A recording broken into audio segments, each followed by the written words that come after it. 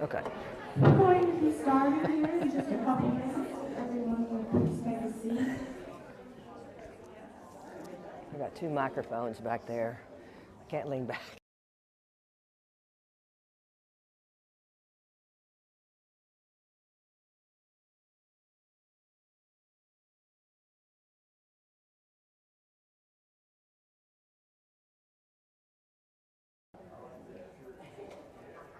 Well, I hate the rain. That deterred people. Because no telling.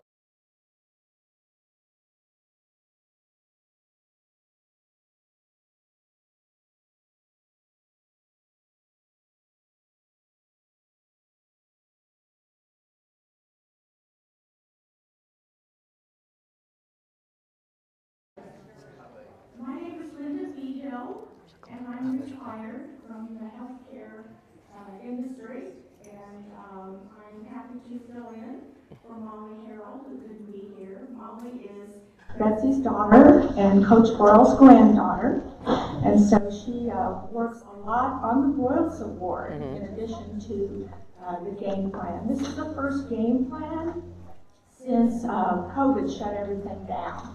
So we're just happy that you all could come and brave the weather. Hopefully it'll be all finished by the time it's over. Just a couple of things. There are two restrooms just outside the door here, one on the left, one on the right.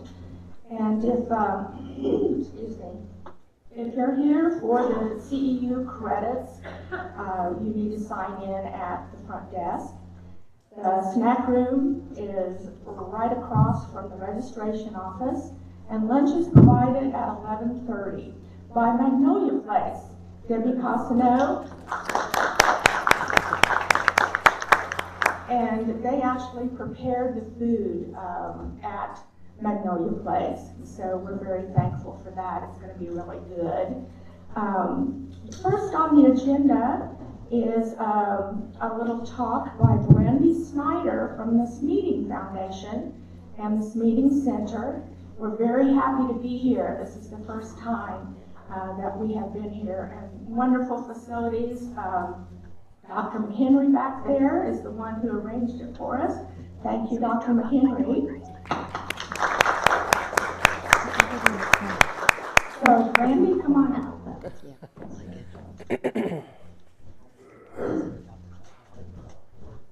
Well, good morning, everyone, and welcome to the Schmieding Center. It's so good to see some familiar faces back in the building and people we haven't seen for a while, and then some new faces as well. So we are so glad and happy to be hosting the Royals Game Plan Conference, and so glad to have all of you here with us today. And thank you for coming out and braving the weather. You know, this rain really put a damper on things. Really, but we're glad that you're all here. So I just wanted to take a couple of minutes to what the Schmieding Center does. How many of you have been to the Schmieding Center before? Oh, that's so good to see. Most of the room has been here. So the Schmieding Center is one of 7 centers on aging throughout the state of Arkansas. We are part of UAMS. All of the centers on aging do similar things, but we also have a lot of our own types of programming too. One of our main focuses here at the Schmieding Center is a holistic approach to Alzheimer's and dementia care for both people with dementia and for caregivers. So we work collaboratively in partnership with Washington Regional Senior Health Clinic, and they do work very closely with Dr. Gemmel in the Memory Disorders Clinic, as well as their geriatricians and also their movement disorders clinic as well. So we really start at diagnosis. We hope to get people in at diagnosis to start accessing services, but Lauren's the other social worker who works here with me, raise your hand, Lauren. We work in crisis too on a very regular basis. So, but we like to get people in at time of diagnosis. Then we offer one-on-one individualized consultations with caregivers, family members. We also offer several support groups throughout the North.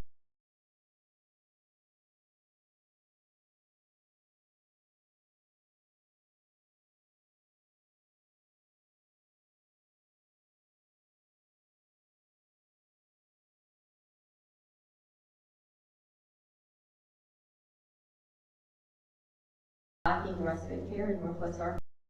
For those their head. So that is part of how we're trying to solve that, is at least offering those social engagement programs once a month. We also offer a memory cafe for people in the early stage of dementia and their care partners to help them connect with each other and share common experiences with people who are going through the same thing. And then we offer nature-based programming as well. So we have a partnership with Hobbs State Park where we do nature-based programming there, as well as Talking and Sunshine program here at the Schmieding Center, and all are welcome to that program as well. So we're really focused on trying to bring support to family caregivers.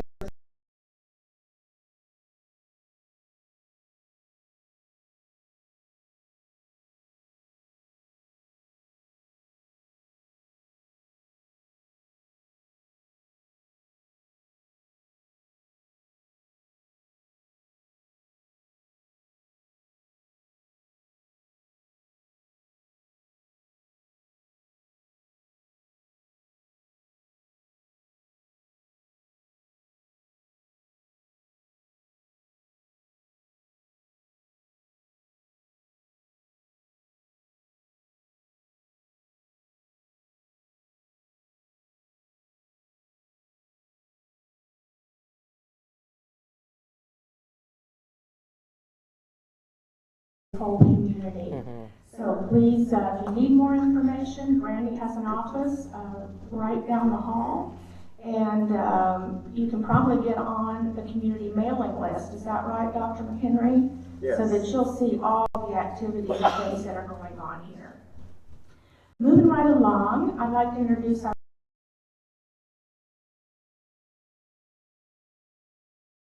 president of the Broyles Foundation. Betsy is one of the authors of Coach Broyles' Playbook for Alzheimer's Caregivers. Some of those books have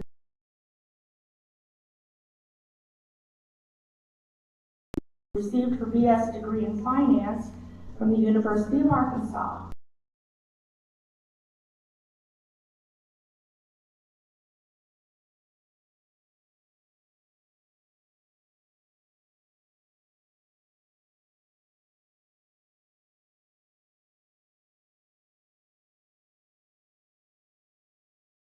Throughout the United States, giving more than 250 speeches to different organizations and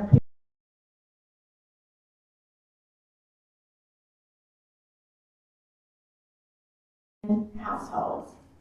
And just a personal note, I've known Betsy for a long time. I don't know how she does it all, but for caregivers in crisis, Betsy will take a call anytime. She will go over and above what you would expect, and she has one of the biggest hearts of anybody I've ever known. You make me cry. Come on up, Betsy. Thank you. I'll give you a hug. Well, I'll tell you what, it is an honor to be here today. Like she said, it's been 3 years, and I would like to ditto what she said about the Schmieding Center. This is a fabulous organization. They do, if you heard all the things that they do, I mean, the list goes on, and I did not know about the Memory Cafe, so that's wonderful. I worked with a group in Maryland that started one, and so that's fabulous that you're doing that. So anyway, it's an honor to be here. I understand where you are. I've been a caregiver myself. I lost both of my parents to Alzheimer's disease, and I know the heartaches that come along with that. And so my passion really is working with families and helping them understand, because I would have given anything if I had had somebody that I could reach out to. And so we're very passionate at the Broyles Foundation about doing that. But if my dad were here today, he would say to you 3 things that he told me my whole life. Your attitude is your greatest asset. You know, we always looked at taking care of my mom as a privilege. You know, so that made it positive. Anytime you look at anything as a duty, then it becomes negative. Always be. So, greatest asset. The second is,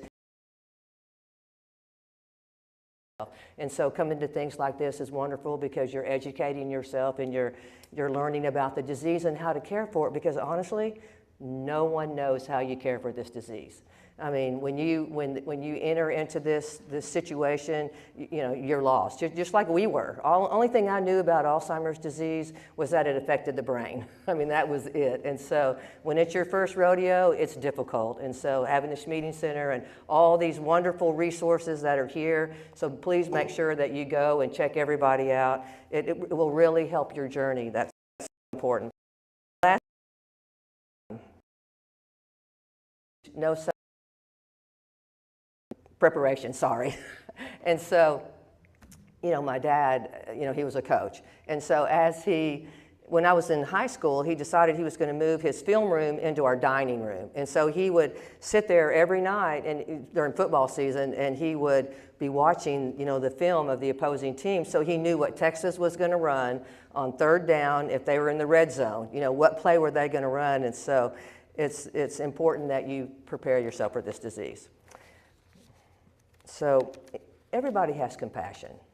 And when that compassion turns to passion, it propels action. And so that is why all of us in this room do what we do, is because we're passionate about doing it. So it's easy for me to stand up here today because I've made every mistake. You know, like I said, we knew nothing about the disease. We only went to one support group because there just wasn't a whole lot back then. And so as I am going through things, you know, especially about communication, you know, there's a lot of you are going to say, oh my gosh, I did that. Oh my gosh, I do that. Oh my gosh, I've done that. So I don't want you to worry about that because everybody makes the same mistakes. But the good thing is you're learning. And so then you can kind of change your behavior in whatever way is necessary. Choosing to care for a loved one is one of the most important choices that you make in your life. You know, it changes your life, not only your life and the person that you care for. And I promise you, it will be difficult. You know, you're going to laugh and you're going to cry. And then you're going to laugh and then you're going to cry. And then you're going to laugh and you're going to cry. But it's worth every minute of it. I would give anything to have one more minute, you know, with my mom or my dad. I got to quit saying that because it just gets me upset. So I like to start off with a funny story because my mom is who I'm going to talk the majority about today, and she was really funny. And so she wrote, so I found this last night actually. And so this is a limerick that she wrote at a town club dinner, and it was for Valentine's Day. You can see the little heart on the piece of paper. So they handed these out to everybody at the dinner, and they wanted them to write a limerick, and then they were going to give prizes to the winners. Well, my mom actually won first prize. So here is her limerick. I married a man named Frank because he never drank, and his socks never stank. At best, he's not a crank and wouldn't dare to spank, but none of that can rank with his money in the bank.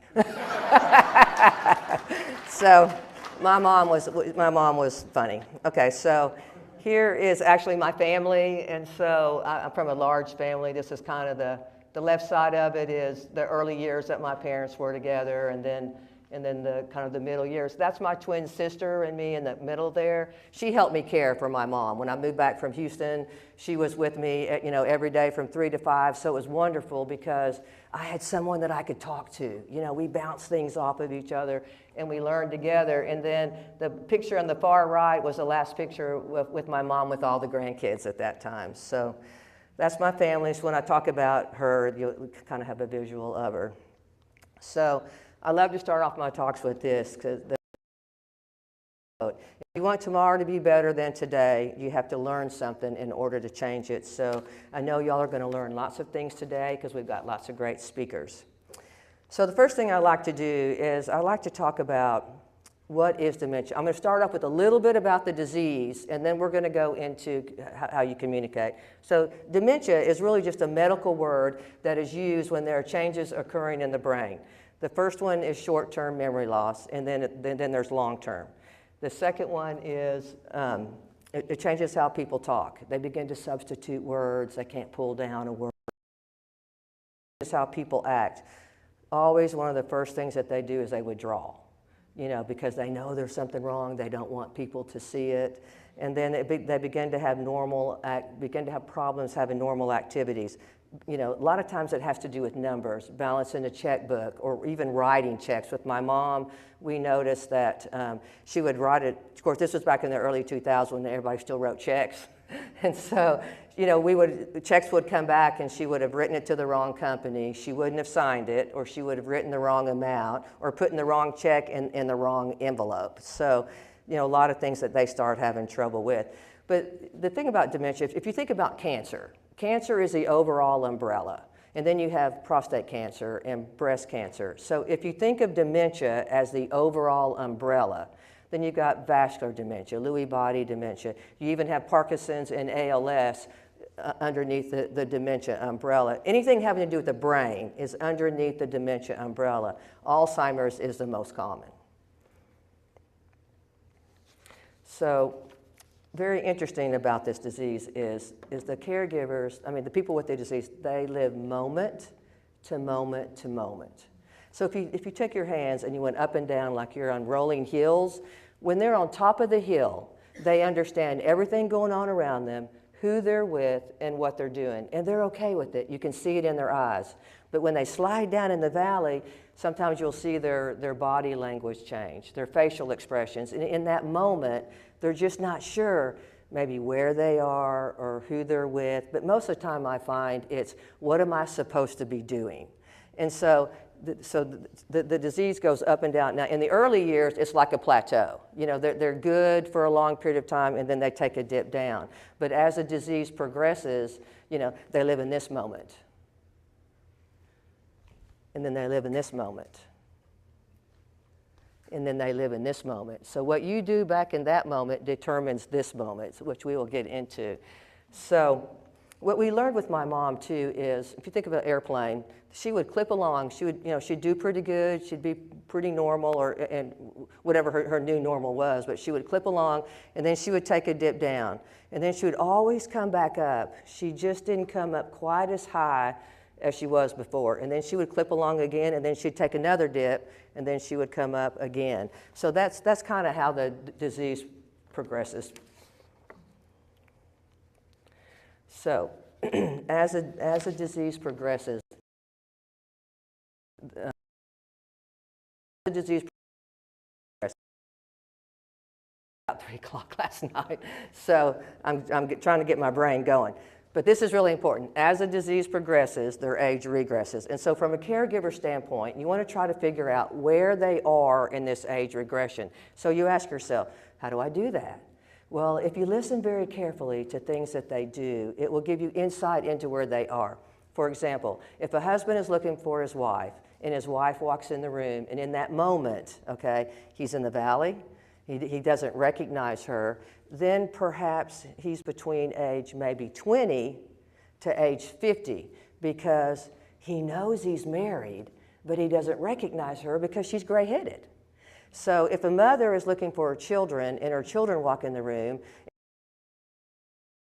in that moment she's between age 20 to maybe age 50, because she's thinking of her children when they're young. And then when they start asking for their mother or they want to go home, then you know they're in their adolescence. If you think about our children, when they're scared or they're unsure, what do they want? They want their mother and they want to go home. So it's interesting that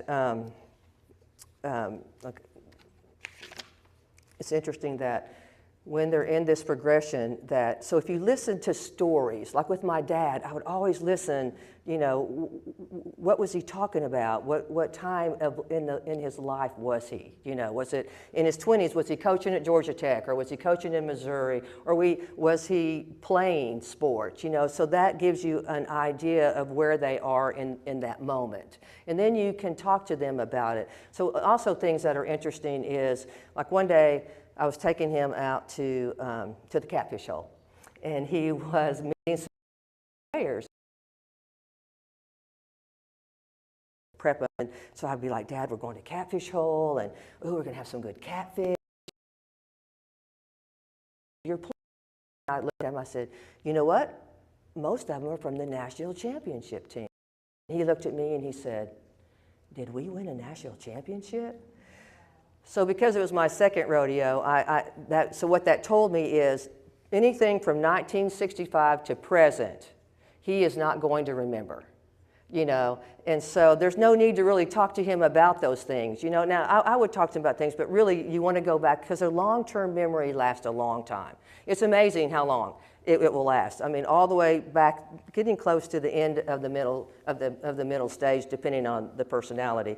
But so it's so interesting. But listening really, really helps you understand where they are in that moment.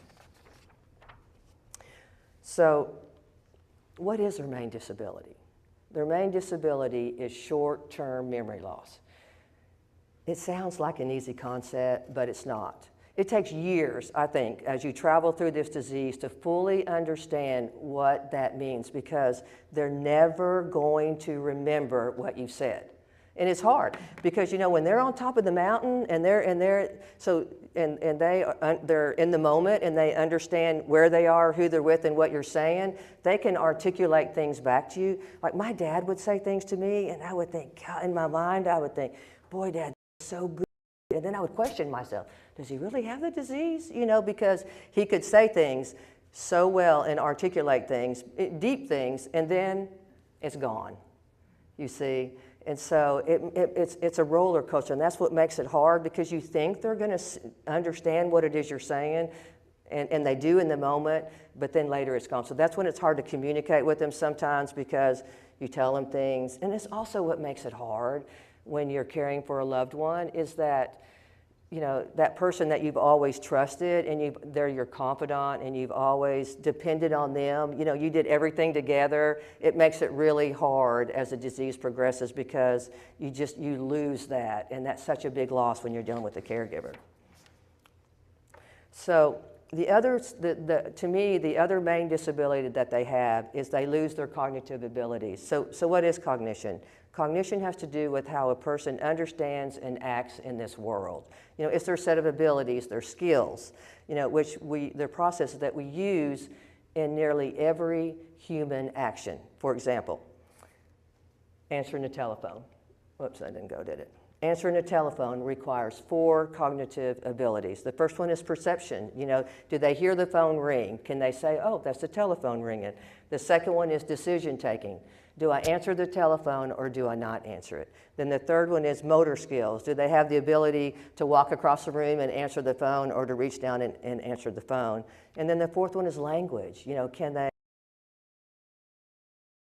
and be able to articulate something back? So something as easy as answering a telephone requires 4 cognitive abilities. So that's just the way everything we do is that way. And so as the disease progresses, they lose those cognitive abilities.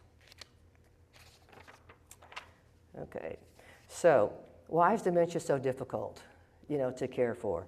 Well, you're dealing with someone who's losing their memory, their reasoning skills, their judgment, and ultimately their language. And so it's social care. There's a lot of good information out now, but for a long time there wasn't. But it's learning how to trial and error. Also, what makes it difficult is it's uncharted territory. As I was saying earlier, no one understands this disease until you get into it. You have a full range of emotions. I mean, it's a roller coaster. There's isolation as the disease progresses. There's guilt, because you never think you're doing it right. You get upset and you say something to them that you don't mean to, and then you worry about that. So important to give yourself grace. It's physically exhausting. It's mentally exhausting. It's emotionally exhausting, and so, it's important too that you choose to take care of yourself, but that's what makes this disease so hard. So when I talk about their judgment and their reasoning, I gotta tell you a story on Dad.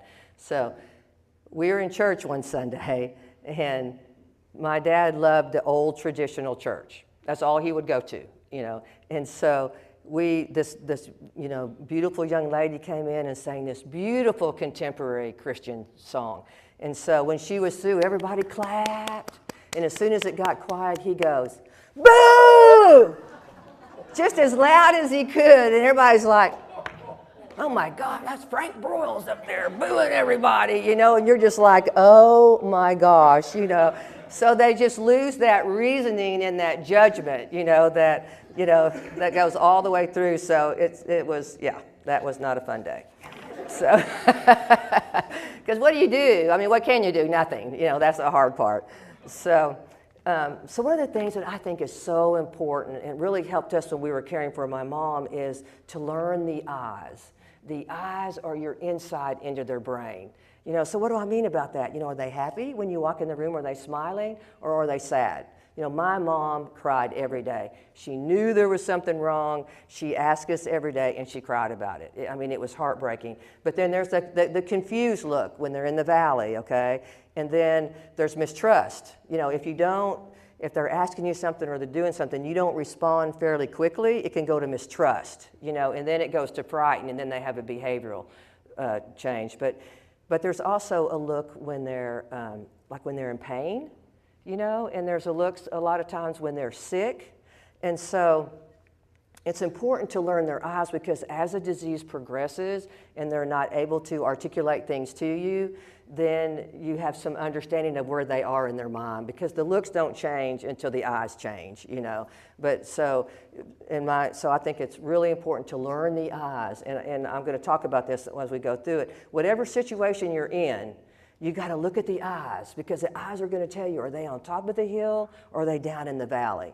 And whatever situation you're in, that's the first question you need to ask yourself. What moment are they in? Are they up here? Can they understand if I'm going to ask her to do something?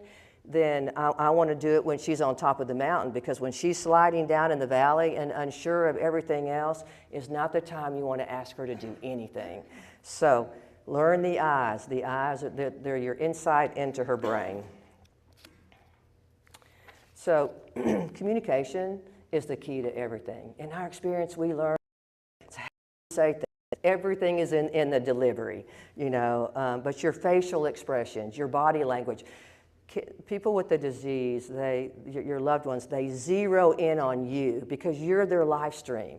As a disease progresses and they become unsure of what they're supposed to do or how they're supposed to do things, you are their life source. And so it's important that your body language is positive, and it's hard, but you got to smile and you got to laugh, and when you're talking to them, you got to be positive, and you got to look them straight in the eye, because if you don't look them in the eye, they don't always trust you. And so, but facial expression is the most important because they're zeroing in, and your emotions come across.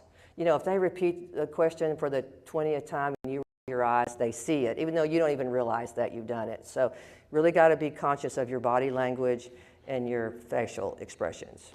Okay, now we're going to go into communication. This is my favorite part. So, the very first thing that I think is one of the most important is you have to speak calmly. And that's hard because you get frustrated and you get tired, but if you speak calmly and end your sentences with something positive, it makes a huge difference. I probably said 150,000 times, "Isn't that great? We're going to have so much," no matter what it is. But I found that if you end your sentences with something positive, even if they don't quite understand what it is you're saying, they'll go with you because it's positive. And so whatever, bed, let's go get our pajamas, get a good sleep tomorrow. Amazing how many ways you can use "isn't that great," but it works. So you want to speak calmly and on a positive note. So the second one is, this is a biggie. No means no. When they tell you no, they mean no. You are not going to change their mind. And so it's in that moment, so if it's something that it's like you're going to a doctor's appointment or something that's important, you got to step away and you got to change the thought process for a minute and then come back at it at a different way. But when they tell you no, they mean it. And so how you come at them, and we'll talk about it, especially in the next talk, that creative communication and how to redirect. But it's so important that you take you out of your vocabulary and add we in it. That's one of the things that we found. If I said to my mom, why don't we go in the bathroom and brush our teeth and get ready for bed, then I would go in the bathroom with her. A lot of times I'd put toothpaste on her toothbrush, I'd put toothpaste on mine, and I would hand it to her, and I'd start brushing my teeth, because sometimes if she was in the valley, she would know what to do with her toothbrush. And so they will mimic you for a long time. I mean, if I had just handed her toothbrush, she might have done her eyebrows, or brushed her hair. So doing things with them is so important. But nobody really likes to be told what to do, go do this or go do that. So if you add we into it, we found it made such a difference in the care. You want to do things with them, as rather than for them, as long as you can, because a time is going to come when you will have to do everything for them. So no means no. That's a biggie. So this is one too that everybody does, and but it's really important not to correct them, or say, "Don't you remember? I just told you that." Which is very normal. It's a normal reaction to an abnormal situation. Everybody says this. Well, don't you remember? I just told you that. It's what we all do in the beginning of the disease. But as the disease progresses, and once you realize that there really is a problem, then you've got to take that out of your vocabulary, because it makes it difficult on them. It embarrasses. I would look at my mom and I would go, oh my gosh, I shouldn't have said that. I embarrassed her. I hurt her feelings, and communications is so important when you're dealing with someone. So we again, we want to try to keep it positive, and we want to keep them communicating with us, because if you correct them a lot and argue with them and things like that, they will get to where they won't communicate with you. Also has to do with emotional memory, which I'll get into with just a minute. So here's another big one. You can't argue with them. You're never going to win. It doesn't matter what it is, you are never going to win. And so, I laugh, because, this is a big deal to a lot of people. They like things the way they are, and they want things to go the way that they've always been, and it's just not going to work. And so what I found in this process is that you just agree with them and then do whatever you're going to do anyway. I mean, really, they're kind of on a need-to-know basis, and so if it's something they don't really need to know, then as the disease progresses, then you really don't want to discuss it with them. So anyway, you're never going to win, so don't argue. So the other thing that we learned in our experience is you don't really want to talk about negative things. Our brains are interesting. They process positive things one way and negative things another way. And it was so interesting, especially with my dad. I really noticed that when he would get something negative, he'd hear something negative, maybe about, we're a very large family, something may have happened to someone in the family, or just any negative thing. He would ask me about it for days. And I would think, how can he still remember that? He can't remember what he ate for lunch, but he can remember this negative, whatever this negative situation is. And so I think it's important, just really, as I said just a minute ago, they're on a need-to-know basis. You want to try to keep everything very matter-of-fact and positive, and not really discuss negative things with them. It makes it hard, and they don't know what to do with it. And so, plus it can, kind of create a negative emotional memory, which is a big deal we'll talk about in a minute. So you only want to talk about positive, happy subjects. So this is one of the next three slides are three of the most important things that I believe, and that is, you have to be creative in your communication. And when my mother was first diagnosed, and I'd called the nurse, and I was like, I don't know anything about this disease, what can you tell me? And she was telling me, different things, and we talked about how we felt like maybe she developed the disease. But one of the things she said to me is, she said, you'll learn to be a good liar. And when I hung up the phone, I thought to myself, oh, I forgot to ask her, what did she mean by that? I didn't understand it, and then one day I was talking to her, and you know how she would say, what is wrong with me? What is wrong with me? And so my mother never knew she had the disease, because back then it was more difficult to diagnose, and she had had a stroke. And so we just kind of used the stroke thing, which we'd used for a period of time anyway. Well, you had a stroke, it affected your short-term memory. That's why we're here. Isn't it great that we all get to be together? And and you know what, Mom? You're taking this medicine and you're getting better every day. And I went, oh my gosh, I just lied to my mom. And she looked at me and she said, oh, thank you. And I thought, that's what she was talking about. You know, and so, you know, we just learned that, you know, you just have to be creative in your communication. And like there was a night where one night she looked at me and she said, does my mom know I'm here? Well, see, now I understand. At that time I didn't, but now I understand that she's in her adolescence. She's afraid. You know, look at the eyes. The eyes are going to tell you that she's afraid. And so I was like, well, you know, Mom, she's at work. And she has to work late tonight, so she wants you to spend the night with me. Isn't that great? We're going to have so much fun. You know, we'll watch a movie, we'll eat some popcorn. Now, at the time, I was living with her. You know, so I moved in my parents' house for years. So,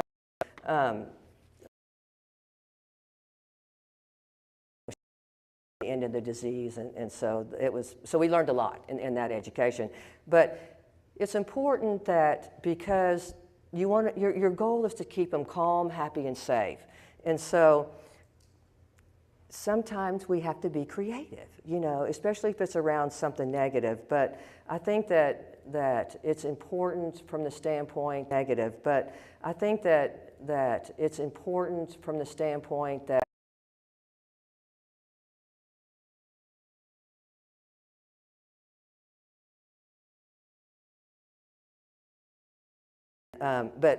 so my analogy for this is, the good news is I'm a grandmother. The bad news is they live in California. So I went to California to see my new grandbaby. So I have a daughter, Whitney. And so I got to their apartment and I put my luggage down and I went in the bedroom with Violet.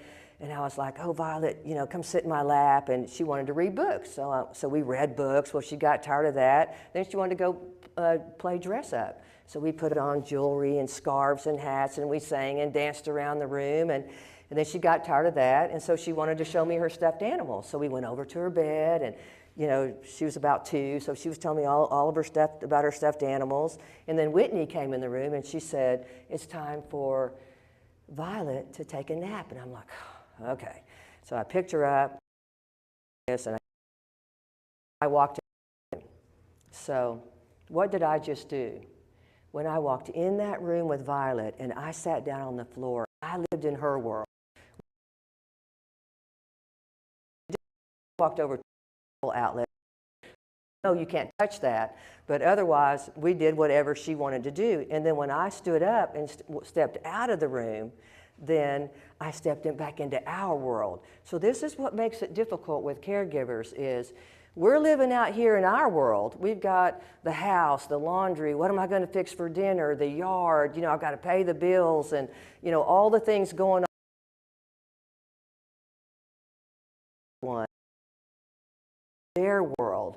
So you have to enter where they are, you know, at that moment, because as a disease progresses, they're not able to live in our world. And so it makes it difficult because what we're doing is we're going forth all the time, you know. So, but it's so important to live in their world because not what they can do, and look at, you know, but of just making their world fun, you know. So living in their world is very important. And then the third important things is they never lose their emotional memory. And this took me a while to understand this, but it's so important to, you know, everything that I've talked about, you know, speaking to them calmly. So, oh, I forgot to tell a story. I'm going to come back and tell a funny story because I love this story about speaking to them calmly is, for just a second, I want everybody to think that we're all in the FBI, okay? We're all in the FBI, and you've seen those movies where, you know, someone's dropped off in a country and they don't know where they are and they're drugged, you know. So we've all been kidnapped, we've all been dropped off in a country, and so we wake up on the side of the road. And so we're, you know, kind of waking up and you're dizzy and we're thinking, whoa, where am I? And people are talking in a foreign language, and you kind of look over here to the left, and there's a gentleman sitting there, and he's like, get up, you've got to get out of the road, but he's being aggressive, and he's like, you're in the road, you're holding up traffic, get up, and you're kind of like, wow, whoa, there's a lot there. And so you kind of look over here to the right-hand side, and there's somebody sitting there, and they're looking at you with a smile, and they're reaching down to help you and saying, let me help you up. And so, what side of the road would you go to? You're going to want to go to this side where someone's kind and positive. So emotional memory, it's interesting. When y'all would leave this talk, or this whole day, you're going to walk out the door and you're going to think, that was a great conference, or not. You're automatically going to file it back in your brain. We do it without even thinking about it. And so what happens when you're dealing with someone with this disease is they are continuing to file those things back. So if you argue with them, if you correct them all the time, if you speak to them in a harsh way, then they're filing that back. And so I was working with this gentleman from Texas, and he argued with his mom all the time. And then she got to where he wouldn't do anything for him. So your emotional memory is so important. You always want to have that positive emotional memory. And what's important too is, like my mother, she went into the end stage, she didn't know my name. She didn't know that I was her daughter, but she knew I was someone that she loved and that she trusted. And so that's emotional memory. So once you kind of figure that out, it doesn't hurt you so bad when you get to that point in your loved one is, but they know you. It's the emotional memory, so it's why it's so important how you talk to them and all the things that I've just said, because once they develop a negative emotional memory towards you, and you see it sometimes with caregivers who, I think as they travel back in time, a cousin or a family who was mean to them, maybe they will project that onto them, and they'll never trust that person. And it's really sad when it is the person who's taking care of them. And so it's really important how you talk to them. I mean, it really is, because that emotional memory is always clicking. It's always filing it back. And so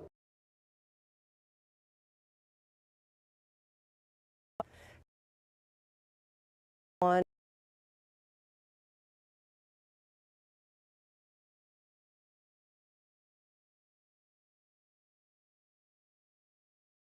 moment, but then it's gone.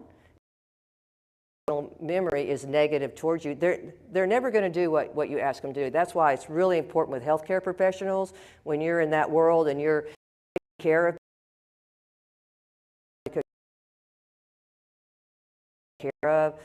but once you force someone to do something,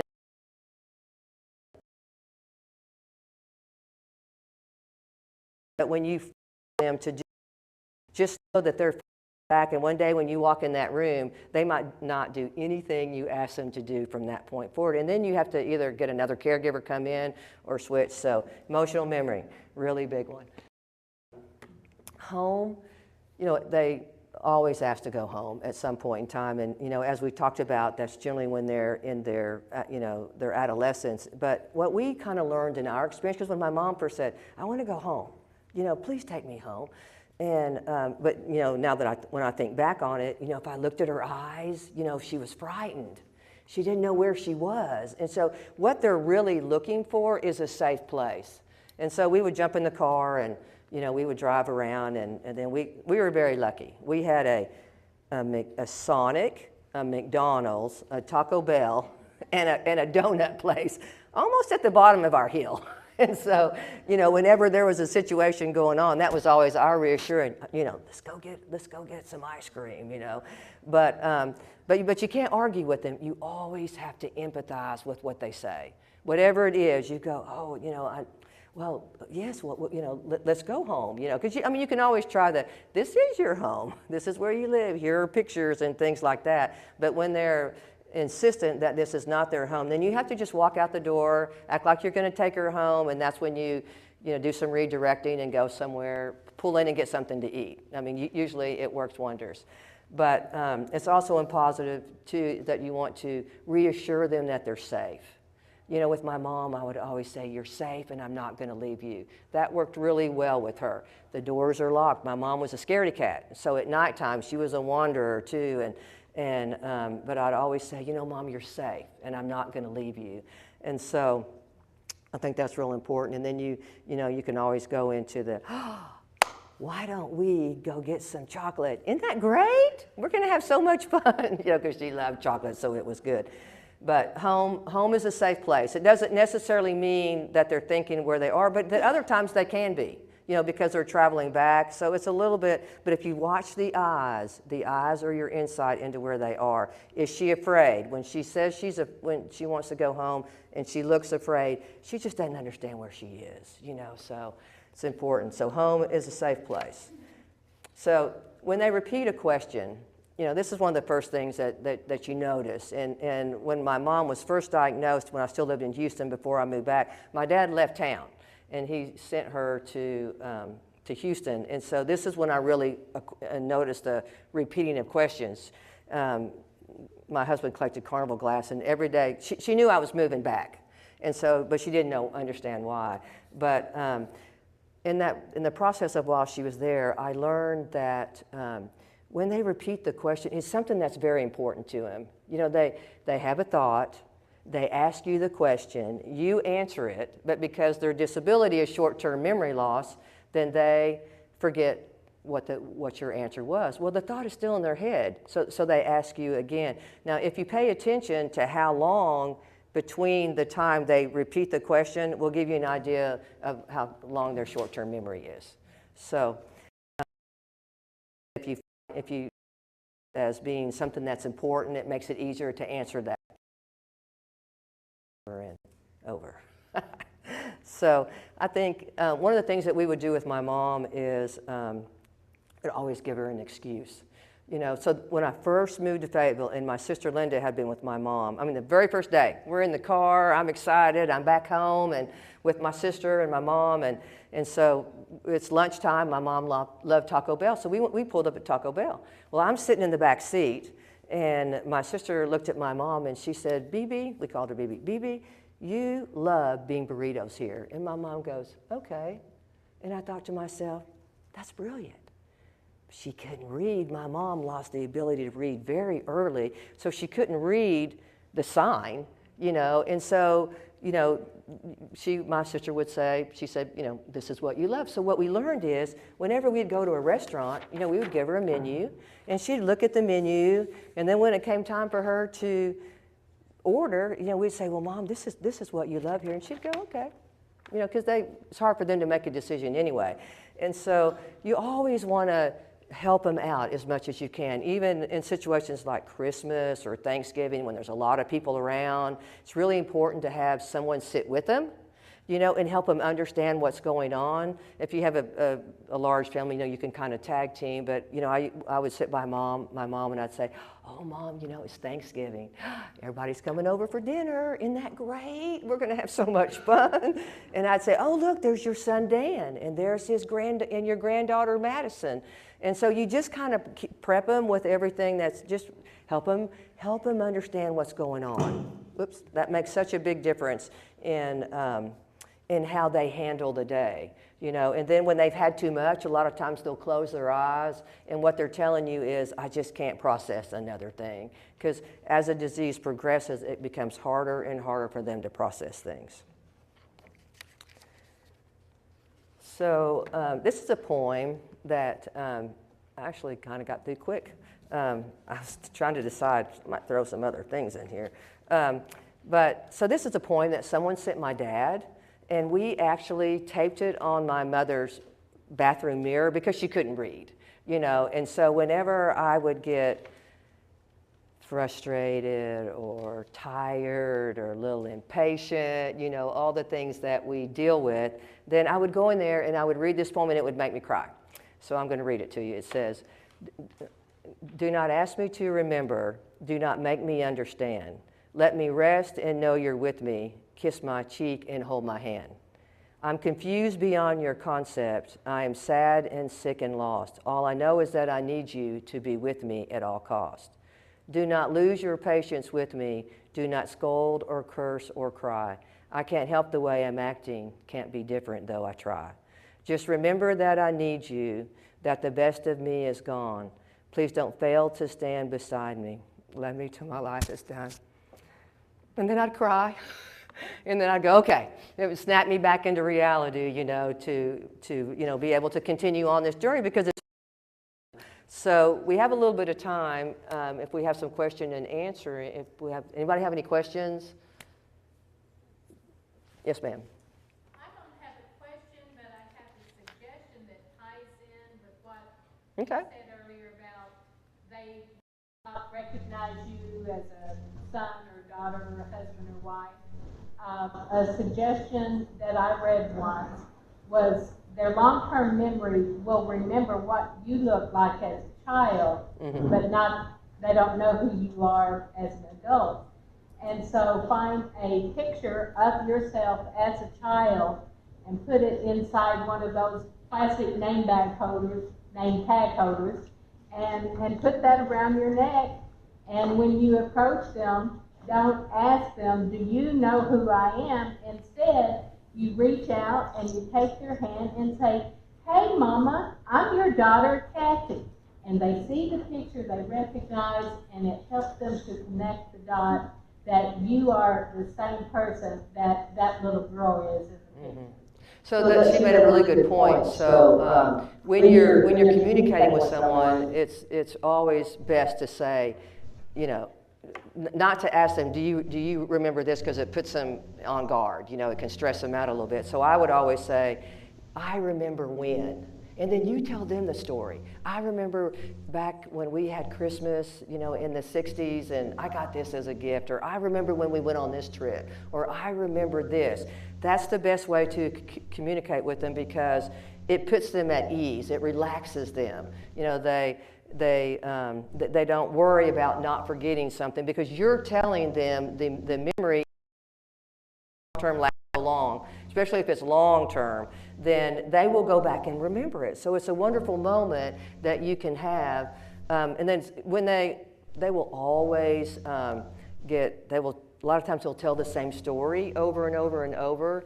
And so one of the good things, if you file that story back in your head, when they get to a point where they can't communicate so well, then you want to pull that back out and you tell them the story. And it brings joy to them because things that they tell you are important to them too. But I remember when is a really good way to communicate with. Because there are times, honestly, I remember, when I was taking care of my dad sometimes, I would think, what am I going to say? Because you can only say so much, and it's interesting because sometimes people will get on a no. I would say, you want to do this? No. He loved musicals. Let's watch a musical. No, I don't think so. Well, you want to watch a football game? No. Well, you want to, then I'm thinking, okay, what do I say? So then I would say, oh, I got something special for you. And I got up and I went and got a video of a musical that he loved. And then I went and put it on and I turned it on and he goes, oh, I love this. So sometimes they get in a no. And I think, when I look back on it now, he just didn't understand what I was saying. So he would say no. So when they say no to everything, then don't ask them a question anymore. Just do something for them.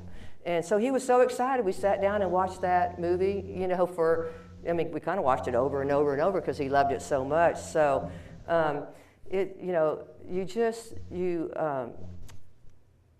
many times that, okay, part of the problem is you can't really always trust what they say. And that makes it hard too because they're going to answer you however they think you want them to answer because they're trying to please you. So sometimes question you have yourself,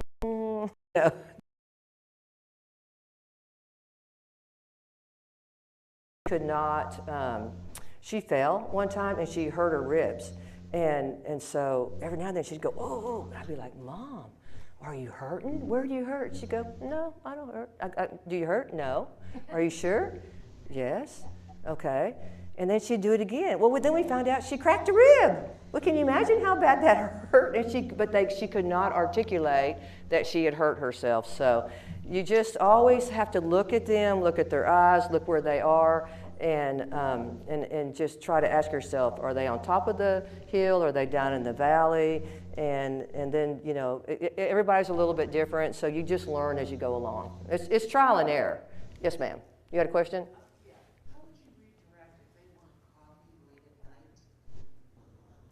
Are you going to be here this afternoon? I'm going to talk a whole lot about that. I mean, the next talk. But so redirection is something that's interesting because it generally takes 8 to 10 sentences to really redirect a thought.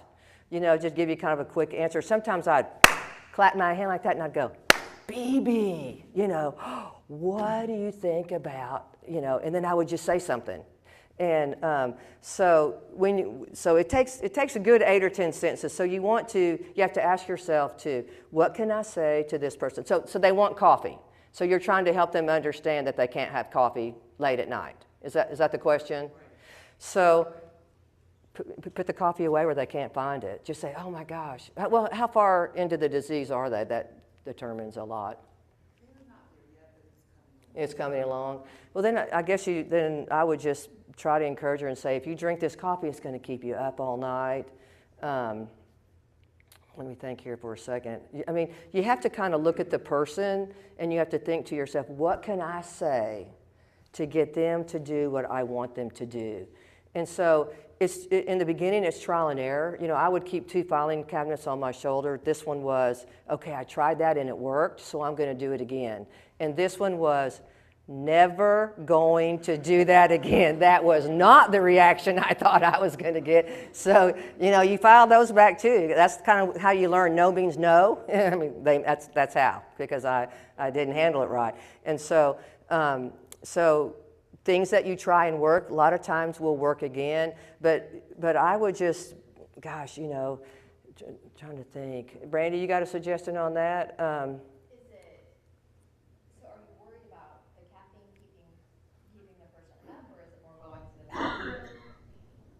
Could you say, like, I'm going to get some milk? How about we have like milk? Yeah, I mean, that always substitution is good. Substitute or decaf coffee if it's not a bad. Oh, there you go. If it's just this person wants coffee, Or I'm out of coffee tonight. please don't have coffee unless they can find a coffee. But yes, sorry. Yes, ma'am. My mom right now is in early dementia, but she knows that she can't have chocolate, and you know, like I'll make chocolate cake to go for after dinner. She'll say, I can't have that tonight, it keeps me up. Or she knows that she can't have coffee after 3 o'clock in the afternoon because it keeps her up. So what my question is, because I just started on the path, is will she forget that kind of stuff? That she can't have chocolate or she can't have coffee yet? Mm-hmm. Because it's a recent memory. You know, anything new coming into the equation is very difficult. I mean, you get a new phone, a new remote, they're never going to figure out, how to use it because it's new information. And so, but it's, and that's what makes the disease so interesting. So little by little, they lose chunks of time. Like I told you about my dad saying, oh my, did we win a national championship? He had no idea. And so, as the disease progresses, they lose chunks of time. And so, yes, to answer your question, she will. Yeah. I always had an issue with this, trying to argue with her, especially early on into the dementia. Mm-hmm. And my daughter-in-law came up with a brilliant statement, and you add this to your repertoire. Okay. She said, you're always trying to help them correct everything. She said, what difference does it make? What difference does it make to her? It doesn't make any difference. Mm-hmm. She'll tell it her way, and you don't have a fuss, and it's really helpful. Mm-hmm. Yeah. Yeah, I mean, they live in their world, so they say things, and it's funny because they'll watch something on TV and then bring it into their world. And so, okay, so we're going to Southern Caregivers is going to talk for a few minutes, and then we're going to do a door prize. Do we have the door? I'll go get the door prize. Oh, you got them? Okay. So Southern Caregivers is kind of new to Northwest Arkansas, and so we're really excited to have them because, you know, it takes a village. It takes everybody here working together to be able to help everybody, so it's wonderful. Thank you, everybody. I'm Valerie Wren with Southern Caregivers. I am the marketing specialist for Southern Caregivers. I can't in get my brain Northwest going. Arkansas.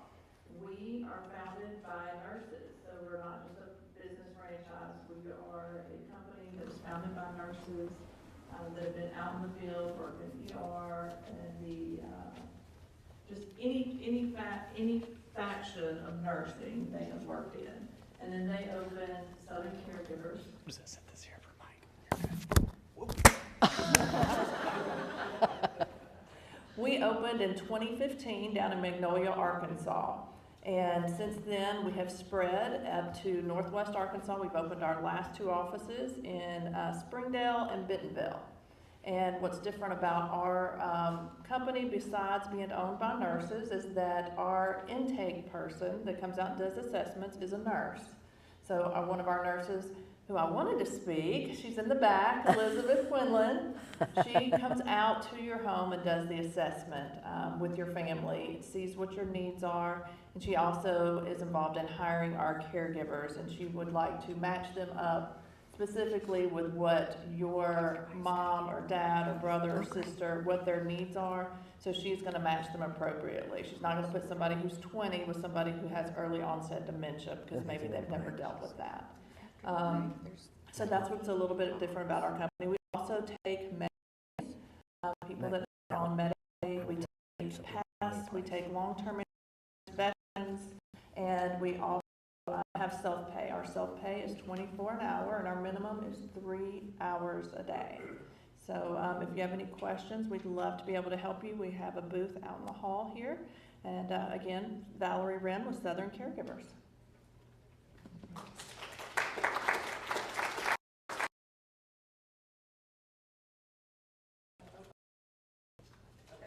So we're going to do a couple door prizes at the end of this talk. So I'm going to let you draw a card and read the number. All right. You can read it into here, I guess. All right, I'll read the last 4 numbers. 6011.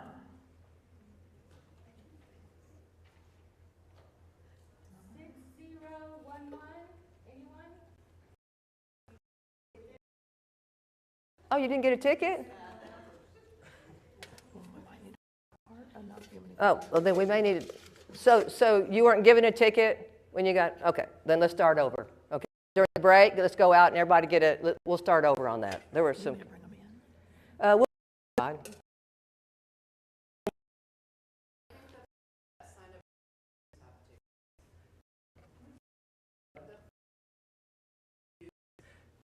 Okay.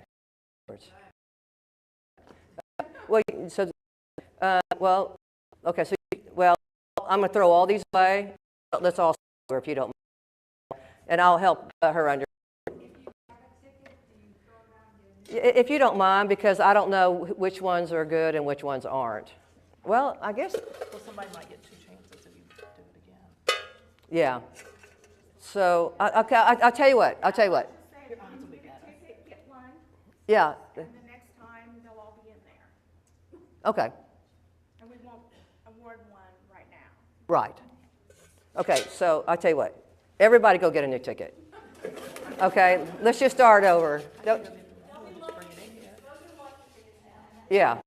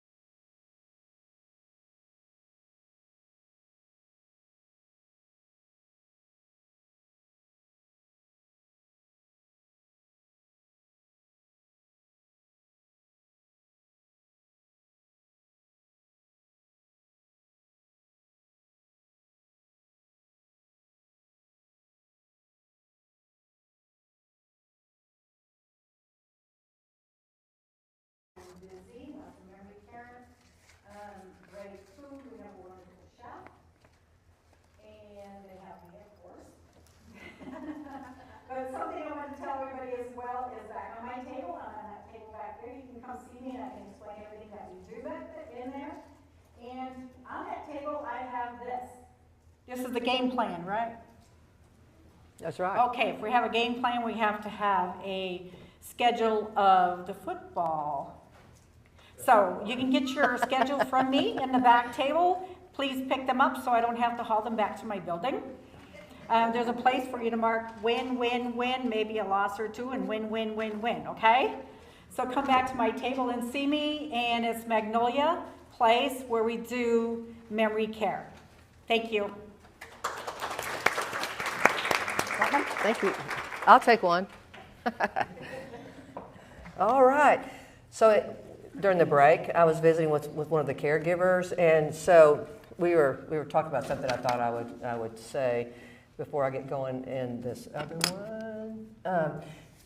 So when you're dealing with someone that has dementia, there are two types of people that get the disease. One is they have insight into themselves, like my mother. You know, she asks me every day what's wrong with me, you know, and so they have insight into themselves. They know that they have a problem. But then the other side of it is people who have no insight into themselves, which was my dad. So it was really interesting to kind of deal with both times. He never fully understood, and you know, I don't know if it was because we know so much about it, if it was a defense mechanism, but I really believe he just didn't know that he had the disease. He didn't see it. So a funny story I was telling her, and I thought I should tell that story. When he was kind of right before he retired, and he was, you know, getting further into the disease. I mean, he was like working at the foundation, not really doing much, but he was still there. And so she had gone to get him lunch. And while she was gone, he was rifling through her desk. I mean, like a child would. I mean, he would never have done that before or gone through her desk. And when she came back in and she, you know, she had the food, and he said, I found this paper, and it says that I have Alzheimer's. And he said, I do not remember forgetting anything. So now think about that. I do not remember. So they really don't. You know, I mean, he really doesn't remember it. And it's so interesting because, you know, with him, you know, it was a different journey for us because it was our second rodeo. And so we knew better. We knew what was coming. We knew how to communicate. We knew how to redirect, all those things that you don't know the first time around. And so our journey with him was really good, you know, to a certain extent. But he was so funny. I mean, he really did not understand that he had the disease the whole time that he had it. He asked me twice. He said, do I have Alzheimer's? And I said, no. You know, because when he was diagnosed, and I told him because I made a promise to him, and he got really upset because he just remarried, and he's like, and I said, go get a second opinion. Well, he went and got a second opinion, and they told him he had MCI, which is mild cognitive impairment, because it was very early. I will admit, it was very early. And so only 50%, at that time, I'm not sure what the statistic is today, but only 50% of the people, that have MCI would go into Alzheimer's. So he could grab a hold of that, but he really didn't understand it. It was so interesting because we would go to a football game.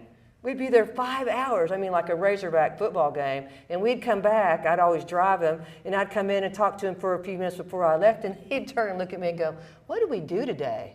And I'd be like, oh my gosh, it just was so heartbreaking. But anyway, I thought that was funny. So people will say to me sometimes, I feel like, I don't think my mom has Alzheimer's, I think she has dementia, which is kind of what we talked about earlier. But a layman's way of kind of checking your loved one is, so just say, for instance, it's your mother. Just say, hey Mom, meet me tomorrow at 1 o'clock for lunch at McDonald's.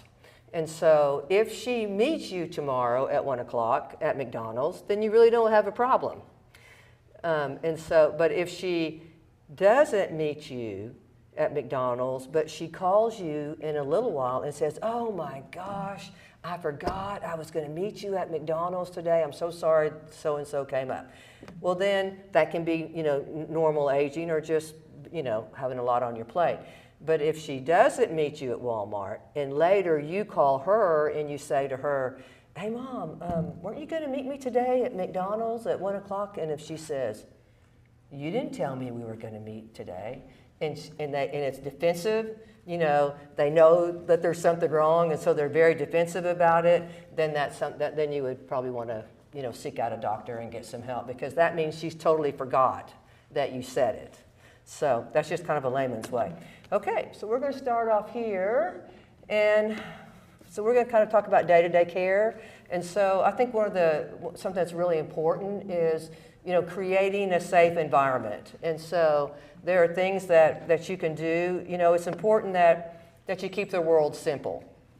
You want to keep it simple, safe, and consistent. A lot of times they'll tell you if there's a lot of clutter in the house to remove it, off of the end tables and things like that. You don't really want to rearrange anything unless you absolutely need to, because it's important that you keep things the way they are, even though they say to take things off the end tables. But I think one of the important things is you want to take up area rugs, because you can trip and fall. My dad remarried, and again was a wonderful wife, but she had rugs all over her house, and I would beg her to pick it up. So not only did my dad fall, my husband fell and broke his hip 3 days before Christmas. I'd be like, take up your rugs. So rugs are really important, I think.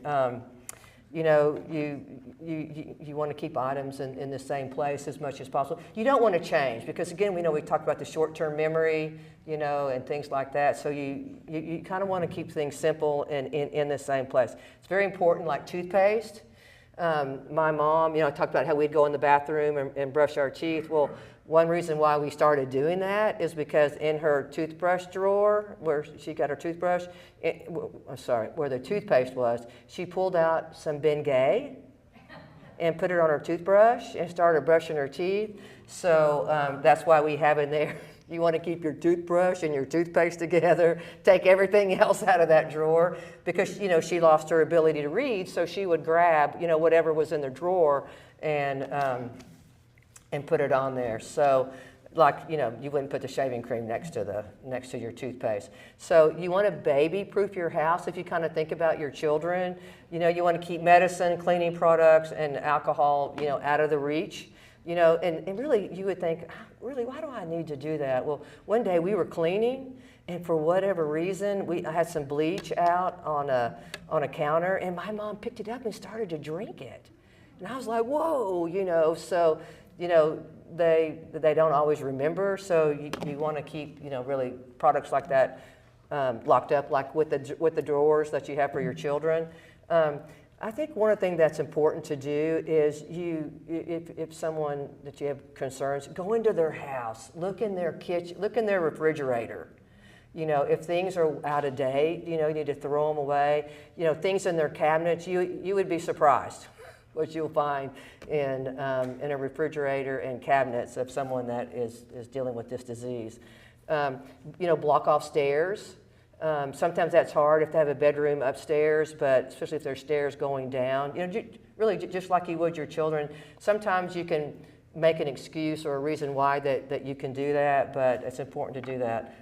I think this is a big one. Turn down your hot water heater, because when they get in the shower, it's sometimes if they're in the valley and they're not sure what's going on, they can, do you turn, do you push, do you pull? And so they can scald themselves in the shower. So it's a good thing is to turn down your water heater.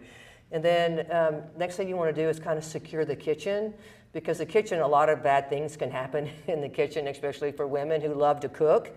And so, and this is kind of more as, getting into the middle stage, when it's really easy to walk in the kitchen, start preparing a meal, the phone rings or someone comes to the door, and then you go to the door, and because our disability is short-term memory loss, we forget that we are that, you know, that you're cooking in the kitchen, and a lot of fires will get started. So these things that I'm talking about on this slide are more for someone that's in the middle stage. But you can remove the knobs on your stove, or you can just flick the breaker when you leave. I mean, that to me is a lot simpler, because you know, fires are, you know, a lot of that. To me, most things happen at the stove, you know, or the microwave. You know, they'll put like, I have a close friend, and he has Alzheimer's, and you know, his shoes got wet, so he put them in the microwave,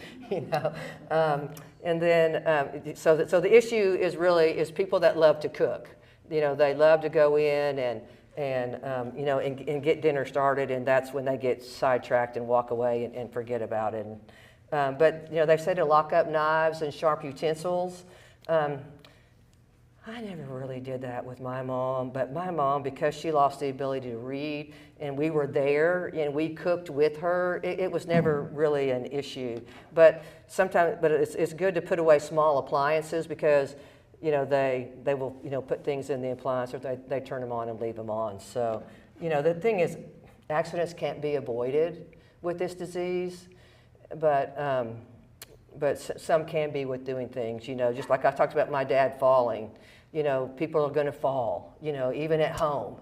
You know, you know, you just, as much as you try to be with them 24 hours a day, you know, I would walk out of the room, and I was pretty lucky. My mom only fell a couple times, but my dad one day, again, said to me, he'd fallen like 16 times in the last 3 months, and I'm like, what? You know, then I'm thinking to myself, would you please take up the rugs? But he also had low blood pressure, and so when he would stand up, he would get faint. But don't misunderstand me, I love Gwen. She's a godsend. She's like my mom. So, but you know, we learn, you know, from things, and so, but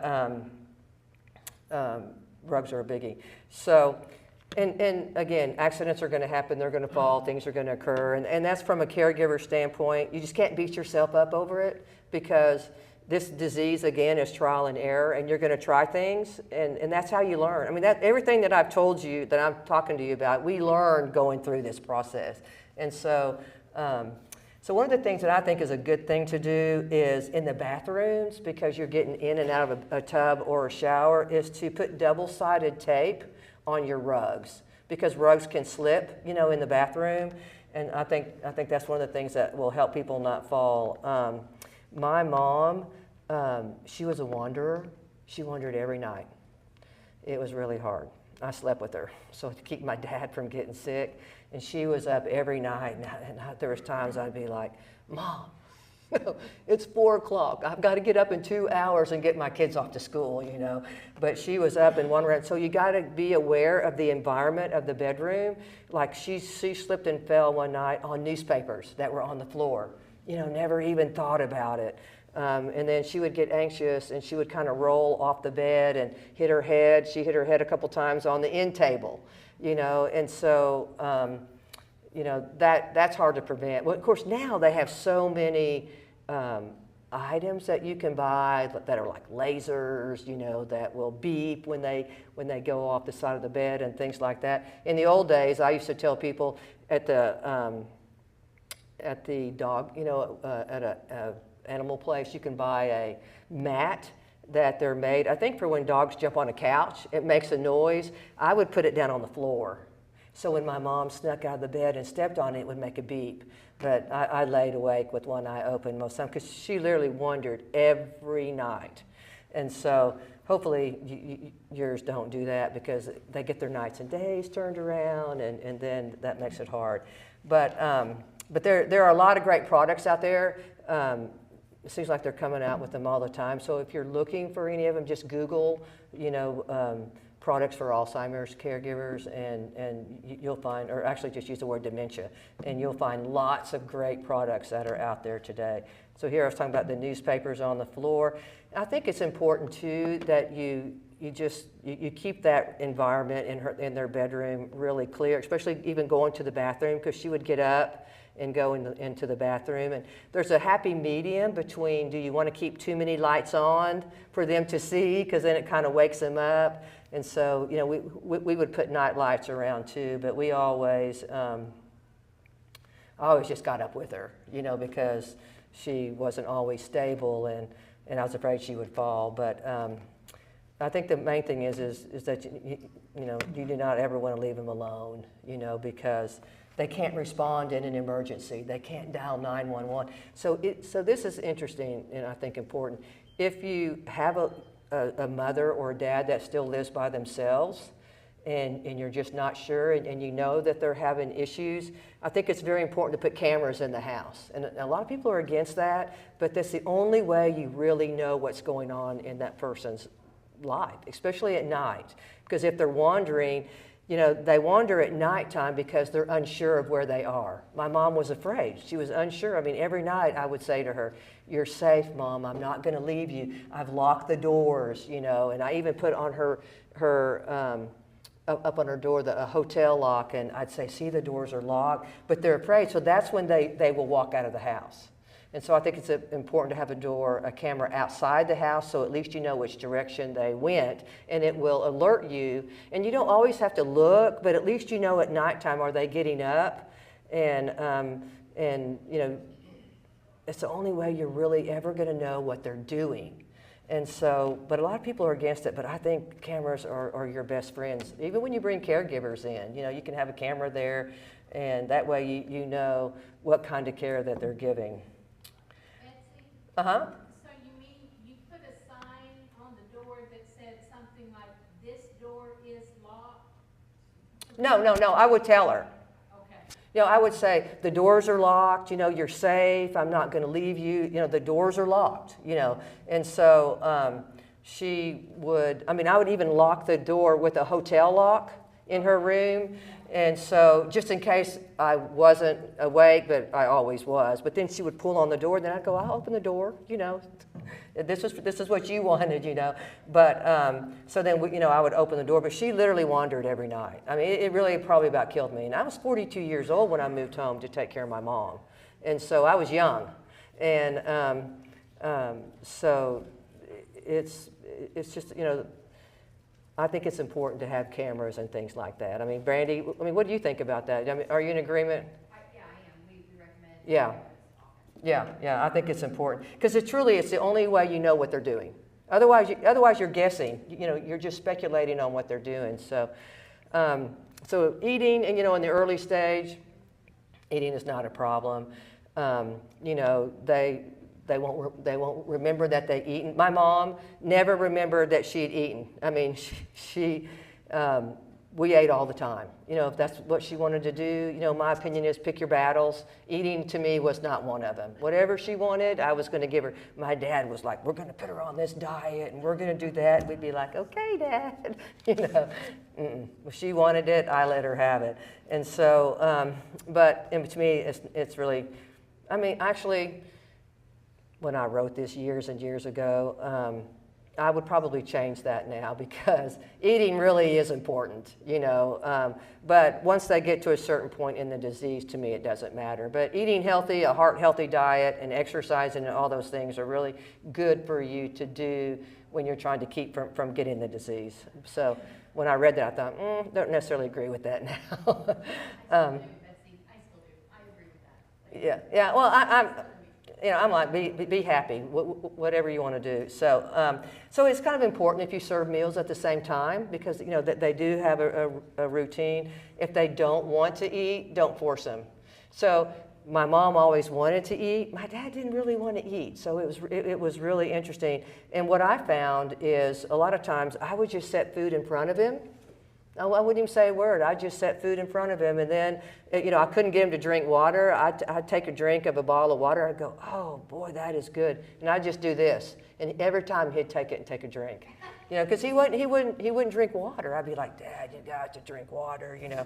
So, but you can't force them. But if you put it in front of them, they'll eat because they see it, you know. But a lot of times they're just not hungry. It's just how it's affecting the brain.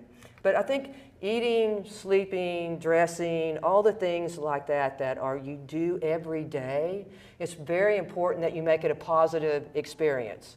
You know, that's where that emotional memory comes in, and so you got to be calm, you take your time. You just don't rush them. You know, we found in our experience that you just couldn't rush my mom to do anything, because the minute I tried to rush her, because we had to be somewhere, it would take 3 times as long. So we learned that we never planned anything early. And my mom would, we did 3 things. We did Meals on Wheels. We worked in a soup kitchen. She got her hair done and her nails done. And so we did those 4 things in 3 days. And so those days we'd get up and we'd get dressed, you know, for whatever we were doing. The other 4 days didn't really matter. Whatever she wanted to wear, you know, we would wear. And so, you know, it's important that you learn to, it's kind of hard, but you just learn to chill, you know, and you learn to go, you know, doesn't really matter. Like he said earlier about having a conversation and it doesn't really matter. It doesn't really matter. Anything unless you're going out of the house, and then it can matter because you always want to keep their dignity. But it's important to keep the table a calm place. So you want to serve foods with different color textures. So things that I'm reading to you right now are from the Alzheimer's Association and things that they say to do. They say to use, you know, plain colored dishes, you know, with no pattern, because sometimes it can be confusing on the dish where the food is. You know, you can use a bowl, you know, with a lip if it helps keeps them from pushing the food off the plate. Again, this is later into the disease. And, you know, to me, finger foods were always easy. And so we would do a lot of finger foods. If you only need a spoon, you don't necessarily need to put a knife and fork at the table. My mom, one of the things that she would do, actually, I'll come to that in a minute because I'm going to talk about that. But we would... So always allow plenty of time to eat, you know, don't rush them. Again, as a disease progresses, eating, you know, becomes a little bit more difficult, have a problem swallowing. So to me, my attitude always was, I don't care what she eats because there's going to time is going to come when she's not going to eat much at all. And I think having that weight on him actually helps you a little bit. So you know, when you get kind of near the end of the middle stage, sometimes or they will have problems with their utensils. And again, if you pick yours up and let them watch you, they'll mimic you. Or sometimes, you know, you have to help them along, and then they kind of get what you're doing. Eventually, you know, you'll end up feeding them if they go all the way to the end of the disease. But if they refuse to eat, you know, so yes, you have to ask yourself, well, why are they refusing to eat? So what are you going to do? You're going to look at the eyes. So what are the eyes telling you? Are they on top of the hill or are they down in the valley? You know, so a lot of times when they're in the valley, they just don't know what to do. They don't know how to eat. They don't even know if they're hungry. And so, but there can also be too many choices on the plate. And you'll find, it's interesting, their taste buds change as the disease progresses, and the last one to go is sweets. So they're always going to want sweets, you know. So it's great if you're not a diabetic, but but if you're a diabetic, it can cause some problems. But both of my parents love sweets, so again, it was an easy redirection. But sometimes you can offer them one food at a time, you know, and see if that helps. But a lot of times they just don't know how to get started. And so that's where you sit down, and it's kind of like the we thing, you know, you do it with them. And so calmly show them how to get started, or if you have to help them, you know, then you help them. So redirection, so this is kind of going into what you were talking about. So really when you're redirecting someone, you're really just trying to change their thought process. And so, you know, this is something that, you know, you learn because this is something that kind of goes through the disease. You know, it's, again, I told you I had the 2 filing cabinets. Okay, I tried that and it worked, so I'm going to do it again, or never going to do that again. And so as you try things, it's trial and error, you know, and you learn. And it's important to me that, you know, that you, I looked down there, I lost that thought. It'll come back. So the good thing is you know your loved one. And so you know their likes, you know their dislikes. And so, again, you have to, your thought process is, what can I say to them to get them to do what I need them to do? And so you always want to do it in a positive way, you know, look them directly in the eyes. And so, as I was saying earlier, it takes at least 8 sentences to change a thought process. And sometimes you can ramble, oh, BB, did I tell you? No, I don't think I did. Well, did I?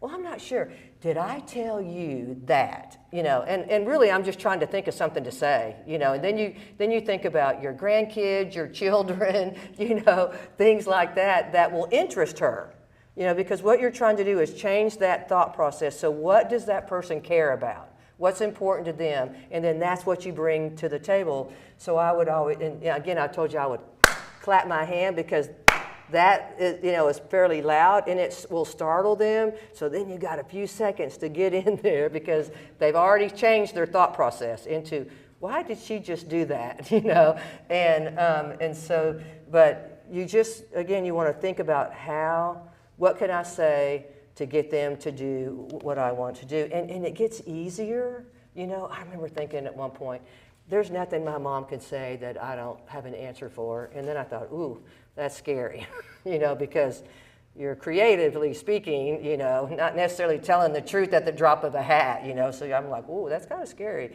But so what you're doing is you're redirecting their steps and you're trying to manage their emotions. And so, you know, if you think about a child, you know, like I would say to my dad in that example earlier, oh, Dad, I've got something for you.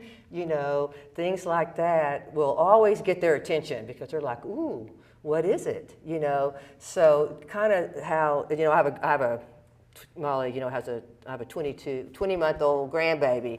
So, you know, I think, oh, yeah, I'm using a lot of these techniques with her. But but again, you always want to be positive. And whenever you're redirecting someone, it's very important that you look them straight in the eyes, okay? You have to believe what you're saying, especially if it's something on a sad situation where maybe someone has passed away or you know, something that can be hard, and you're trying to redirect that from a negative into something positive. So much is in your body language, your facial expressions. You got to look right at them. You got to sell it. You know, you got to sell what it is that you're saying, but you want to keep it positive, and then you can always make it sound like fun. You go back to isn't that great? We're going to have so much fun. So we're going to get into an example here. So there's some healthcare professionals, you know. So if someone, you know, it's time to go to the dining room, and you're trying to get everybody into the dining room, and you say, okay, you know, let's all go to the dining room, and they don't want to go, you know, then you have to ask yourself, you know, what is it that, you know, do they understand what I'm saying? You know, can they hear me? You know, because a lot of times, you know, we all have hearing problems, but if you look at them, I'm going to go back to look them in the eyes. Where are they? You know, this is important, the eyes, you know, because it really does give you insight into where they are. So what are their eyes telling you? Are they on top of the hill? Do they understand what you're saying? Probably not if they're not going with you. And so that, you know, that means they're in the valley. So are they frightened? Sometimes, you know, I think women tend to be more frightened than men. I know my mom was. You know, my dad, I don't really remember him ever really being afraid. Now he'd get anxious from time to time, but I don't remember him. Of course, he had a stroke and he died really before he entered into the end stage. But you know, if you look at their eyes, you can see if they're confused. You know, are they understanding? And so again, you know, it's going to take 8 to 10 sentences. So this is kind of what I've said: your body language, your approach. One thing is when you're approaching someone, when you go into the room with someone that has it, if you smile and wave, because think about our children, one of the first things we teach them is waving. So they know what a wave means. And so if you walk into a room with someone, you can smile at them and wave, and then come up, and then you go down on your knees like this and talk to them face to face like that. And so that will help them feel comfortable, you know, especially if they're a little bit afraid about or unsure of what's going on. I think with people, when you're trying to redirect them, give them a compliment. It always makes them feel good. It changes their thought process. If you give them some kind of a compliment, it will change their thought process. And so I think that, gosh, don't you look handsome today? Or, ooh, that's a pretty dress you have on. Or, have you done something with your hair? I mean, just some kind of, or you're the sweetest person I ever met. So giving them some kind of a compliment will change that thought process, because then they're kind of thinking about you, but you always want to empathize with where they are, and if they come out and say, this is what's wrong, I'm upset about, somebody in the family or something, then you always go, I know that's upsetting. Once you agree with them, they put their guard down. And then you can come back and say, but, we can, things happen, but, gosh, isn't it a beautiful day? And you know what, let's go get some ice cream. Isn't that great? We're going to have so much fun. So, it's just, there's a lot of situations. If someone threw out a situation to me, then I can get my brain going. But it's always good, too, to put yourself in their place, And if you think about it, it's scary. When you can't quite remember things that you did before or how to do this, it's hard. And it's heartbreaking, and it's scary, and it's frustrating. And so they have all these emotions that's going on inside of them, as well as you have all these emotions going on inside of you, because you're taking care of someone that you love. And so it's really heartbreaking on both sides, because it's just not the way things were supposed to be. We work hard our whole lives. We're trying to, we save all this money for our golden years, and we have all these plans, and then this disease comes in and it changes everything on both sides. And so, and especially men, they're the provider and the protectors. And so it's really hard on them, I think. So, back to compliments work very well. So, when I was taking care of my mom and I was kind of losing her, and she was getting upset about something, then I think it's important to say to yourself, and this also has to do with a little bit of the behavioral change, is what just happened to cause this behavioral change? You have to step back and look at it. What does the environment look like, and things like, work backwards. What did I do? Okay, because it's usually your fault in some respects. What did I do that caused this behavioral change? And so again, then I would say, I'd clap my hands and say, why don't we go get a milkshake?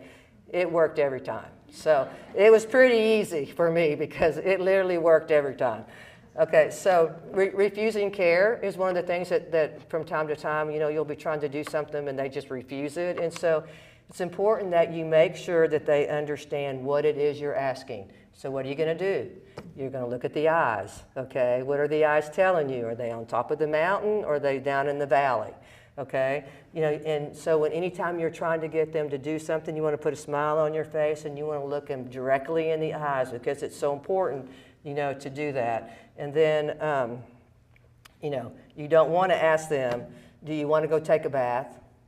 Do you want to go do this? You say, this is, really what I was saying earlier on the speaking calmly is, when we took you out of your vocabulary and added we into it, it made a big difference, because nobody wants to be told what to do. I mean, our dogs don't want to be told what to do. And so when you just say, why don't we go do this? Why don't we go to the bathroom? I need to go to the bathroom. Do you need to go? Why don't we brush our teeth? Why don't we go get dressed? Why don't we have something to eat? It's all about doing things with them rather than for them. And so, but let's see, again, make it sound like fun. I really tried, when I was taking care of my parents, to make everything look like fun, because that made me feel better. Again, it's that your attitude is your greatest asset. But because, you know, once you start looking at it, you know, as a duty and in a negative way, it changes everything. And not that you're not going to do that, because every single caregiver is going to do it, because it's hard.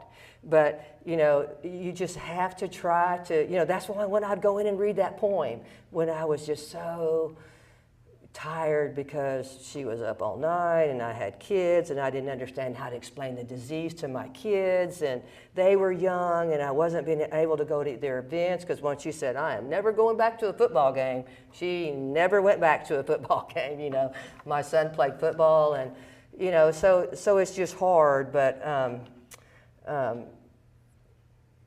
it is a disease of trial and error, and so you're going to make mistakes, and that's okay. You know, you just pat yourself on the back and go, okay, I learned from that one. Hallelujah, you know, and then you go on down the road. So, okay, keep things simple. Make sure her refusal is not because they're afraid. But the eyes are going to tell you that, you know, because if she's afraid, you're going to see it in her eyes, and then you reassure her. There's so much in this disease is reassuring them. Everything's going to be okay. We're going to go do this. You know, I'm going to help you with that. I'm never going to leave you. You're safe. You know, so it is a disease of reassuring. When they get frustrated and anxious, then you're there to reassure them. So pacing. Pacing is one of these things that I think is interesting, because I think many times, with my mother in particular, she was nervous, you know, or she was scared, you know, and she wasn't sure where she was. So I think that's a big one. Or she doesn't know where you are, you know, and then, or they're looking for home. You know, she was looking for a safe place, and so she paced, you know, and every now and then I'd get her, well, that's another thing. I'll come back to that. So when she would want to go, she would go, go, go, go, let's go, let's go. And she'd walk outside, you drop everything and go with her, you know. So she decided one day she was going to go for a walk. She walked down where my parents lived on a hill, so we kind of walked down the hill, and I'm thinking, I didn't bring my phone, you know, I don't have anything with me, no, I don't have water or anything, and we walked and we walked and we walked, and then she decided she wasn't going to walk anymore, because my mother wasn't a walker. She'd work in the yard all day long, but she wasn't going to walk. So we had to, you know, thumb a ride from a neighbor. You know, I was like, you know, can you give us a ride up the hill? And so we got lucky. But, you know, but too, you got to think about that if they tend to do that, because you know, they do things in phases. You know, and once you kind of figure out the phase, then they switch to another phase. And so, but she would do that for a while. In the mornings, I'd just get her dressed, and she'd go, let's go, let's go, let's go. And I'd be like, oh, wait, Mom, I'm not dressed. And so we'd go get in the car, go down the street, get coffee and a donut. That guy would look at me, and I'd go, hey, you know. So then I learned to sleep in clothes, you know. Because once she was dressed, we were walking out the door. So but that phase didn't last too long, because you can't tell them no. You can't argue with them, you know, because that's only going to cause a behavioral thing. So it's one of those living in the moment with them. You just get in the car and go, you know what? I'm going to get a coffee and a donut this morning. So always find the positive.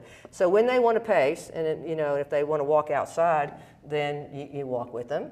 You know, I would hold my mom's hand when she walked. You know, I'd always tell her that she was safe, and I'd always talk to her about how much I loved her and I appreciated everything she taught me. And if I had an opportunity, I'd grab water and a snack, because I thought she could walk and stop again, or I would kind of turn her around when we got not very far from the house. But again, when she would pace in the house, then you got to make sure you keep all of your walkways clean, and that's a time when you want to make sure the rugs are up, because they will trip on the rugs. So behavioral changes. So this is one of those that, why do they have these behavioral changes? Well, my mom, when she would have one, is because she didn't know where she was.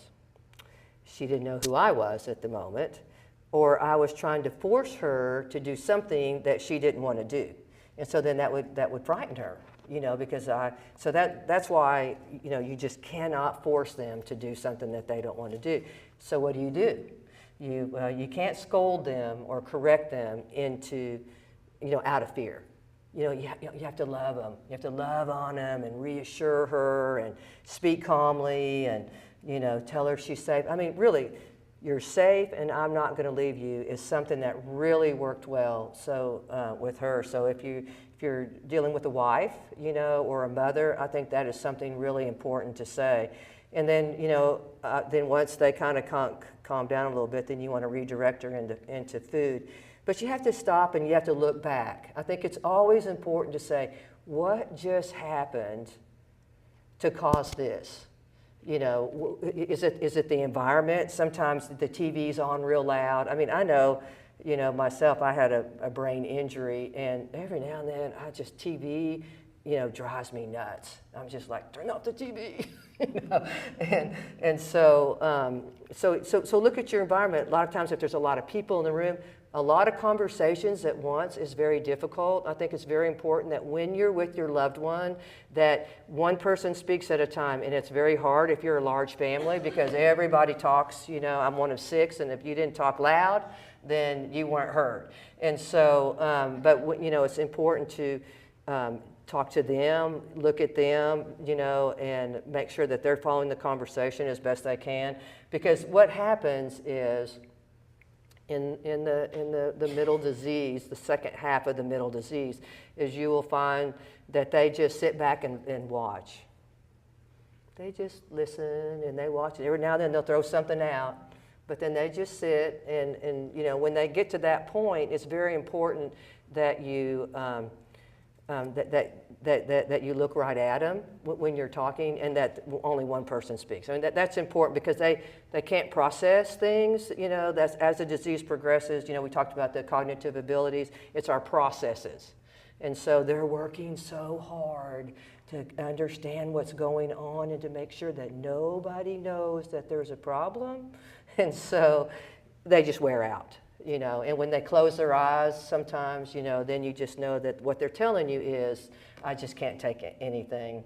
I can't process another thing, you know. So crowds are important to watch. We know we talked about earlier having someone sitting with them and helping them understand what's going on. So, but, you know, when they get anxious or, you know, like the sundowning and things like that, just limit the number of people who are around them, and then offer food. You know, that was always my solution. Food, clothing, or do an activity. And one thing that we found with my mother is rubbing her hands with lotion was really calming to her, and music. Music is a godsend. I mean, play music from back in their era when they were in, you know, junior high, high school. They'll sing every word. It's amazing. They love it. It's calming to them. So when you're bathing and doing things like that you know can be difficult, just turn some music on. Or if you know they're kind of doing some, you know, sundowning, which we called it late afternoon behavior in our book because there wasn't a term sundowning back then. But music is wonderful. And but my mom also liked having her hair brushed. So if you can find those things, again, you know your loved one, you know their likes and dislikes. So anything that you can find that's soothing to them is something that you want to do when you're bringing them down. Because sometimes it takes about 20, 25 minutes if they get really upset to come down completely. So wandering. This is, I need to check my time. When am I through here? Let's see, 11:30. Oh, ooh, that's just 4 minutes. Okay, wandering, it will happen before you know it.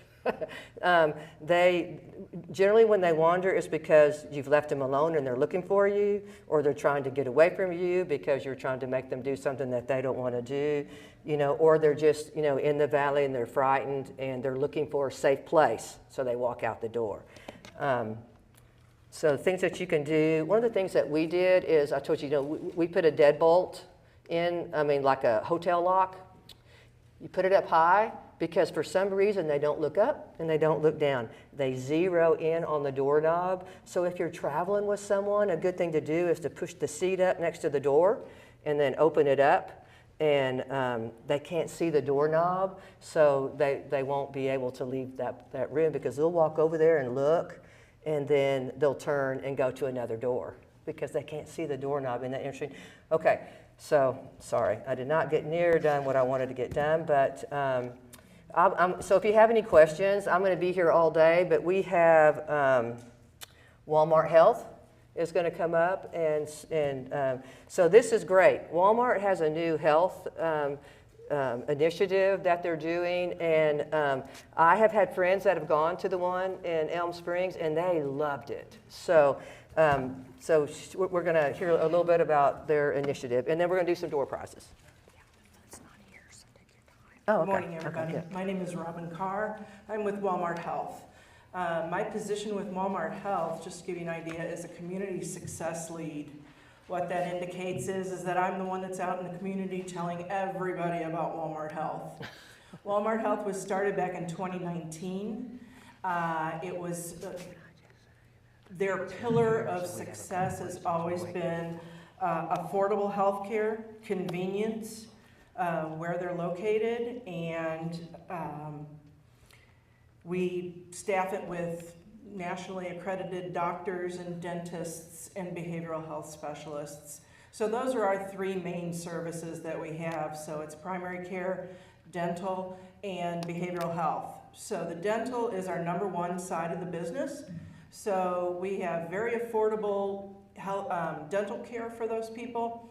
We do have a fully functioning dental facility in there. They can do immediate crowns, so you don't have to wait for 2 weeks. You can actually wait 2 hours, maybe go have your tires changed, and do your grocery shopping, and then come back and have your crown set. So that is a wonderful side benefit that we have at Walmart Health. Price-wise, we have very visible pricing so that when you walk into a clinic of ours, it's going to show you exactly what your upfront cost is going to be. Now, if the doctors add something on, say a blood test, we can actually do that in the lab that we have there. If you need an x-ray, we have an x-ray tech right there that can take an x-ray and they can be read right away for you. So that's what we started out doing in 2019. By the end of this year, we will have 42 clinics across the United States. By the end of 2024, 75. We do take most major insurances. We take Medicare and Medicaid. So if you have any other questions, I am back over there. Thank you so much. Wait, don't leave. We're Okay. gonna. Oh, do you have the? Oh, let me go get the tickets. Okay. So lunch is not quite here yet, so we have a few more minutes, so we can do questions too. Yeah, if you've got questions, go ahead and fire But, away. so. I should There have you said go. that. We're located at the #1 store in Rogers, so if you guys are familiar with that, it's on Walnut Street. Then we are also located in Springdale, and that's off the Elm Springs exit right there. We call that the bougie Jeannie, Walmart. you should have come in. If you haven't been, you better go check it out. And then the final location in Arkansas is actually down in Fort Smith off of Kelly Highway. Are you sure? Okay. We prefer that you call in and make an appointment or go online and set your appointment. We do pride ourselves with the fact that we can do same-day appointments as well. Good question. Yes, ma'am. This is for Betsy. A tip that I learned from a family, he was a veteran, had been in the military, and they could not get him to take a bath. The son-in-law was also in the military. He dressed up. I don't know what the thoughts are on this, but he dressed up and gave military orders, and they never had another problem. That's a great idea. Yeah. Yeah, that's a good one. On one slide, I saw that maybe you covered it, I missed it. It was on getting dressed. It said either go in order or by assistance. I didn't know what that meant. Did I go into dressing today? See, I'm having a sometime moment. So what we did I even get into dressing today? Okay. So it might have been from another talk. So what we would do with dressing is, we'd give her two choices. You want to wear this today or you want to wear this? Because it can be hard, trying to choose in a closet. And so in the beginning, we would lay out her clothes and she would put them on. But then I was one of these that if she struggled, then I would step in and say, oh gosh, every button is different. Every seatbelt is different. You always kind of want to give them an excuse. That's just the way I worked. But then later, we would help her put her clothes on. But for a long time, we would lay them out. Here's your shirt, and let her do it. And then, so did I answer your question? You did. I wasn't sure what go by assistance meant, but I think Oh, okay. That's scary because I don't even remember talking about it. Because I have a funny story. Okay, I'm going to tell you a funny story on my mom. So because we ate all the time, what do? We went and got coffee and donuts, for a long time when she was wanting to go. So one day she was getting dressed, and you know how they substitute words? And she was trying to put on a pair of pants, and she couldn't get them on, and she goes, "I'm getting so tall." And I said, "We're all getting tall, BB," because, she just, she would substitute the words. But so dressing is, again, one of those things that you want to, because it's something you do every day and it builds emotional memory. So it's something you don't want to rush them at. But yeah, you want to, I found it best if you give her two choices. Or if I wanted her to wear something in particular, I'd say, "Oh, you look so beautiful in this. Why don't we wear this today?" And my mom didn't care. She was pretty easy. We were lucky, so we could kind of lead her along. And she just, because she loved us and trusted us, she did pretty much whatever we said. Now, not that we didn't have problems, as we were learning how to communicate and things like that. Well, everything I've been talking about, we learned, But dressing is one of those things that you want to allow plenty of time because, I remember now we talked about it, because whenever you have to go somewhere and you're trying to rush them is when they balk, I don't want to get dressed. I don't want to get dressed right now. I want to have a cup of coffee, and yes, ma'am. And if you're have an activity that they're going to have to go to and it's changing your schedule, how much advance notice do you think you should give them? Not any. No, seriously, if you say, we're going on a vacation next week, or we're going to do this, this appointment change, they'll ask you 100 times. So seriously, I said that jokingly, but I meant it. It's they're on a need-to-know basis. You really only tell them what they need to know in that moment, because then they start thinking that they'll get up at 3 in the morning and get dressed because they think they're going somewhere. And so we just learned that it's just best if you don't always tell them their schedule. Now my dad, see, that was my mom. Now my dad, because he was a man and he worked till he was 90, what's my schedule today? What's my schedule? What's my schedule? So we'd write it out. Breakfast, 8 o'clock, so we would write out what he was doing, and he was happy, and he'd say, "What's my schedule?" I go, "There's a piece of paper right there. That's going to tell you what's on your schedule." And it also helped me to see if he could still read, which he could all the way through there. So do we have any other questions? Yes, ma'am. So my father is German. Mm-hmm. Grew up cheerless. So when you say, "Oh, this is going to be fun," will he go back to his childhood and remember how his childhood was? Always. So. But as a senior, he became very gregarious. He likes meeting new people. So I'm thinking that would be an offer I could mention, but not brushing your teeth. He made fun when nothing in his life was fun. Well, so again, that's where it's a little individualized, but you know your dad, and so you have to ask yourself, what can I say to him that's going to get him to do what it is that I needed him to do? And people always want to help you. So if you say, "I need some help, would you do this for me, please?"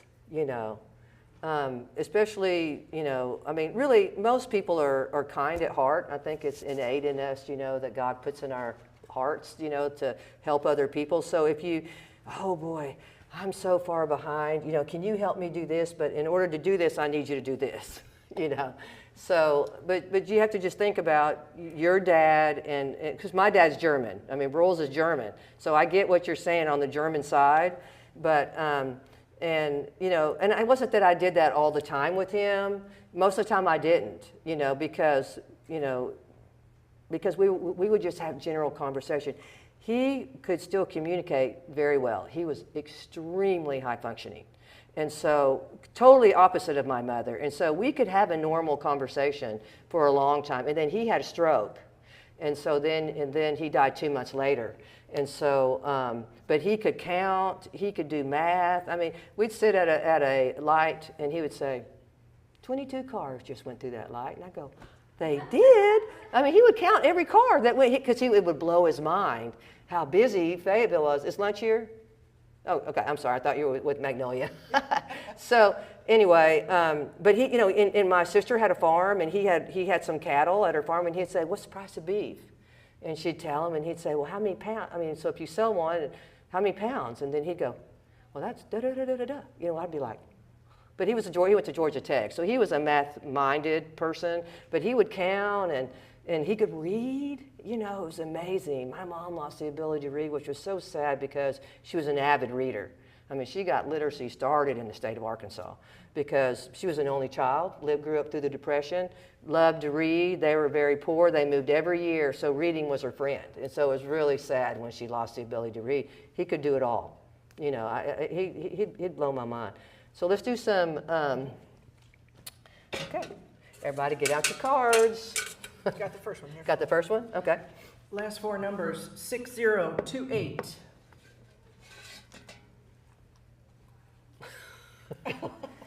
We're not on a good roll. Should we let him pick, or do you want to? Yay! Okay. The woman with all the questions. Let's do that. You want to pick which one? Yeah, I'm just going to let you pick. I have something for you though too, is I went to the audiologist and it's free and he was very modern technology, modern testing, and it was really a good experience. Oh, good. I love those. Oh, with y'all? Yeah. Oh, that's great. Yeah, I did not realize that you had all the services that you do. So that's wonderful. So, well, you want to draw another one? Sure. We're going to give away 3. Well, I got one too many. That's okay. For heaven's sake. 6042. 6042. Yay! Okay, then we're going to do one more. 6014. 6014. 6014. Yep. Oh, come on. There we go. Oh, have you ever cooked with an air fryer? No. Oh, you're going to love it. So it's like, Oh, you'll love it. It's fast and easy. And healthy? And very healthy. And you can put like French fries and a hamburger in there from the day before, and it'll taste just the same. So does anybody else have any questions? We'll see, are they? See what? Are the book, is the food here? We're here. You're here. We can go to lunch. Hallelujah. Okay, so we will be back at 12:30. Okay? And in order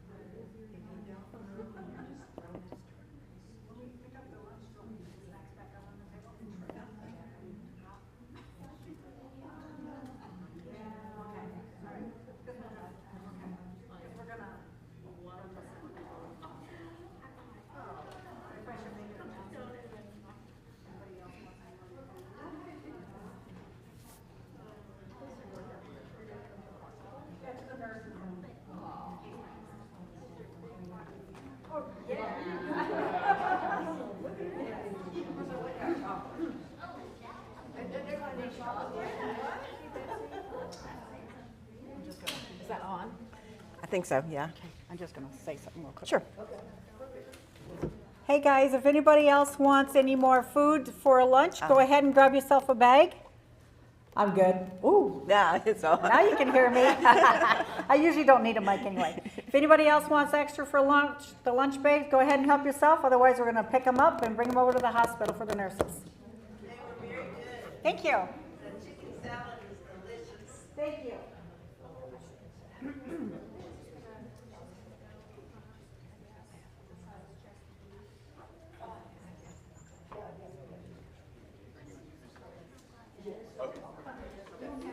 Well, first we're going to have care control. Okay, perfect. Okay, so they're going to speak for 3 minutes and then. Okay. Don't lose that chocolate. And I wonder why I don't lose weight. I grabbed all the chocolate.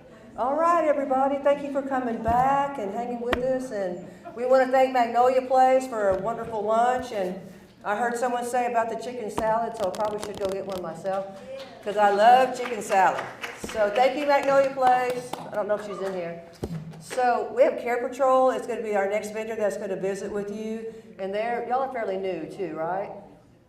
And this, of course, I've been out of the game for 3 years, so I apologize for that. But so she's going to take a few minutes and explain to you guys exactly what they do. Good afternoon.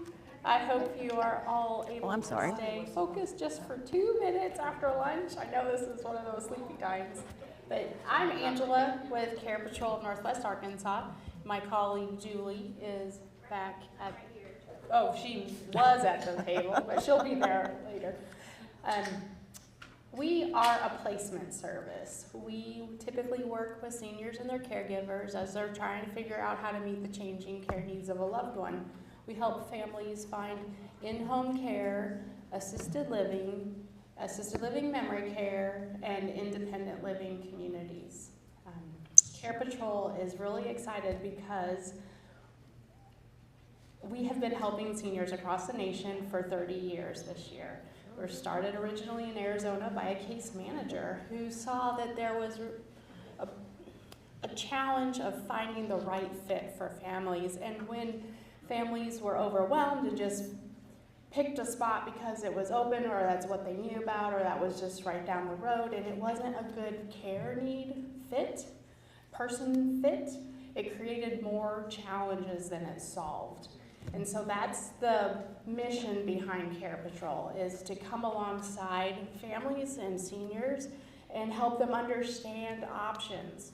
What's the difference between in-home care and home health? We have those conversations all the time, trying to figure out what's going to be good for them, what's a good fit for them, and understanding what those options in our area look like, because the options in Northwest Arkansas are different than other parts of the country.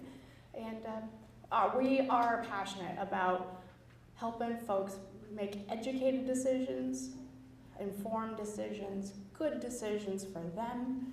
And so then when something goes wrong, not bad wrong, but nobody's perfect, life happens, there's a snag, but at least you understand and can kind of figure out, I did my due diligence, this is actually not the end of the world, we know how to work through this with the partners that we've chosen.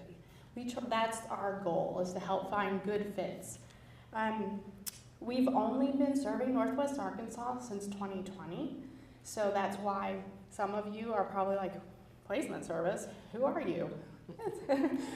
There was this thing called COVID, and so we didn't get the name out quite as fast as maybe we wanted to, but that's all right. It let us get very familiar with our community. I'm actually not new to the Northwest Arkansas area, but Care Patrol is new to Northwest Arkansas since 2020. I am the area owner. It is a franchised organization, and that's how we help people across the nation. Every office is independently owned and operated, but we are all dedicated to the passion and mission of Care Patrol, finding safer, more appropriate care options for seniors. I wanted to just share a couple snippets that I've heard from family members that we have served.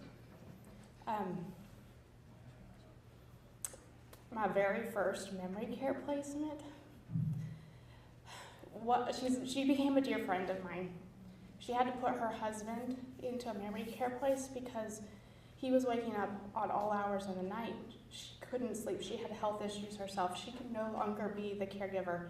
And she told me, I have had the first good night's sleep in 2 years. Thank you. I mean, he lived a very full life. She was there consistently and still a part of his life. She just had a larger team to help meet his needs. So another thing was, I have my dad back. Now that I'm not the only caregiver, thank you. And just this month, I was working with a family. They didn't have any dependents. They had some wonderful nieces who didn't know something was wrong. Through the caring intervention of a church member, they found out that their aunt and uncle had some serious situation.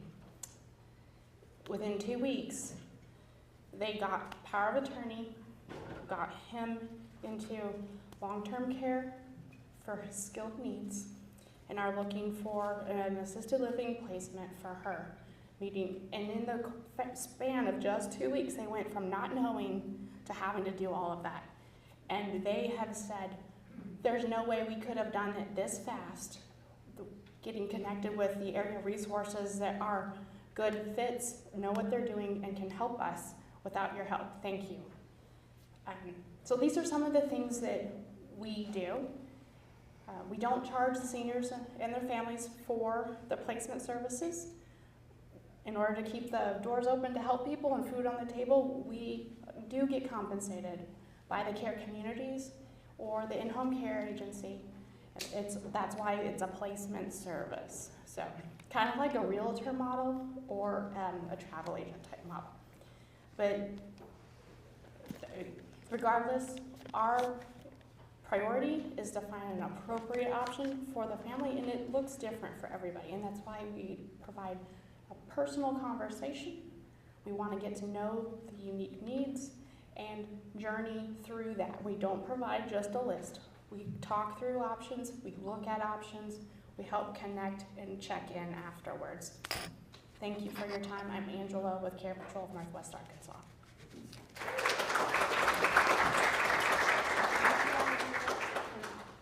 Later, it's fine. We can do it afterwards. Okay, so you can tell what a big heart she has, so that's wonderful, and what a wonderful service that you provide.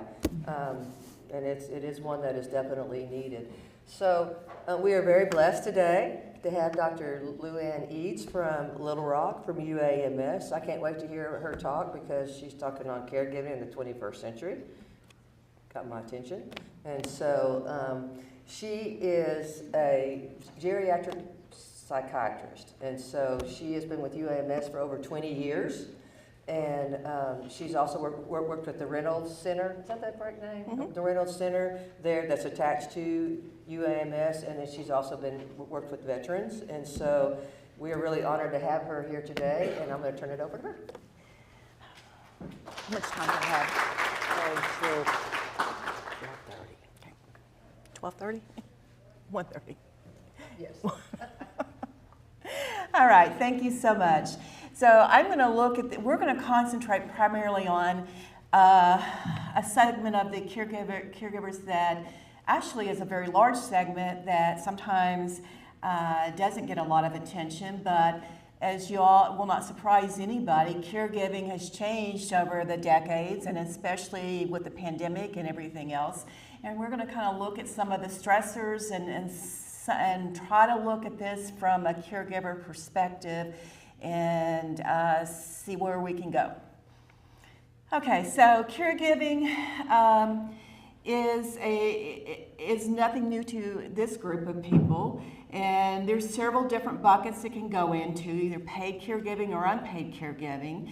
And the biggest bucket is by far the family, what's called family caregiving. It's usually a family member that is taking care of their loved one, and it's usually an unpaid job.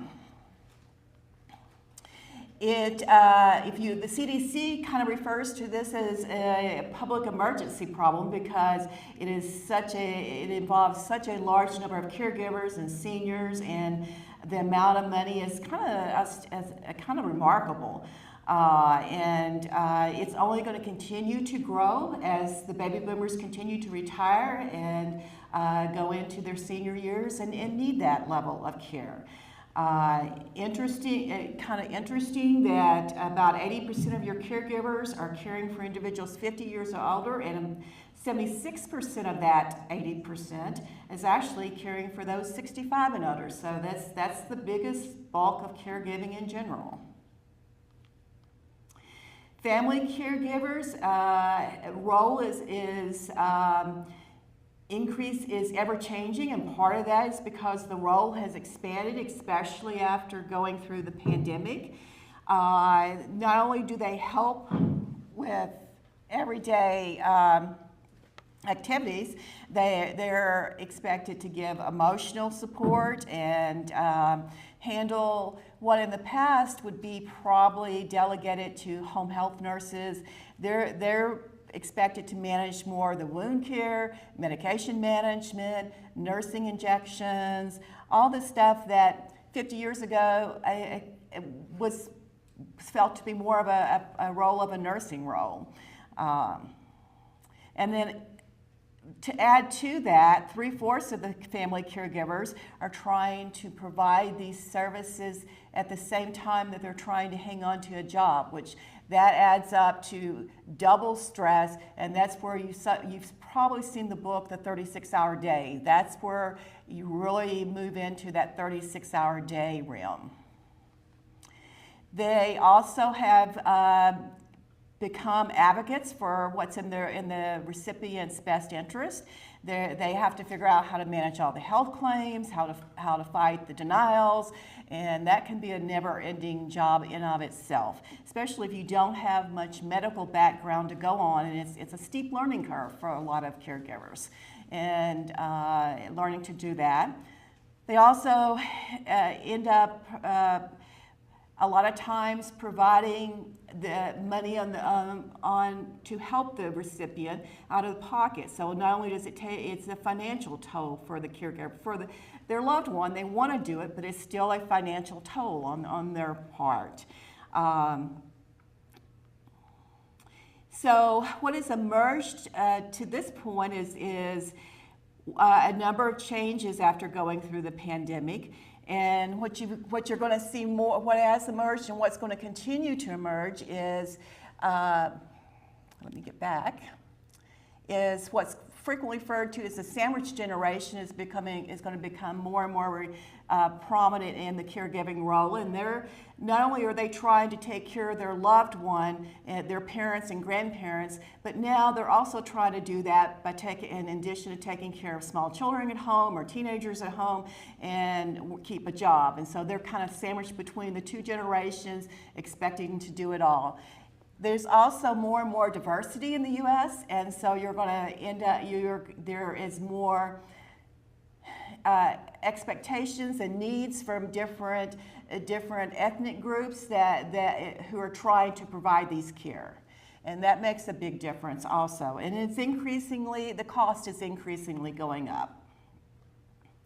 So the last figures I could find is that the economic value in 2021, when they did the last census, was $600 billion of unpaid care that happened in the U.S. What would that buy you? That would buy you a whole bunch of cars. But interestingly, if I can get this to work again. Yeah, look here. The Medicare and Medicaid only spent $433 billion total in that year for medical services that they paid out. That's much lower than what the unpaid family caregiving bill would be. And then the COVID also exacerbated problems that were already brewing in the healthcare system itself and added to a lot of changes. If you look at the numbers of caregiving that went up from 43 million to 53 million just from 2015 to 2020. That's almost a 21. It went from 18 to 21% caregiving out there. It is expected that this issue is going to continue to be a progressive problem, and that in about 10 more years, you're going to have the situation to where the number of people 18 and younger is less than the number that are 65 and older. And so what does that mean? That means you're going to have fewer adult caregivers available to help the seniors that have retired. And so there's going to be more and more demand, not to just be a caregiver for one person, but for two persons or three persons in your family to add to the stress that's already out there.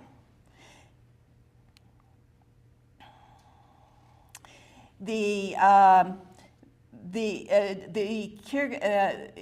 more demand on the family time, higher intensity care, and what they mean by that is you're expected to provide not only care what's called independent ADLs, such as handling finances, shopping, and that kind of stuff, but basic ADLs and insurance claims and coordinating visits to coordinating family visits to all the doctors that need to be coordinated and getting all that stuff sorted out. After the pandemic, what has happened in the healthcare is that there has become a significant shortage in all roles of the healthcare system, but especially in the part that does the direct hands-on care. So it has really become harder for us to get techs and aides and people that do the really hard work working with your loved ones. And so it's even still hard for us to staff our system, our hospital at this point. We're still struggling with that, and it's going to continue to remain. And so therefore, there's less of the aides and the aides out there to help the unpaid caregivers when they need a break. There's less support out there because of all the burnout that resulted from the pandemic, and that is expected to continue to grow for some time. So what is a caregiver today? Well, their average age is between 50 to 65. The average age of the caregiver recipient is around 75 to 84. They're still mostly female, which is what traditionally caregivers have been, but men are joining the ranks more and more often. We're seeing more and more men providing care. Usually it's still mostly, almost 90% of caregiving is primarily done by relatives. But what happened after you went through the pandemic? You had an increase in those who were providing care to multiple people, not just one person, and they were providing a longer duration of care. The amount of time that it was lasting was increasing in the months to years. They were also providing more care in their home and are closer to their home. And I find this interesting that the biggest majority of hours is those that are 75 years of age and older. Can you imagine a 75-year-old taking on that huge journey? Yeah. Yes, but think the toll it takes on them. Think what you're asking them to do. Huge financial impact on caregiving. A lot of times, because of trying to meet the needs, the caregivers are having to take time off. They're missing work. They're having to leave work early. They're having to cut back their work. They're having to turn down promotions. They're getting written up because they missed something. So they are not able to contribute to their retirement, maybe because they're spending it trying to care for their loved one and keeping all that stuff going. And so it is a significant, it can be a significant financial toll on the input just from that point of view. If we look at the state of Arkansas, and I'm not sure I can find it from this, but the state of Arkansas in 21 is estimated to have spent about $6 million of unpaid caregiving going on. Caregiving, this won't surprise you, that the toll, the caregiving toll increases the more hours that you are involved, but that results in quite a few other issues, such as mental health problems, physical health problems, work issues, problems with being able to identify resources and help, and financial strain.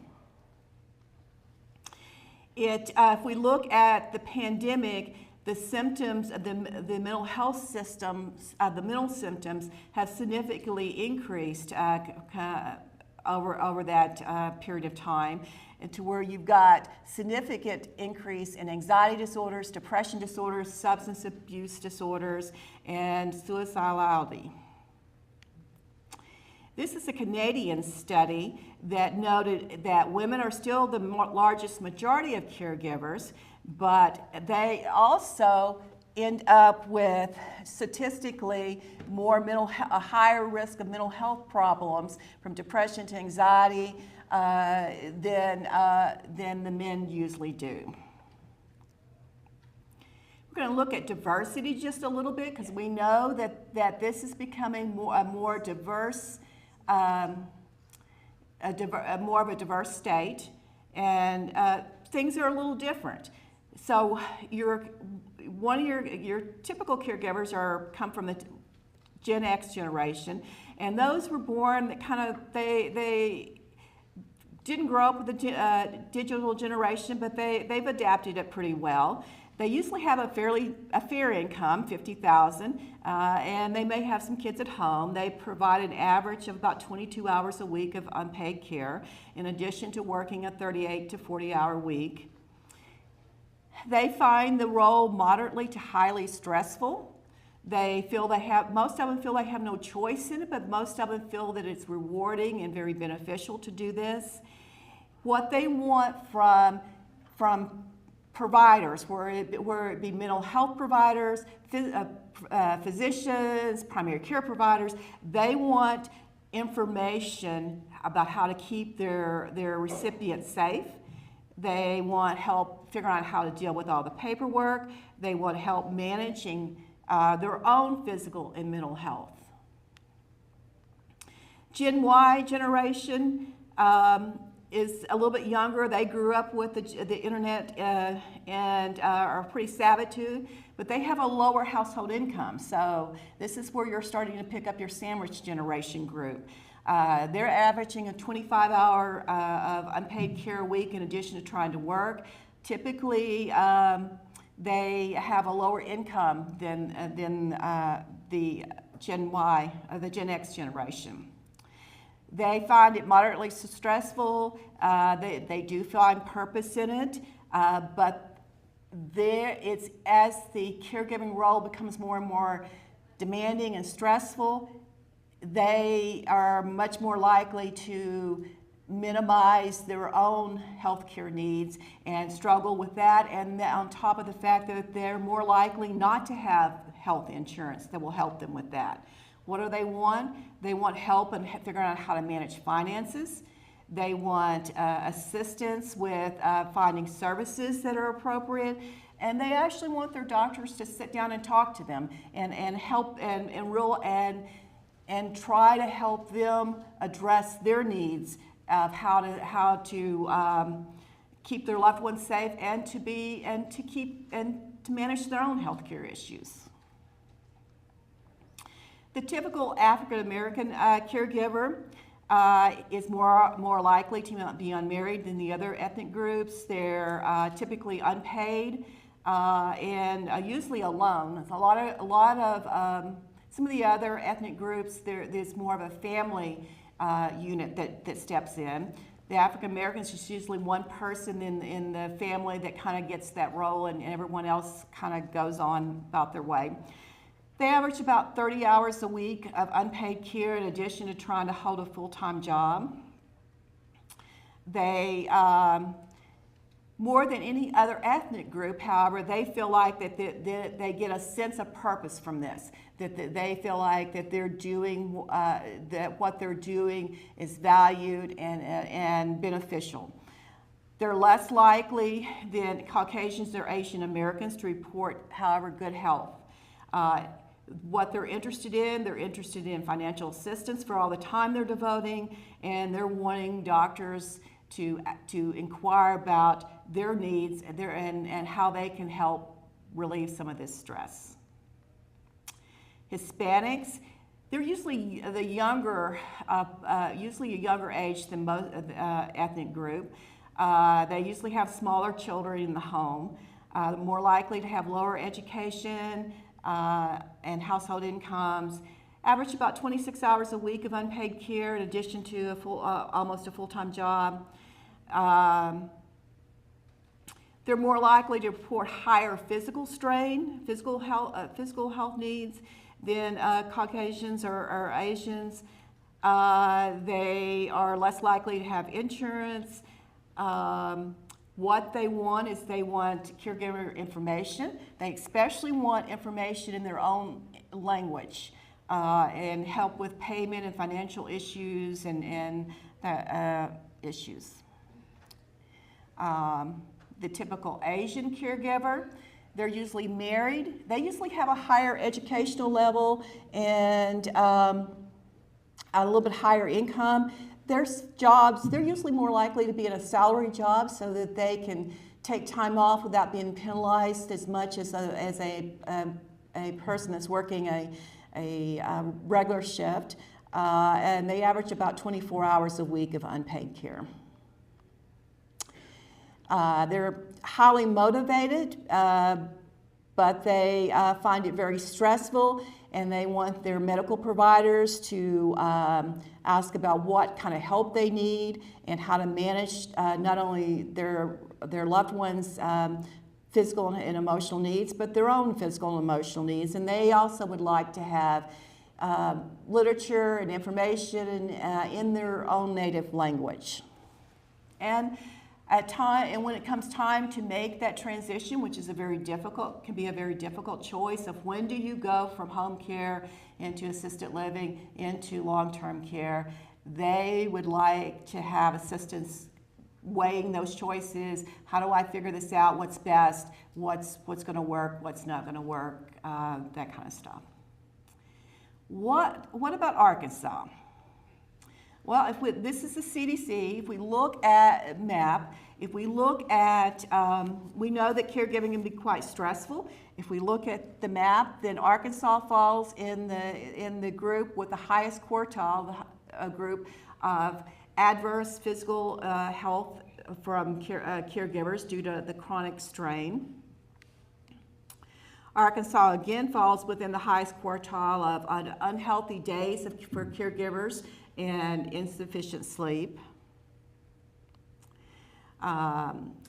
Chronic diseases that are not that may not be as well stabilized as they should be, and increasing disability. We're still falling within that highest quartile. Increased risk of heart disease, strokes, heart attacks, cardiovascular disease, just because it is such long-term and it can be such a stressful situation, and not keeping your own health well controlled and managed can have consequences down the road. Caregiving can have positive and negative benefits.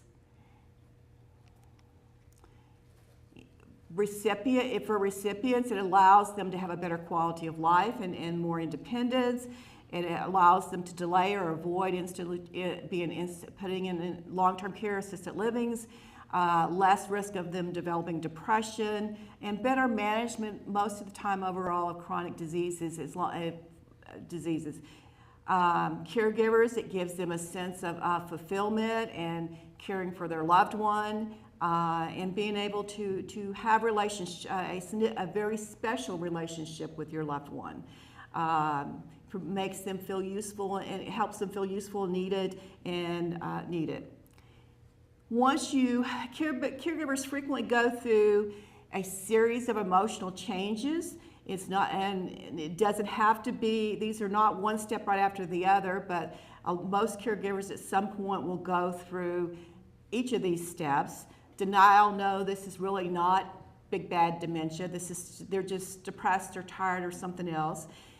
Then overly involved, trying to solve it. Then anger, guilt, and acceptance. And as they go through this, sometimes it's easier for caregivers to work through this and make peace with this, and sometimes they don't. And then sometimes that stress just builds up, and then you wind up with bad health consequences, bad emotional consequences, and consequences.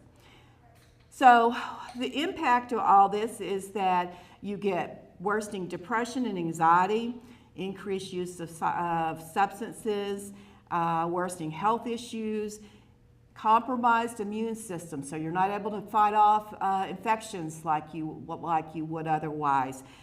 Increased risk of morbidity and mortality, increased risk of early death because it's if you go through a very stressful long-term care situation. Caregiver stress can lead to a variety of things such as physical, emotional, psychological, financial, isolation, and overall. Psychological factors such as depression, anxiety actually is the #1 predictor of the quality of life of caregivers. If you look at dementia caregivers compared to non-dementia caregivers, they usually deal with higher stress levels, more depression, more anxiety, lower levels of subjective well-being, and lower levels of just doing well overall.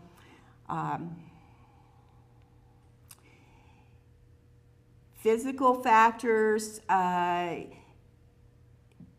chronic stress keeps the stress hormones in your body elevated, and that chronic elevation in your stress hormones makes it harder to keep chronic diseases like diabetes and heart disease under control. And so if you don't, even if you were getting regular checkups and working with your doctor, that chronic stress level that comes sometimes from caregiving aggravates this. And then the Italian study noted that,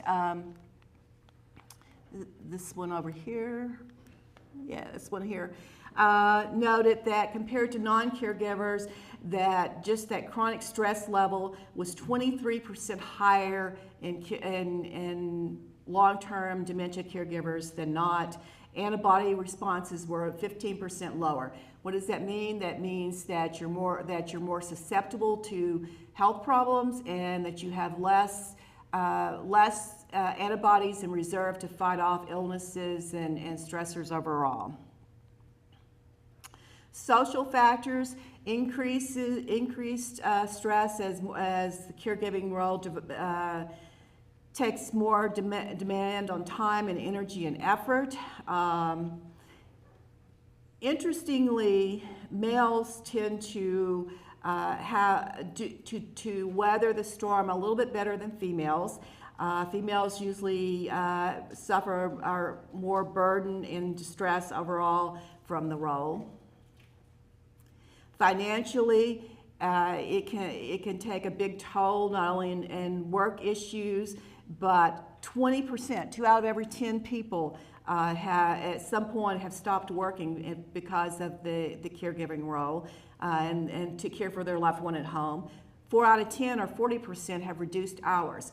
Well, that affects the caregiver's financial situation and makes it harder for them to care for their own family. Out of pocket, frequently caregivers will provide out-of-pocket pay or expenses. And it's estimated that the most recent studies I could find about $9,000 every year it comes from the caregiver's individual pocket that they use for the needs of their loved ones. And that's a pretty big expense for a lot of people. And then, there's all the other issues they have to learn as you go. How do you juggle all the doctor's appointments? How do you manage all the insurance forms? How do you manage all the legal issues? How do you make all this stuff work? Substances, it's estimated. Well, it is the baby boomer generation, and that was the generation that played around with drugs. And just because they turn 65 does not mean that they're going to not think about them. Plus the fact that we now have medical marijuana. Everyone thinks sometimes solves everything, which the results of chronic marijuana on a senior's brain has not been really explored. There are some studies that with some of the advanced dementias that it might be helpful for a brief period with managing some of the agitation, but that's been debated back and forth. How much of an effect it's going to have on your loved one is debatable.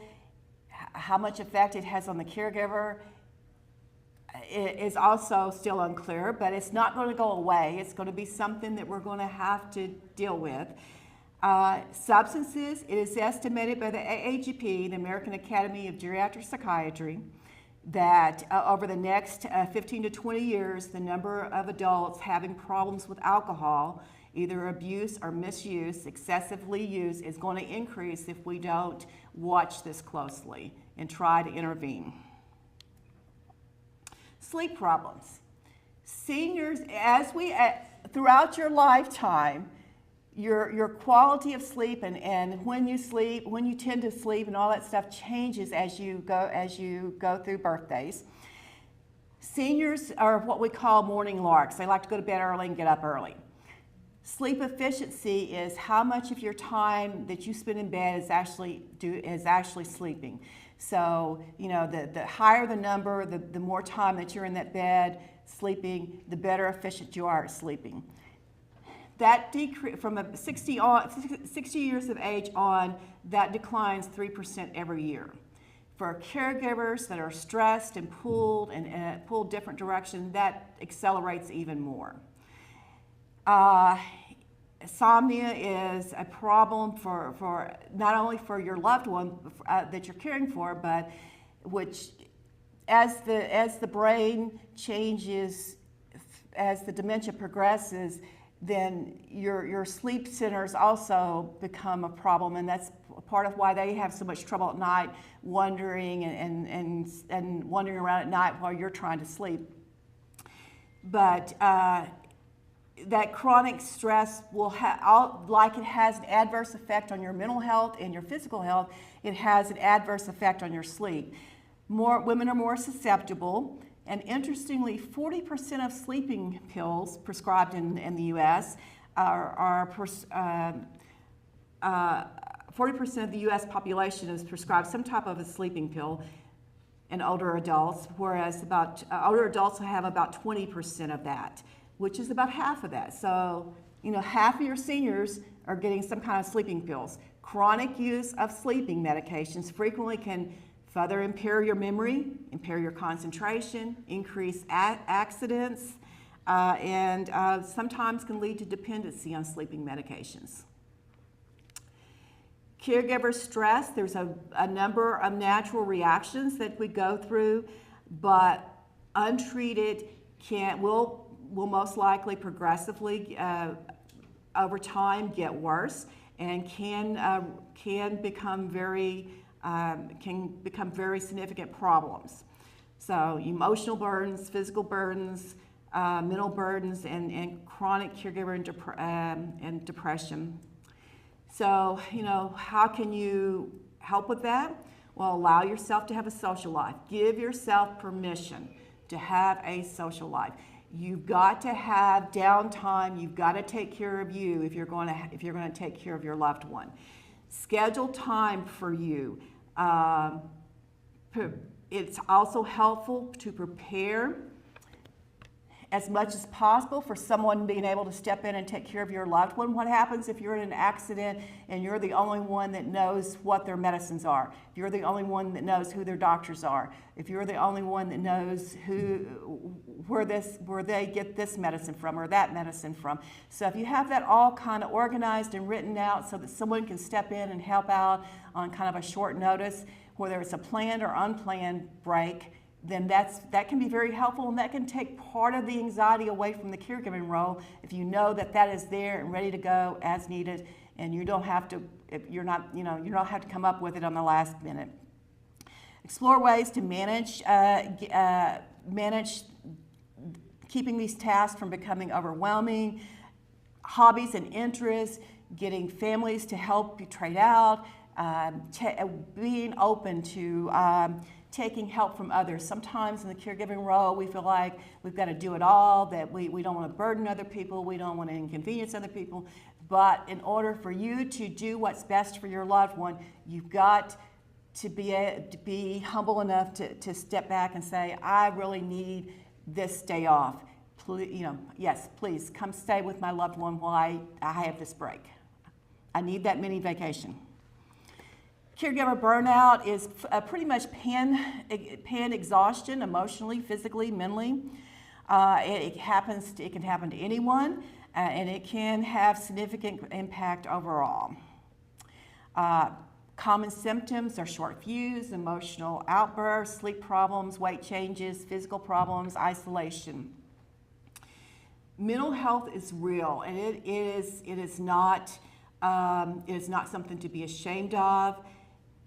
We want, I thought when I'm treating geriatric patients, I still see some from the generation that feels that mental health is a negative issue, that it's bad to say you have depression and anxiety, that it's a weakness. So sometimes you have to combat that sense that I have depression, so that means I'm weak. I'm not able to pull myself up by the bootstraps. So this can be as normal as someone that has diabetes. You have depression, you have diabetes, you have heart disease. You need help for each of those, and it shouldn't be really looked at otherwise. It shouldn't be looked at as a weakness or something you should be able to just tough it through and go on. If we look at loneliness in the U.S., Arkansas again falls within the highest quartile, and that over time, the results of loneliness and isolation can be pretty severe.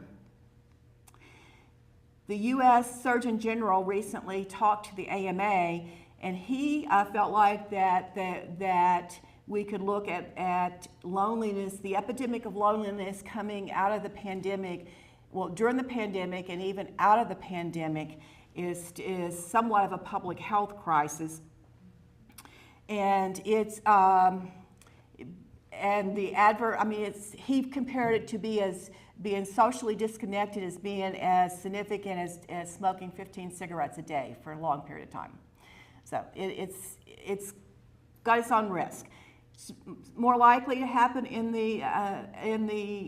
happen as you get older, but there are other risk factors such as poverty, discrimination, elder abuse, traumas, those issues. Depression. Depression with enough stress, depression happens. Frequently, caregivers are somewhat reluctant to get help. Sometimes they'll say it's just too much trouble to get help. I don't feel well enough. I don't have enough energy. We look at the population in general. Half of them have symptoms severe enough that they could benefit from treatment. It leads to worsening disabilities physically and mentally. It leads to premature death. It can end in suicide. There are instances out there to where you have someone that's so lonely and so isolated, and they're usually in their senior years, and there's no close family around. Maybe the one that's in the caregiving role is beginning to have more and more health problems.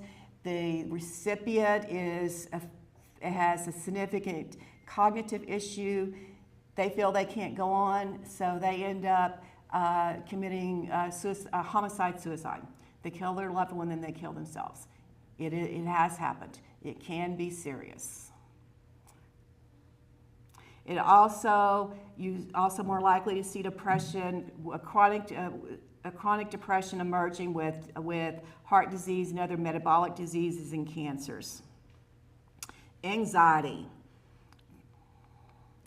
It's very common in adults. It's actually more common in women than depression.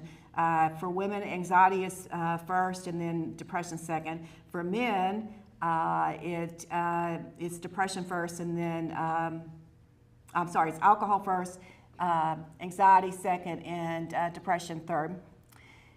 It can further have a significant adverse effect on your overall quality of life.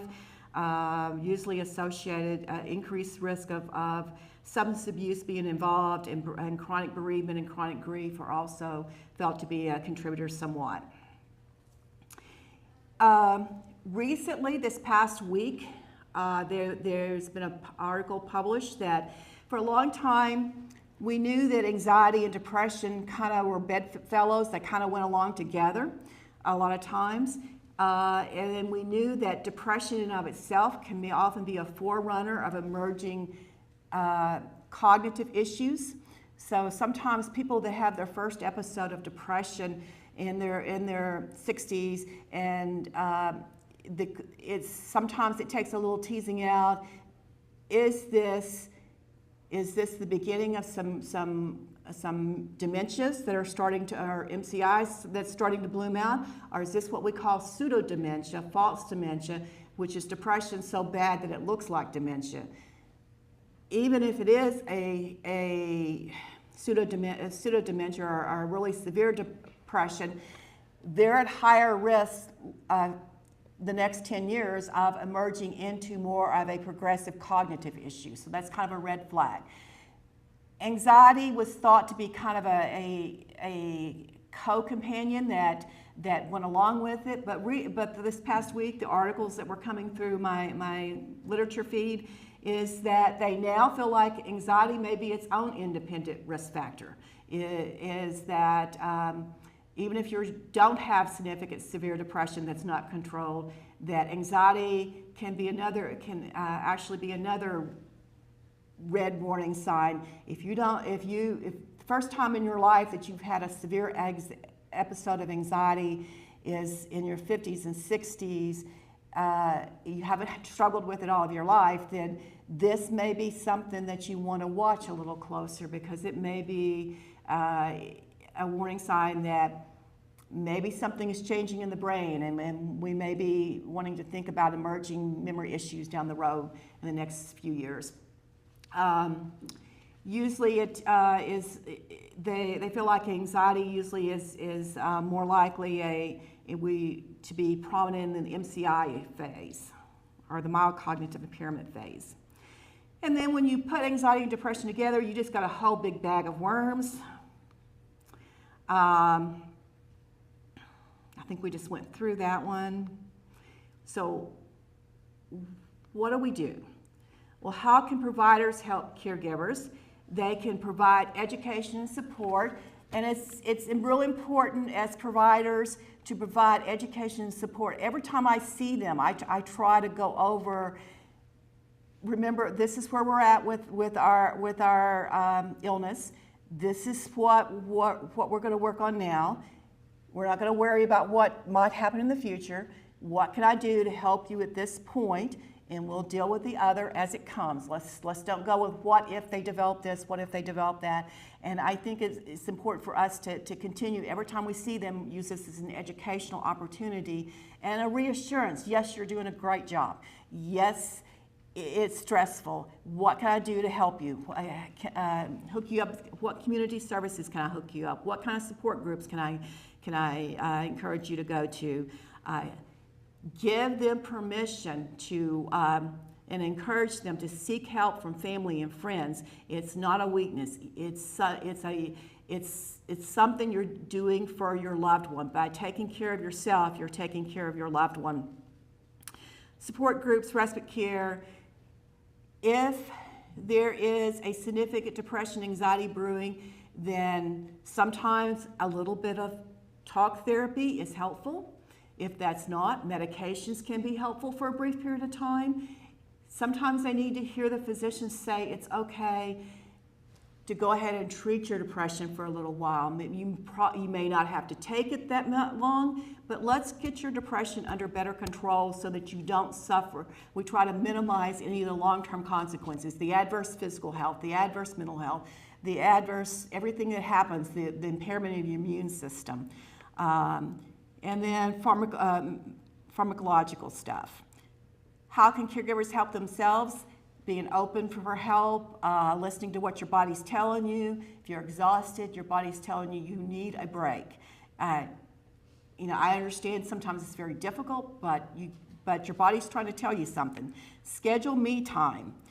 Look for outlets that will help you. Look for professional help. Consider support groups and discuss it with your employer. They may not be aware that you're the primary caregiver and you need time off. And so that might be an option. How can family and friends help? If you know someone is struggling, or if you know someone's in the caregiving role, not even if they're struggling, check on them, call them, spend 15, 20 minutes on the phone with them every so often, just talking and reassuring. Offer to pick them up something at the store. Provide those kind of encouragement. Encourage them to address their own health needs. Can I stay with your loved one while you go to the doctor and take care of your diabetes? Exercise.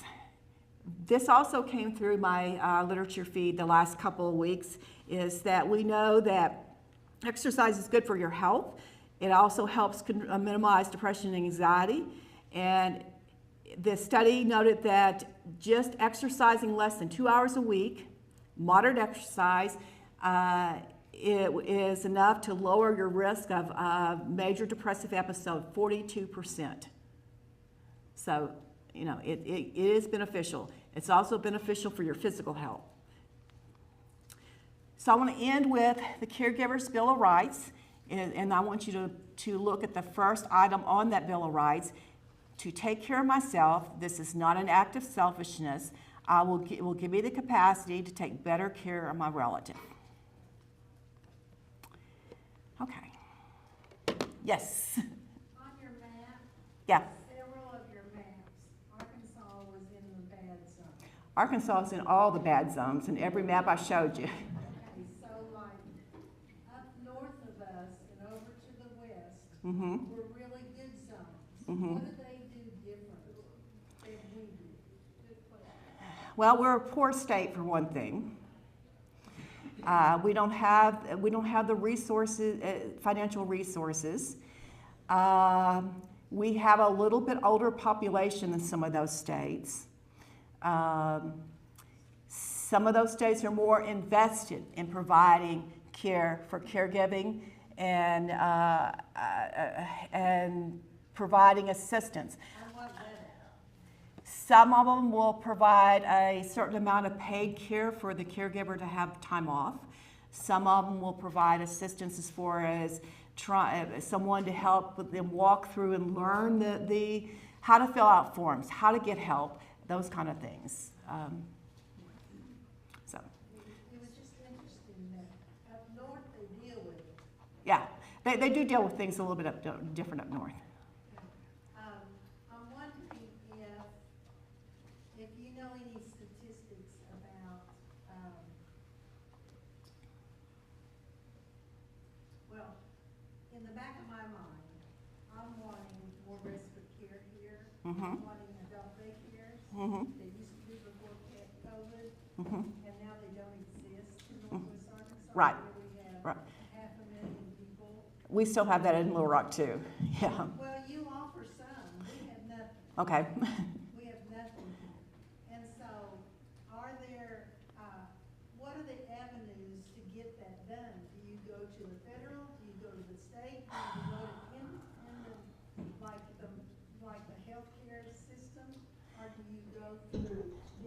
this, who do you go through to spur some more initiative to get this done?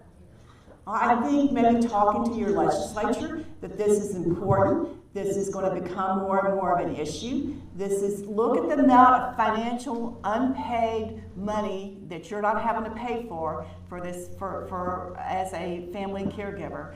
$600 billion is a lot of money.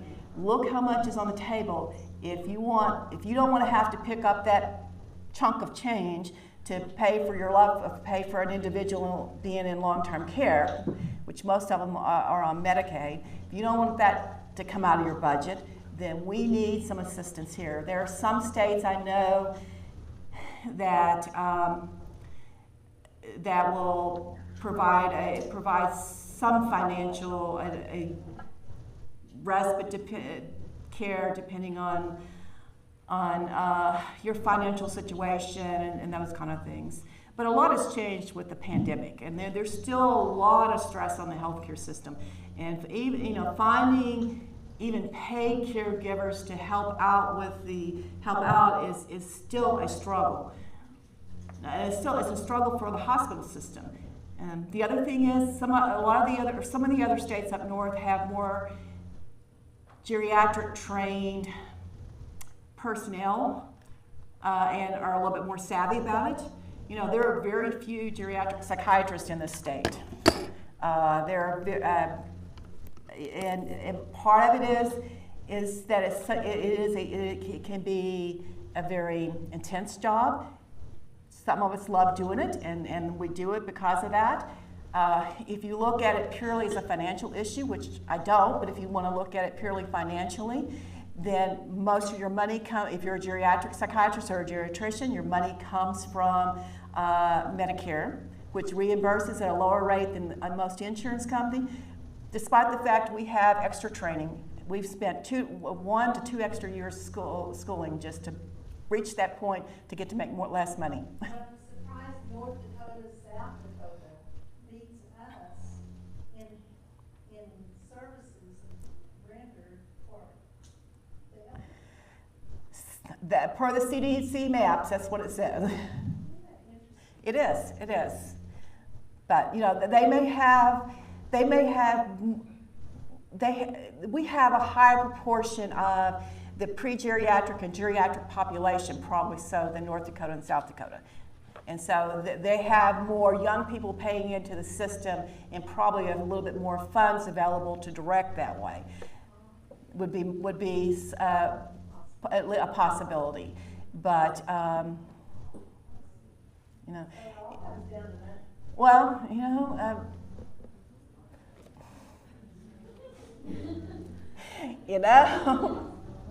we all need money, we all like money, but this is true. But then it also sometimes it's who is the squeakiest wheel? If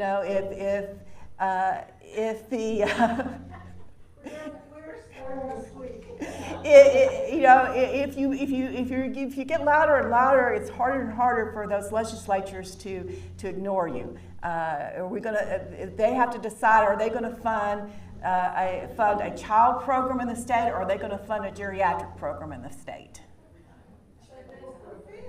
I agree, but we're both worthy, and it's not an easy decision.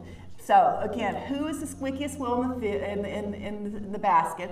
So that's probably who they're going to. That's probably who's in their ear the most. Is probably what they're going to be thinking of when they're passing those bills of how to spend your money that you're paying into the system. Yes. So hopefully it was helpful.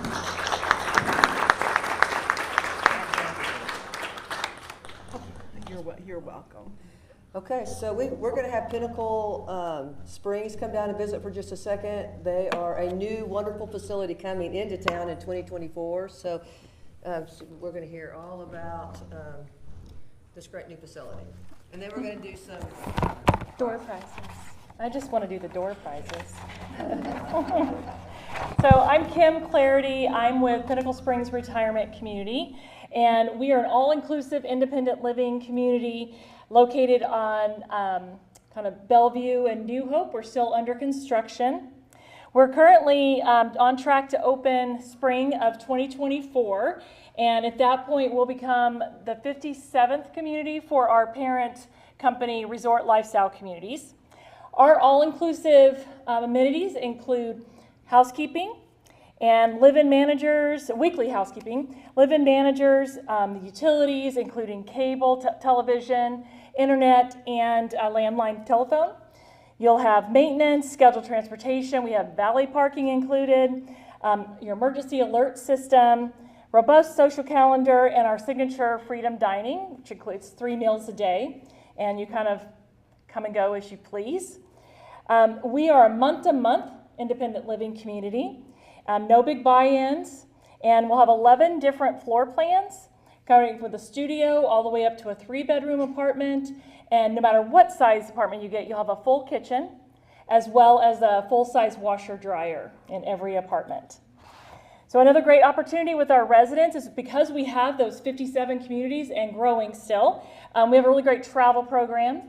So you can a resident could travel to any of our open communities and stay 5 to 7 days at a time for free. So our hope is that our residents can come in and we can provide them with a really active, engaging, independent lifestyle where they can be proactive with their health, both mentally, physically, and socially. So while residents can choose their own care provider, we are independent living, but you can have your care provider in there. You can have any services you want inside the community for you. We're also going to have a home care and a home health partner in-house. What that will mean is those partners, especially the private home care, will ask that they go from a 15-minute increment all the way to 24/7 care. So the really great benefit to coming into Pinnacle Springs is that you can come in and be as independent and get as little or as much help as you need to live there. So maybe you only just need med reminders, maybe you need help with a shower, maybe anywhere in between there. It's there and going to be available for you. So we do believe that experience and consistency matters. We have been doing this independent living communities since 2001 when our family-owned company opened Savannah Pines in Lincoln, Nebraska. We own the construction company, the development company, and the management company. So we do everything from the dirt up. Experience-wise, our current general contractor that's at Pinnacle Springs, his name's Toby. This will be his 6th community that he's built for us. So we do have another one here in Arkansas in Little Rock, Chenal Pines, and that's been open for a couple of years. So we're currently hosting monthly informational seminars. We kind of move those around throughout the area to really give you a lot of information about our resort lifestyle. And if you want any more information or just to talk with me or you have questions, I'm right back here next to Care Patrol. So stop by. I'd love to kind of chat with you a little bit and see if I can learn more about you. All right. Thank you. Don't leave. I get a few prizes. What's that? Okay, so I need to make one announcement, and that is in your bags. This is real important. So the state now is requiring us you have a evaluation form, and so the state is requiring us to send these back in. So if everybody that got one, if you would please fill out your evaluation form before you leave, and then you can just leave them on the front desk up there, and we'll pick them up. Okay, I forgot to tell you all that. Here, you can put it there. I can move my book. And if anybody needs one, I actually have one right here. There's one in your bag too. Yeah, they're in all the bags. Which one are we giving away? Are we giving away mine? Would you like to give away yours? Mm-hmm, yeah. This one right here? Yeah, it's heavy. All so right. this one is either an evening of Netflix and chill, and there's a Netflix gift card in there with some wine and some glasses, or a dinner and a movie. You can go out, so it's kind of a fun little gift. The last 4, is that what last you're doing? 4. 6049. 6049. Okay, I'll take it. Wait, I think that's my number. Is it? Wait, let me check. Oh, is it? It's mine. 6049, anybody? Do we pick again or just? Yeah, just pick another. Okay. Oh, yeah. Laya, okay. Oops, sorry. No, you're good. Grab another one. Okay.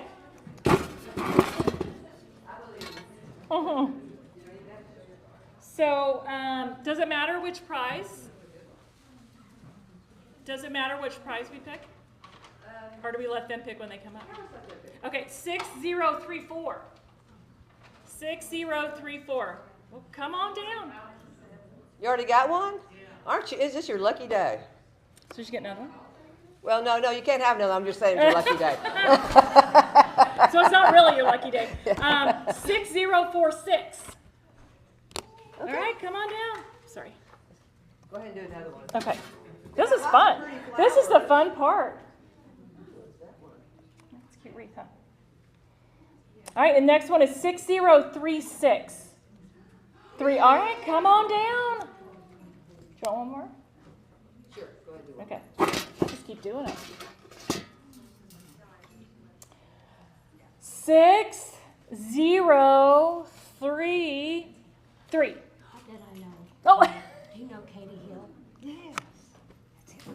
Okay. Thank you. You're welcome. So you can pick whatever you'd like. Okay, that's good. Okay. All right, I'm out of here. That's how we Thank get you to come back. That's See? right. So we'll do it beforehand last time, but next time. I couldn't get back my car.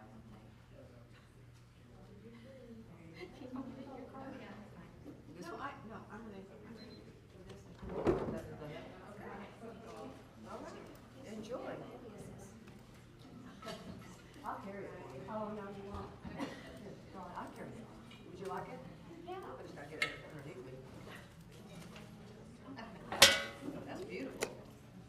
This is for the Lakeford, right? Yes. Thank you. You're very welcome. Are you going? You got some experience? And we're taking a break for a minute, right, Betsy? We're gonna take a 15-minute break, Okay. and then we'll come back.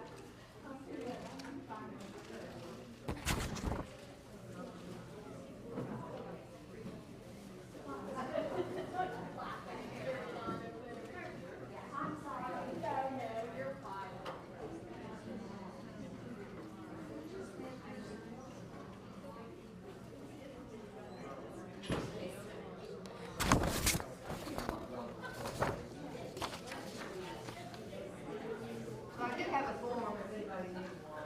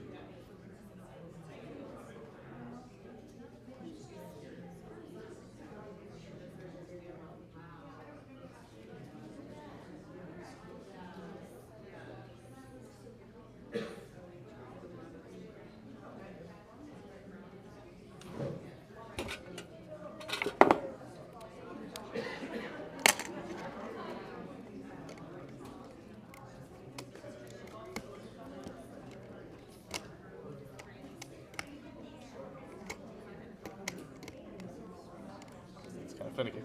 Yeah, so presentation updated at the bottom. Or next, yeah, that was the first one. Okay. And then the other one is the 2023 Medicare Made Clear, that one. Which one? So is this the first one then? That's the first one. Gotcha. That's the second one. Okay. There's a clicker here somewhere. Right. We'll go ahead and wire you up too. Yeah, which is the... I think it'll turn off the mics because they're hot. 1 second. Yep.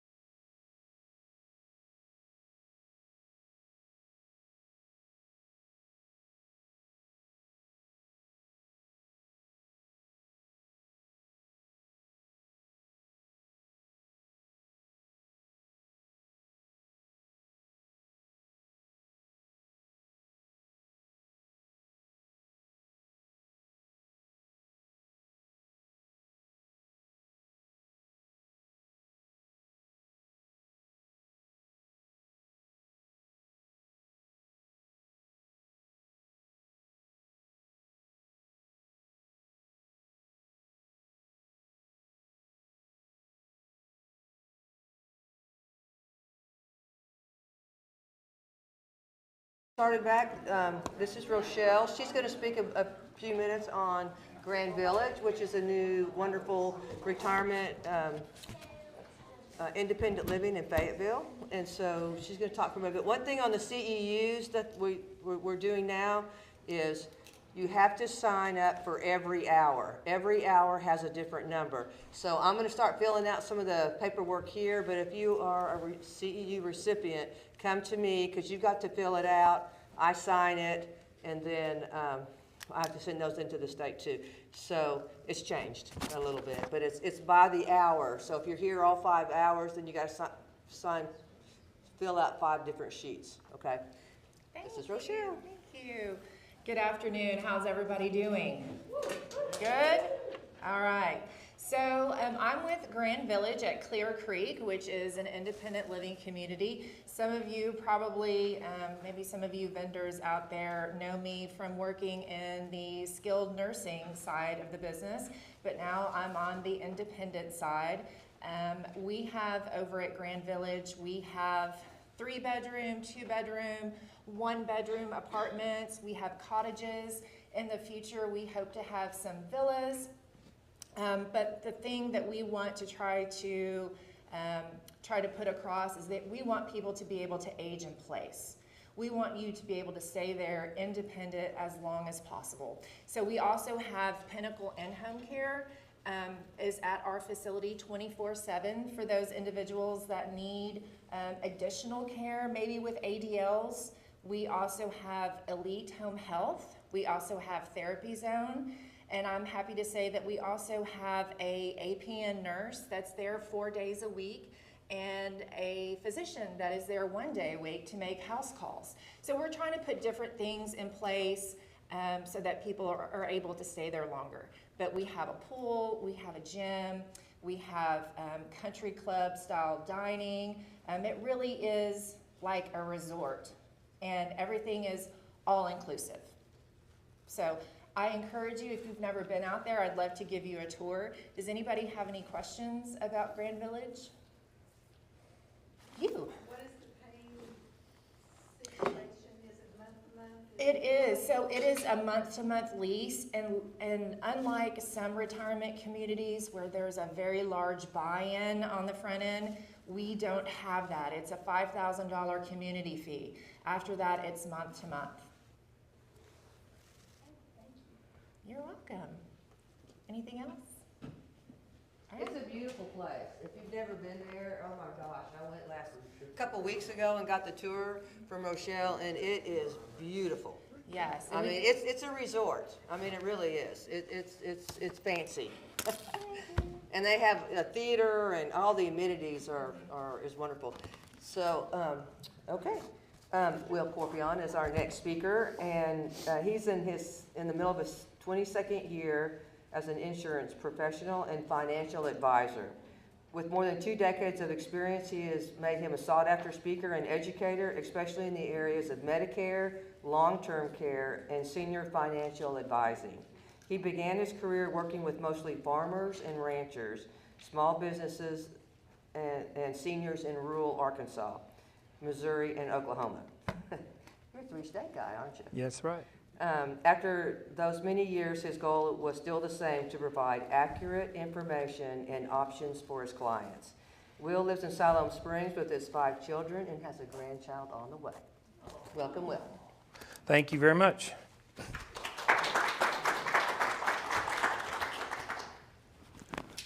Actually, and that's me, that's a 40-pound-to-go version of me. 40 pounds lighter today, thankfully. So, yeah, that's the kids, and the golden doodle, and the Pomeranian. That's my son, not pictured in the other, and my little daughter and his new wife, and that's my passions today: chickens and animals, cats, goats. We moved out in the country and have a garden and eggs and all of that. And that is my new grandbaby. And that is my new puppy. You can decide which is, no. This is Emma, and this is Norman. Doesn't he look like a Norman? Norman. All right, so what we're going to do today is just talk about how Medicare works. And some of the questions that are the most asked, are the most popular, I guess you'd say. If you don't have a book, raise your hand. We can get you one. A couple behind you. All right. So we can answer all these questions and more, and we do regularly. And let me say this. If you are with a business, social workers, care providers, if you want to do a version of this for your staff, we can do that easily, kind of a little brown bag lunch kind of a thing. I will tell you, one of the great frustrations in my professional life is that people who work with seniors know absolutely next to nothing about Medicare. A lot of them. And it causes lots of problems because, and the worst problem is, it upsets the client. It upsets the senior. They've already got enough on their plate to worry about. They don't need to worry about whether or not, somebody's telling them, oh, you don't have Medicare. Well, what do you mean I don't have Medicare? Right? And we'll get into some of that. So there's a little about me, 21 years in the business, independent agency, been in Northwest Arkansas since 2009. Prior to that, was in Northeast Oklahoma and here, but I live here now. I've been working here with the Schmieding Center now for 12 years. Now I think it's about a quarterly basis. We pick it up sometimes, but this presentation you're going to see, there is never a cost for Medicare advice. That is so critical. There is never a cost for Medicare advice. That's not just me, that's anywhere. It's against the law to charge people for Medicare advice. The information's out there in the public sphere. Therefore, to charge money for it is not only unethical, it's illegal, right? So people get worried about going to see somebody about Medicare because they're like, I don't know, I don't trust them, it's going to cost me. Never a cost. Always good to get advice from a professional. I've got a table out there for my contact information. New agent working with me, sitting right here, Mr. Eric Lozano. Eric shares my passion for Medicare education. He also is a very fluent Spanish speaker. And so excited to have him on board because that is the Hispanic community is very underserved. So let me switch computer presentations here real quick because I didn't set it up right to begin with. There we go. All right. You'll notice this says United Healthcare throughout. This is not a United Healthcare presentation. They got it approved. There's no product information in here. This is about Medicare. I could do this on my own, but it'd probably cost me $20,000. They give it to me for free, so I like their presentation. The book's really nice. It's easy to read. If you've ever gotten that Medicare and You book that's yay thick, seniors get it every year from the government, that's the most horrible publication known to man. So this book is way better, has way better, more concise information. So let's talk about Medicare. Federal insurance program for U.S. citizens and legal residents. Funded through your working years. It is individual health insurance. It is not free. It is not a family health plan. It is not Social Security. It is not Medicaid. A lot of people get confused that Social Security and Medicare have to be like attached at the hip. The only reason they're ever attached is because Medicare will take out your $164 Part B cost from your Social Security check. But other than that, you can get Social Security starting at age 62 or younger than that if you're disabled. You can't start, unless you're disabled, you can't sign up for Medicare until you're 65. And as most of you probably know, the retirement age is ticking up. People born in 58, full retirement age is 66 and 8 months, I think, or 10 months. Anyway, it's going up to 70.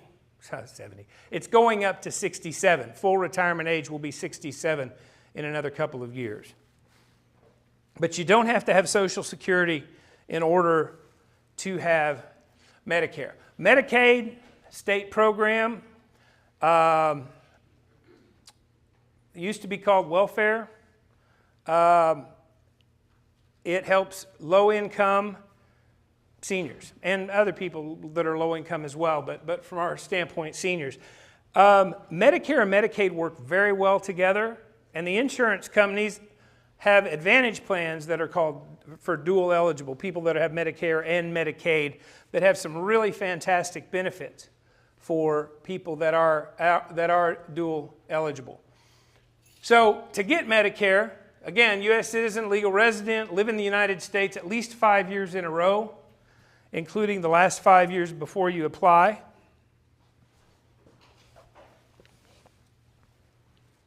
Just found somebody's glasses. Anybody missing their glasses? Anybody can't see this? I found your glasses. Sorry, squirrel.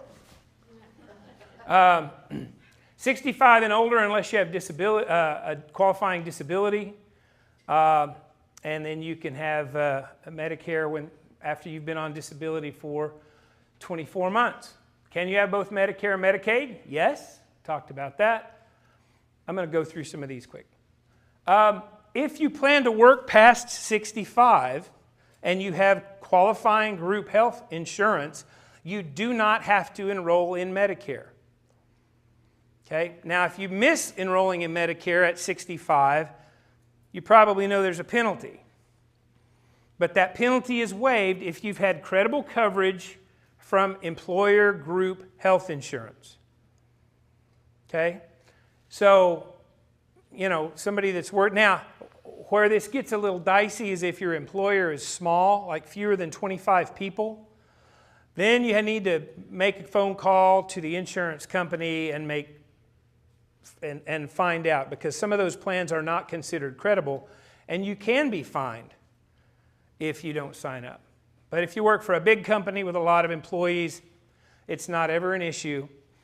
When you're ready to sign up for Medicare, say at 70, when you're ready to retire or whatever, you fill out a couple of forms. One of them your employer signs off on. You take them to the Social Security office. They waive the penalty. You enroll in Medicare, and you're off. It's pretty easy. The key there, though, is to get those two forms filled out and turned in. And I always tell people, don't mail them. Get them in your hand and drive them down to the Social Security office and physically hand them to somebody so you know they've received them. All right? Because it's all time sensitive. Medicare is very time sensitive. You don't want to take any chances on missing a date, because if the window shuts, it may not open for another year. Okay? So you want to make sure you're doing things in a timely fashion. Yes.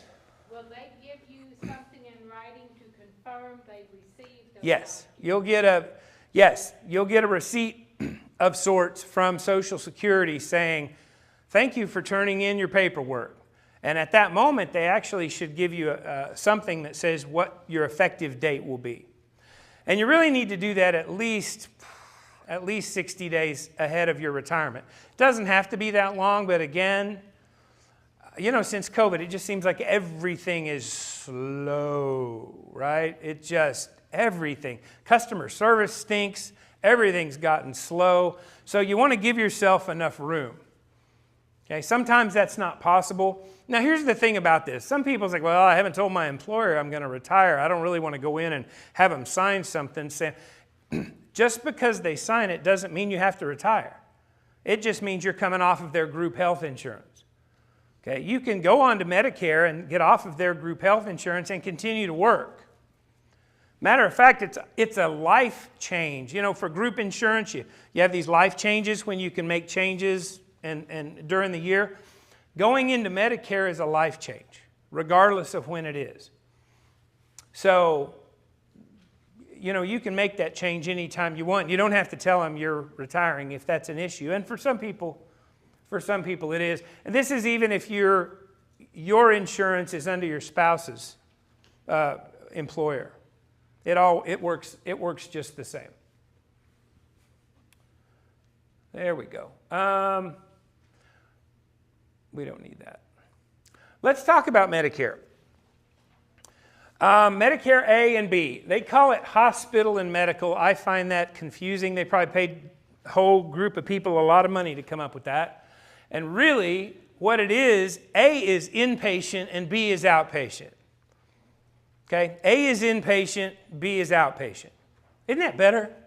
Why don't they just put that on the card? That makes so much more sense. What's the difference? If you ask somebody, what's the difference between hospital insurance and medical insurance? It'd be like, sounds the same to me. But with Medicare, inpatient, outpatient. Medicare A, what does it cover? Well, again, inpatient, hospital, room and board, meals, ICU, prescriptions in the hospital, labs, x-rays in the hospital, MRIs, CAT scans in the hospital.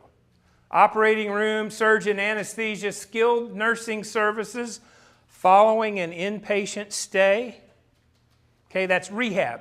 That's not nursing home. That's not convalescent care. Let me be more specific. That is short-term rehab. Hospice. Hospice is always covered by Medicare Part A. Even if somebody has an Advantage plan, hospice is always covered by Medicare Part A. Part-time skilled care for homebound after a qualifying inpatient stay, that is so important. And rehab services, again, after a qualified inpatient stay. That's kind of the key there. Fast facts. Premium free. If you and your spouse have worked, or if you or your spouse have worked 10 years or 40 quarters, doesn't have to be consecutive, Part A is going to be no cost to you.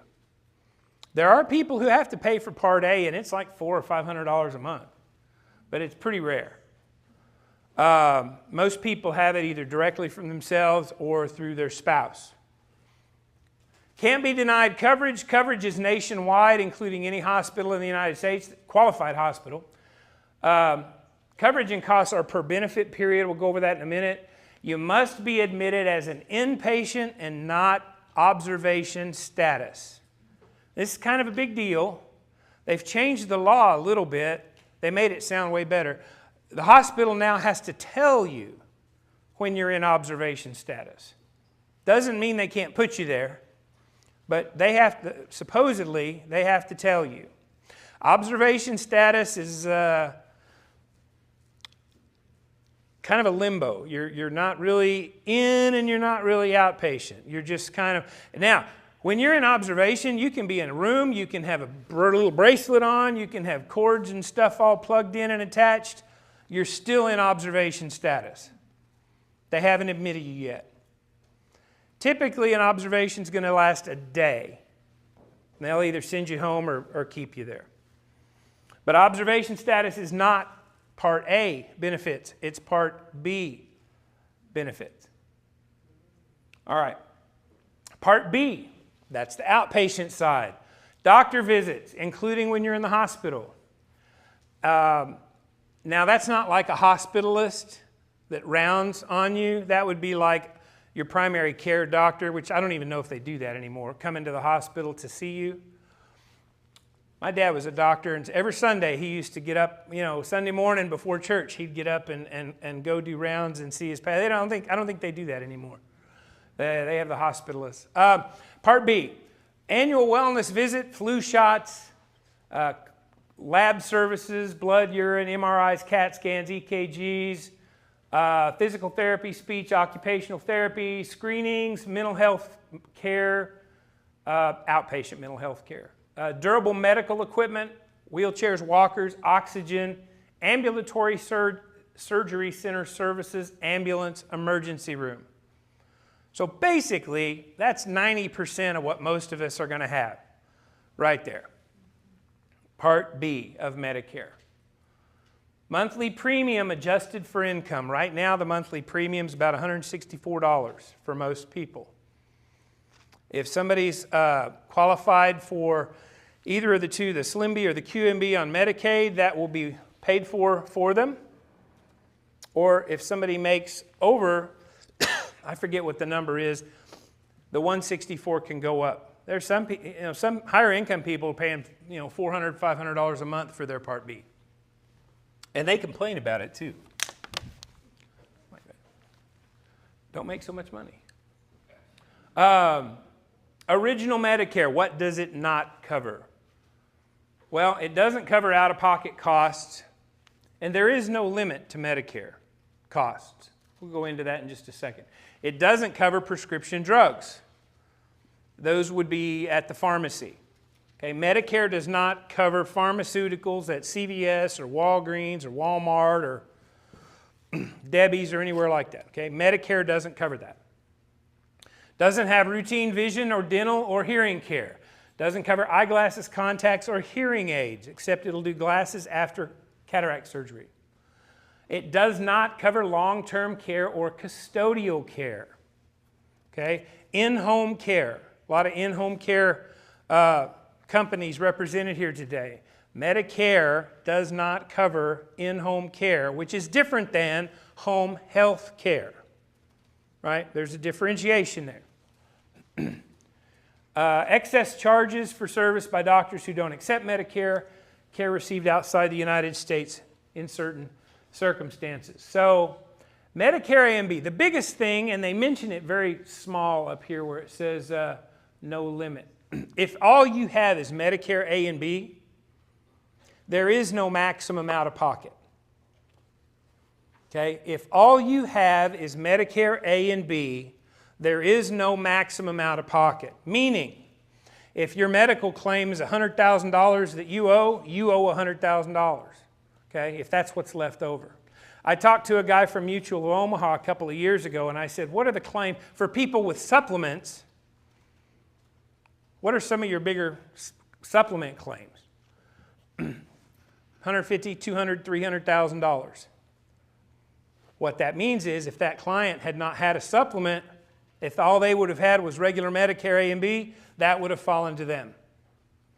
There are a lot of people that have Advantage plans that when they go into rehab or certain clinics or whatever, are told by well-meaning people in the business office, you don't have Medicare.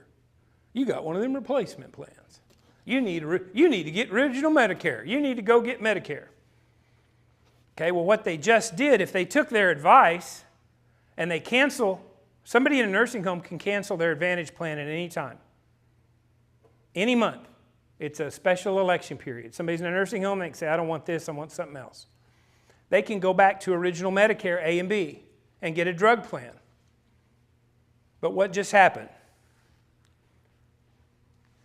They have no limit now on how much they can be charged medically. Advantage plans, for all the things that are great and bad about them, all have maximum out-of-pockets of somewhere between around $3,500 and $7,000. Max out-of-pocket. That's the most it will cost that person in that calendar year. Okay? So when somebody gives somebody advice, hey, go back to original Medicare, you don't want that Advantage plan because we don't take it and we don't like to deal with it and it costs us time and money to, bill it and all this other, right? Hard to deal with. Go back to original Medicare. What you've just done is told them to go back to a plan with no limit on their out-of-pocket. Happens a lot. Happens a lot. Get off my little soapbox there. All right, this is on page 7, I believe,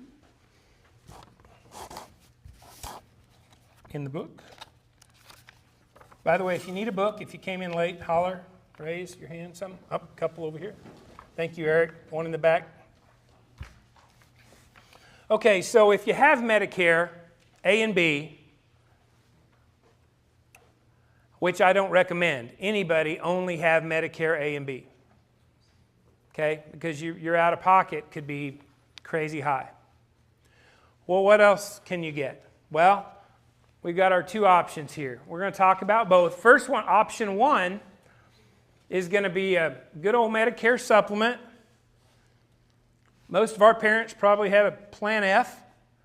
That was kind of the big deal all through the 80s and 90s, early 2000s, Plan F. They've done away with Plan Fs now for most people.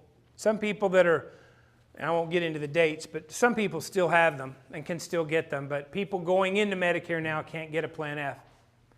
But a Medicare supplement is a private plan, private insurance company, and it does just what its name says. It supplements Medicare. So we saw those things on the screen a minute ago about what Medicare covers. Okay, Medicare never covers 100% of anything. There's always some left over. Sometimes it's a copay of some sort. Sometimes it's a percent. But it can be anywhere from a few dollars to $100,000. Your Medicare supplement is going to pick up and pay what Medicare approved but did not cover. Okay, Medicare didn't cover it all. So as long as Medicare approved it, the supplement comes in is going to pick up most or all of what is left over. Yes, ma'am? Can you give an example of something Medicare would approve but wouldn't pay? Well, yeah, like a 20% co-insurance. I mean, they might pay part of it, but there's some of the bill left over. So Medicare might pay $800 on a $1,000 bill. Well, that leaves $200. So the supplement then, in that case, would come in and pick that up. Now, there are different supplements, and I'll show you a screen here later that's going to, there are a bunch of them. And they all have different things they pay and percentages and this and that. The thing to know about option one is there is a premium, a monthly premium that comes with this side of the ledger. Okay? A supplement is going to run anywhere from, let's just say, $100 bucks a month to $200 a month. Some people have had supplements, the same supplement for many years. My mom, for example, has a supplement. She lives in Kansas City. She's almost 80. I don't even discuss trying to change it because that's what she loves, and you know, she clings to it and uses it. But it's almost $400 a month for her. But again, she uses it, and I'm not going to bother that because I know what that would lead to in my life, right? So now a supplement picks up what Medicare approves but does not cover at 100%, right? Okay, prescription drugs, not covered by Medicare, right? We talked about that a minute ago. So if prescription drugs aren't covered by Medicare, your supplement's not going to cover them either. Okay, because Medicare has to cover it and approve it. All right, so where do we get our drugs? Well, we get a standalone prescription drug plan. A Part D plan, Medicare Part D, prescription drug. And that's a separate plan. Often, almost always, these are not the same company. Okay? This could be Mutual of Omaha, and this could be Blue Cross. Or this could be Blue Cross, and this could be United Healthcare. Humana, it doesn't matter. They don't have to be the same. Now, if you add both those premiums up, and it's different for everybody because everybody takes different drugs and costs and all that. You know, I generally tell people when you're budgeting, figure at least $200 a month over here. Now, that's high for somebody going into Medicare. It'll probably be closer to $150. But it's going to go up every year. So if you're budgeting and making a budget for, 5, 10 years down the road, let's start at $200 in our heads, and hopefully that'll get us down there. It could be less than that, like I say, to start, but they do go up every year. So we're going to spend a little more time on that in a minute. Now let's go to option 2. How many commercials have you seen that say, are you getting all the benefits you deserve from your Medicare? I'm Joe Namath. I was famous once. Now I'm selling Medicare plans. Or JJ Jimmy Walker, right? Dynamite, right? Okay. All those commercials on TV, that's this right here. That's this. That's Medicare Part C, also called Medicare Advantage plans. I'm going to be real honest with you. These things came out in 2006. I've been doing this since 2002. So before even drug plans and advantage plans. When they first came out, I hated them. They were horrible. And they were, because nobody knew how to deal with them. Remember when Obamacare came out the first year or two? Was a friggin' disaster. The computers didn't work. The doctors didn't know how to use it. It was just a disaster. So that's kind of how it was from 2006 to about 2008. And then the government just completely shut them down for a period of about 6 months. Just said, can't sell them anymore. And they went back and they retooled all their marketing because they had a bunch of unscrupulous agents that were going and telling Granny that they're going to get her a plan for $0, and now she can take that $300 she was paying for her supplement and buy life insurance or buy an annuity or whatever, right? It was all sorts of that kind of just nastiness going on. And so they put the brakes on it. It came back with a whole bunch of marketing rules. And now I'm also a financial advisor. I go through more training and more, what would you call, thumb, heel on neck, right? Thumb on head with Medicare Advantage than I do on the financial service side. It's way more regulated, a lot more training, and it's a pain, but we do it because we love our seniors, right? So Medicare Part C. Medicare Part C, Medicare Advantage plans take all the benefits that we saw a minute ago from Medicare A and B, and they mash them up into one plan, and that's the plan. But they have a lot more benefits as well. The floor of every Advantage plan is exactly how Medicare would have covered it under Medicare A and B. Does that make sense? The benefits of Medicare A and B and how Medicare would cover and pay and everything, that is the floor of every Advantage plan. Now, most are significantly better. Like I said, that's the floor. They've also added things in these plans like vision, dental, over-the-counter money. Some of them will pay, $40, $50, $60 a month, give you a little card to use to go get vitamins and other over-the-counter things. Some have what's called a flex card. Now, this isn't necessarily right here, but around the country, that'll be $300, $400, $500 that you can use to supplement the dental, the vision, or even go get gas or pay a bill. When these first came out, and really until just a few years ago, the biggest knock on an Advantage plan was, was this, the networks, right? Because what's the one thing everybody says? I don't go see my doctor, right? I don't go where I want to go. Used to, these Advantage plans, most of them were HMOs, and even the PPOs, there were a lot of providers that were not participating, were not involved. That's not the case as much anymore. There are still some doctors that don't take them. The vast majority do. A lot of people have these HMO plans.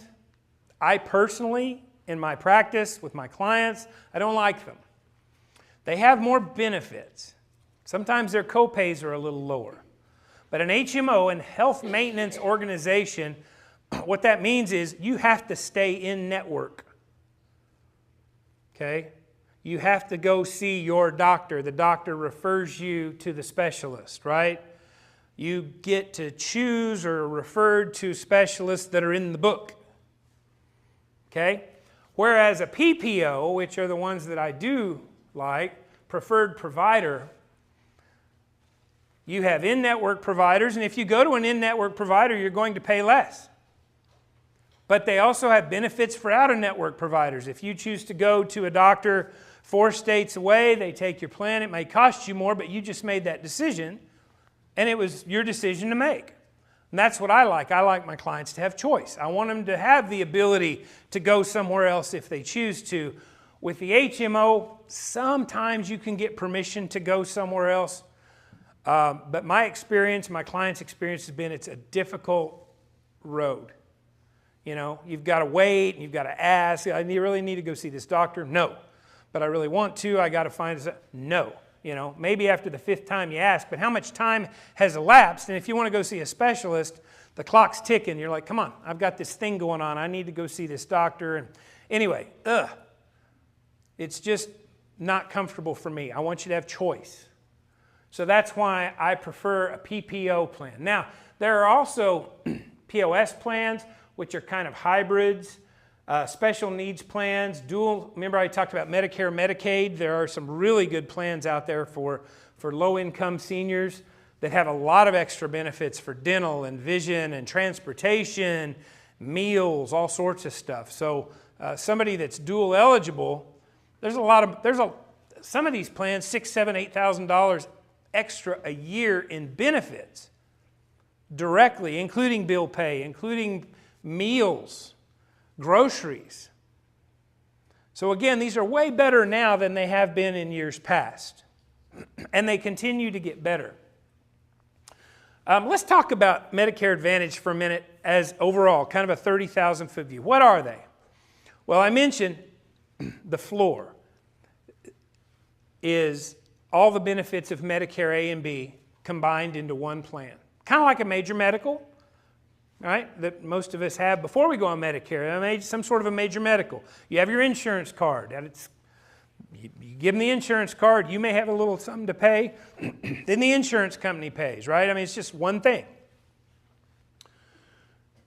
The advantage most Advantage plans have, and the one thing that people really love about them, is that most of them won't cost you anything per month.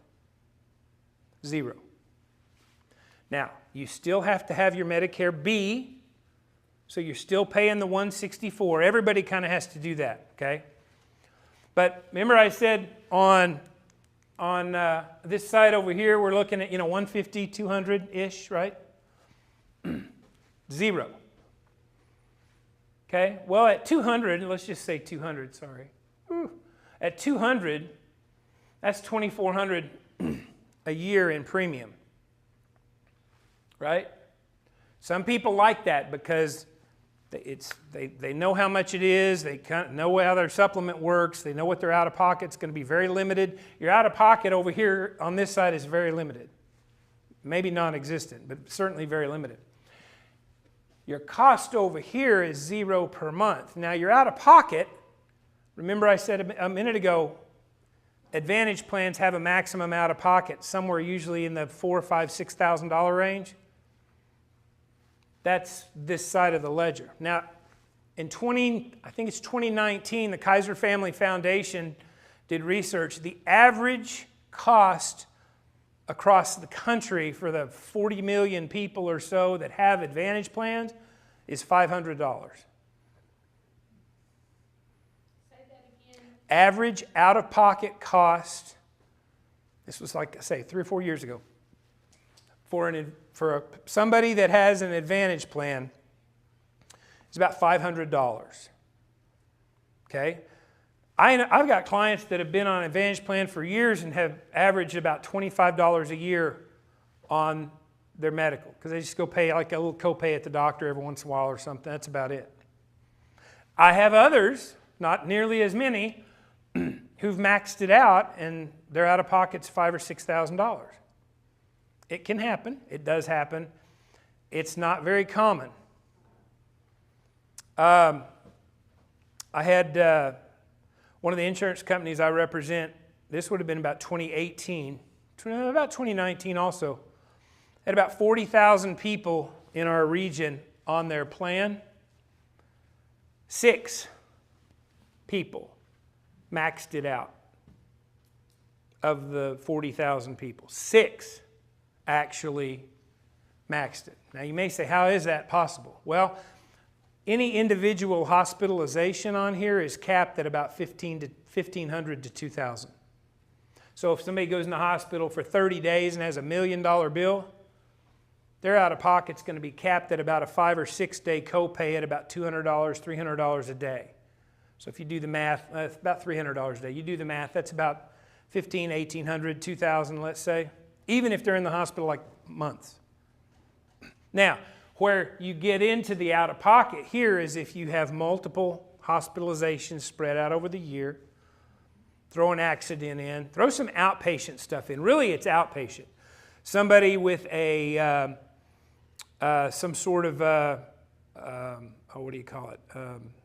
Like a rheumatoid, one of those deals where you have to go to like Highlands Oncology and get infusions regularly. Well, those are about, $200, $250 a pop. Well, if you got to get, one of those every 2 or 3 weeks, you can see where it's going to add up, right? But that's not common. The most common is really probably what they say the national average is, about $500 per person per year in out-of-pocket. So somebody that is healthy, well, you don't have to be healthy. I shouldn't say that. What kind of people in my practice buy these? People that have a lot of money, people that don't have any money. People that have super great health, people that have really crappy health. So basically it's an individual decision. The other thing that's the advantage, besides the fact that most of these cost $0 per month, is it includes your drugs. So your prescription, your Part D, over here it's a separate piece, right? It's included here. And then the other thing on top of that that's the advantage is they build in these extra things like dental and vision and hearing aids and your fitness, your silver sneakers or silver and fit, transportation. There are some now that actually have in-home care benefits. That's a thing starting about 2 years ago. It's really not here yet. Those commercials that you see, all those benefits they talk about, that's available nationally. But that doesn't mean they're available in a plan in your area. And that falls under Part C? Yes. Yeah. So what is the key? How do you know which plan? That's really kind of get down to it. The single, if you don't remember anything else I say today, besides that I have chickens, you got to remember that. The other thing I want you to remember is that the 3 most important things are drugs, drugs, drugs. In that order. Okay? The prescription drugs you take. Why? Because that is a known cost at the time you sit down to get the plan. Okay? You've got to have a plan that's going to maximize your dollars, save you money best as possible for the drugs you take. Can't worry about an accident we might have in 6 months, or a drug we might take in 3 months, or a surgery we might have in 2 years. The drugs you take today are the single most important factor in determining the plan. So when you sit down with somebody, an agent or whoever that's going to help you with this, or you're going to do it yourself, you got to make sure you put all your drugs in and then look at the plans. Now, that's all done on a website that's free for you to use called Medicare.gov. Medicare.gov. We make sure all our clients have an account with Medicare.gov. It tracks, actually, as you have Medicare, that site keeps track of the medicines that are purchased through your Part D plan. So it makes it real easy for us. When you're, at our appointment, we log in and we say, okay, these are the medicines you're taking. We adjust those, make sure it's exactly right. Then we pick a pharmacy or 2 or 3 that you kind of go to, because that can make a difference too in cost. And then we say, okay, show us all the plans. And when it spits the plans out, it's going to do so in order of lowest cost to highest based on the drugs you take. Okay, because we can't know what our, now some people know because you have like CPAP machines and there's certain things that you do. But for the most part, you don't know what you're going to have in 2 months, 2 minutes, let alone at the end of the year. But you know what you're taking now, you know the drugs you're taking now, so that's why that's got to be the most important thing. Always get the drugs right. If you sit down with somebody and they're trying to sell you an insurance plan, and they go at the end of it, oh, by the way, let me see the drugs. No. That's got to be up front. Okay, that's got to be up front because that's the factor that's going to send you down whatever road you need to go down. Talked about that. In order to have an Advantage plan, you've got to have Medicare A and B. And you've got to live in the plan service area. The plan service area can be as little as one county or as big as a state. But if you go from a plan that's available in Washington County, Arkansas, and you go to Pulaski County, Arkansas, that plan's very likely not going to be there. Why? Because of the networks. Okay? Because of the networks. Healthcare costs are different. Now, they may not be that much different between Little Rock and here, but I guarantee you they're very different between, you know, Springdale, Arkansas, and Chicago, Illinois, or Miami, Florida, or heaven forbid, San Francisco, or LA, or New York, or Boston. Healthcare costs there are going to be a lot higher. So that's why when you move, you get an opportunity, 60-day window to change plans. Or when somebody moves here, they have a 60-day window to change plans, whether it's a drug plan all by itself or one of these Advantage plans. You cannot be denied coverage based on your finances or your health. You could be sick as a dog. You could have cancer, leprosy, whatever. And anybody ever get that anymore? I don't know. I read that. I don't think so. I had bad acne once, but not anyway. All right. You can't be denied. Doesn't matter. When we have our annual election at the end of the year, I've written policies for people in the bed at a hospital, at the VA hospital last time. So it doesn't matter. They can't be excluded. You may be required to use providers and pharmacy networks. Absolutely. It says may there, but you know, if you're going to want to save money, you're going to want to go where everything's the cheapest. And again, that's a calculus that we make on the front end before we choose the plan. Coverage and costs vary by plan, and they may change every year. They do change every year. We're just now starting to get some little tidbits of information about the plans for next year. They change. Drugs go in the formulary, out of the formulary. Doctors may come in or out. Hospital systems may come in or out of a network. But you do have that information. When you have one of these plans, you get a booklet in the mail in the end of September called an annual notice of change. And it says, okay, your plan looks like this year, but this is changing. You know, this benefit is this now, but it's going to be this. You know, and you can just look right across the line and, oh, okay, it looks pretty good. Looks like my benefits are about the same. I want to keep it. That's all you do. And then you keep it. And you don't do anything, and it just rolls to the next year. Or you're like, wow, these benefits are kind of different. This drug's not covered very well. I need to look at another plan for next year. And that's when you pick up the phone and call your agent or whoever's helping you. And then you evaluate the plans. Yes, ma'am.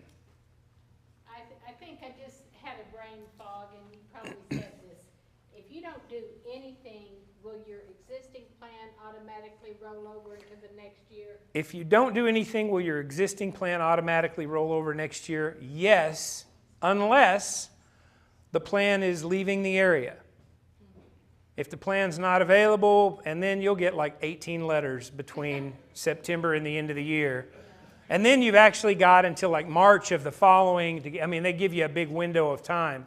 And if you miss that, you're just not paying attention. But for the most part, yes, if you like what you've got and it's going to work for next year, it rolls on. This is big right here. Annual limit on out-of-pocket costs for covered services. One of the reasons that Medicare Advantage plans are kind of really exploding right now, and they are, the benefits are getting better, more and more people are getting in, is because people that are aging into Medicare right now have been on Obamacare for a decade plus, and even group health insurance. And what have we seen? Costs are going up, but what else? That maximum out of pocket. There are some Affordable Care Act plans, your max out of pocket, $16,000, $17,000, $18,000. Right. And that's after like a $7,000 deductible.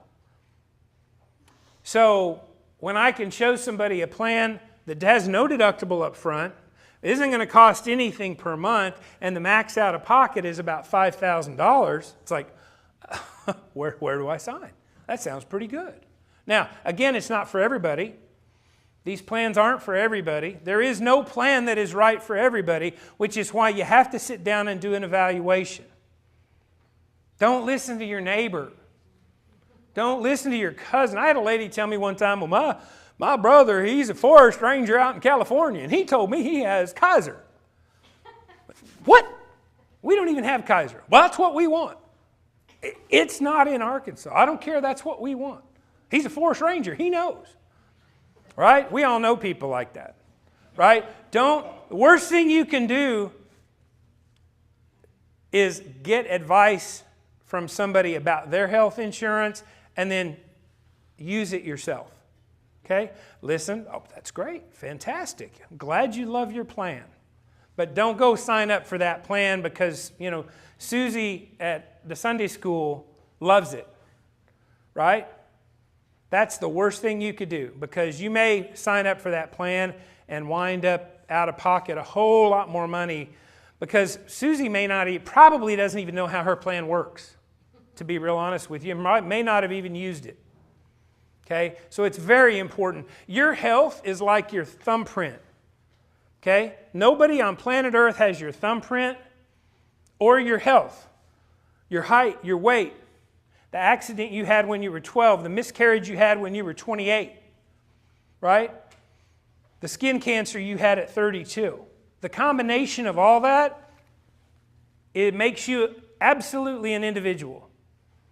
So you really, really need to make sure that whoever's helping you, or you're helping yourself, that you pay attention to that so you get the right plan.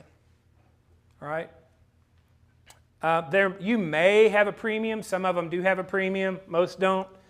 You must continue to pay for your Part B premium. Now, I've only got about 5 minutes left, and let's talk about Part D. Part D is drugs. Now, remember I said they're included on the Advantage plan, and it's a standalone on the other one, right? Those both work exactly the same way, whether it's in the Advantage plan or whether it's a standalone, right? They work the same. Okay, they work the same. The government tells the plans what kind of the minimum threshold is. Like you have to have at least one or two drugs, I don't know exactly what it is, at least one or two drugs of every category on every plan, right? So you can't have a plan that doesn't have antibiotics on it. That makes sense, right? So you have to have, and that's like the minimum standards. Now, there are about 35, 39 drug plans in our area. Some companies will have 3 drug plans, kind of a low, middle, and a high. Well, how will we know which one to pick? Well, we plug our drugs in, and it's going to tell us which one's going to probably be the best for us. Okay? It depends. Again, thumbprint, everybody's different. Everybody takes different medicine. Husbands and wives, your Medicare's separate, your Social Security's separate, your health is separate. You probably need separate health plans. Well, we want the same thing. Well, you really don't, because this one's going to cost you $5,000. It's not going to cost him anything. Oh, you're right. Tiers. I think everybody kind of understands formularies and tiers. The formulary is the list of drugs that's covered by the plan. Every plan has a different formulary. Again, drugs, drugs, drugs. Tier 1s are your generics. Tier 2s, generics but a little more expensive. So we're looking at, between Tier 1 and 2, a lot of companies don't even charge for them. And if they do, it's just a couple of bucks. Tier 3 are going to be your preferred brand drugs. Who prefers them? The insurance company. Why? Because they get them cheaper. They have a contract with the pharmaceutical company to get those cheaper. So those are usually going to be $40, $50 your cost. Tier 4s, about $100 a month your cost. Tier 5s are specialty drugs, and those can be real expensive. We don't like those. We don't want to take those. Okay, donut hole. Who's heard of the donut hole? All right. So some plans have a deductible up front. $200, $300, $400. These are all calendar year, by the way. So We're going to start right here with every plan, and that's January 1. Some plans have an annual deductible you have to meet before the plan starts kicking in. Some don't. Again, that's a function of the plan. Initial coverage, $46.60. When you hit $46.60 in initial coverage, you go to the donut hole. Well, what does that exactly mean? Think of this. There's two, each year in January 1, everybody has two cash registers. One keeps track of the total cost of the drug. One is how much you pay. Okay? One is how much you pay out of your pocket. The other is the total cost. So when the total cost of the drug reaches $46.60, you go into the donut hole. Well, let's say you take a drug that's you pay $5 for it, but it's a $100 drug. Your cash register's $5. You paid $5. Total cost is $100, right? Well, if you paid $5, the insurance company paid $95. This is the cash register, the total cost that we use to arrive at this number. Okay? Total cost of drugs. It's very confusing for people. Let me tell you, the first 2 years this came out, in 2006 and 2007, the people training us on this didn't understand how this worked. I'm not even kidding. It was unbelievable. You couldn't get a straight answer. So you could take one drug that's like $400 a month. Maybe you pay $40 of that, right? At $40 a month, in December, that one drug, or $400 a month, in December, that one drug has put you in out of here and starting to go into here. Now it's December, so we don't care because January 1 it starts over. But that's only one drug. What if you take 10? Okay, remember, we're on a calendar year. This is January 1st for everybody right here, unless you don't have a deductible, and then it's here. But everybody starts here. Now, some people may end up here at the end of the year. Some people may be here in February. I've got clients that are here in January and February. Again, it's individual. So the key here is the drugs you take and identifying those costs on the front end and finding the right plan. And sometimes there's not a right plan. Sometimes they all suck and you're just going to have a high bill for your drugs. And I'm sorry to say that, but that's just the way it is. Sometimes we know little things we can help mitigate. GoodRx is a good way. If you're not using GoodRx, the GoodRx app, GOODRX. Sometimes a cash price can be cheaper than if you run it through your insurance. You just got to be a good consumer. Keep in mind the people designing all this are probably 30 years old. Seriously. They think everybody understands the computers and apps and how to do this and how to do that. And they're all, woo, all the information's out there. All you got to do is log on and get it. Well, if you're 85 years old with dementia and don't have anybody in your corner helping you, fat lot of good that does, right? And that's the real issue here with all this. That's the real problem. And what do they say there? By the grace of God go I, right? I'll be there one day, Lord willing. Ripe old, age. Hopefully I'll be there here, but I may not be. This kind of stuff's hard sitting here, right? Most of us have our faculties. I'm not sure about myself sometimes, but can you imagine trying to do this when you don't even know how to use a computer, right?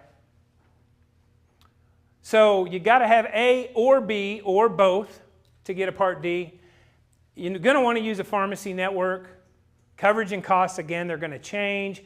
There is a late enrollment penalty if you don't enroll in a Part D plan when you're first eligible. A lot of people don't. I don't take any medicine. I don't want one. Now, if you're on an Advantage plan, you don't have to worry about that because it comes along with it. I had somebody come in my office last year. They've never had one, and she's like 80. So, she was paying like 3 times the premium in penalty. So there are some cheap ones out there if you don't take drugs, like $6, $7 a month.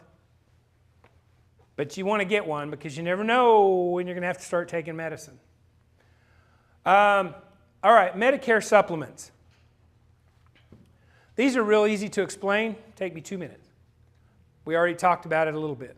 A supplement supplements Medicare. Your supplement picks up where Medicare leaves off and pays all or most of what's left. You're going to pay a monthly premium for your supplement that's going to probably go up every year 5 to 15%.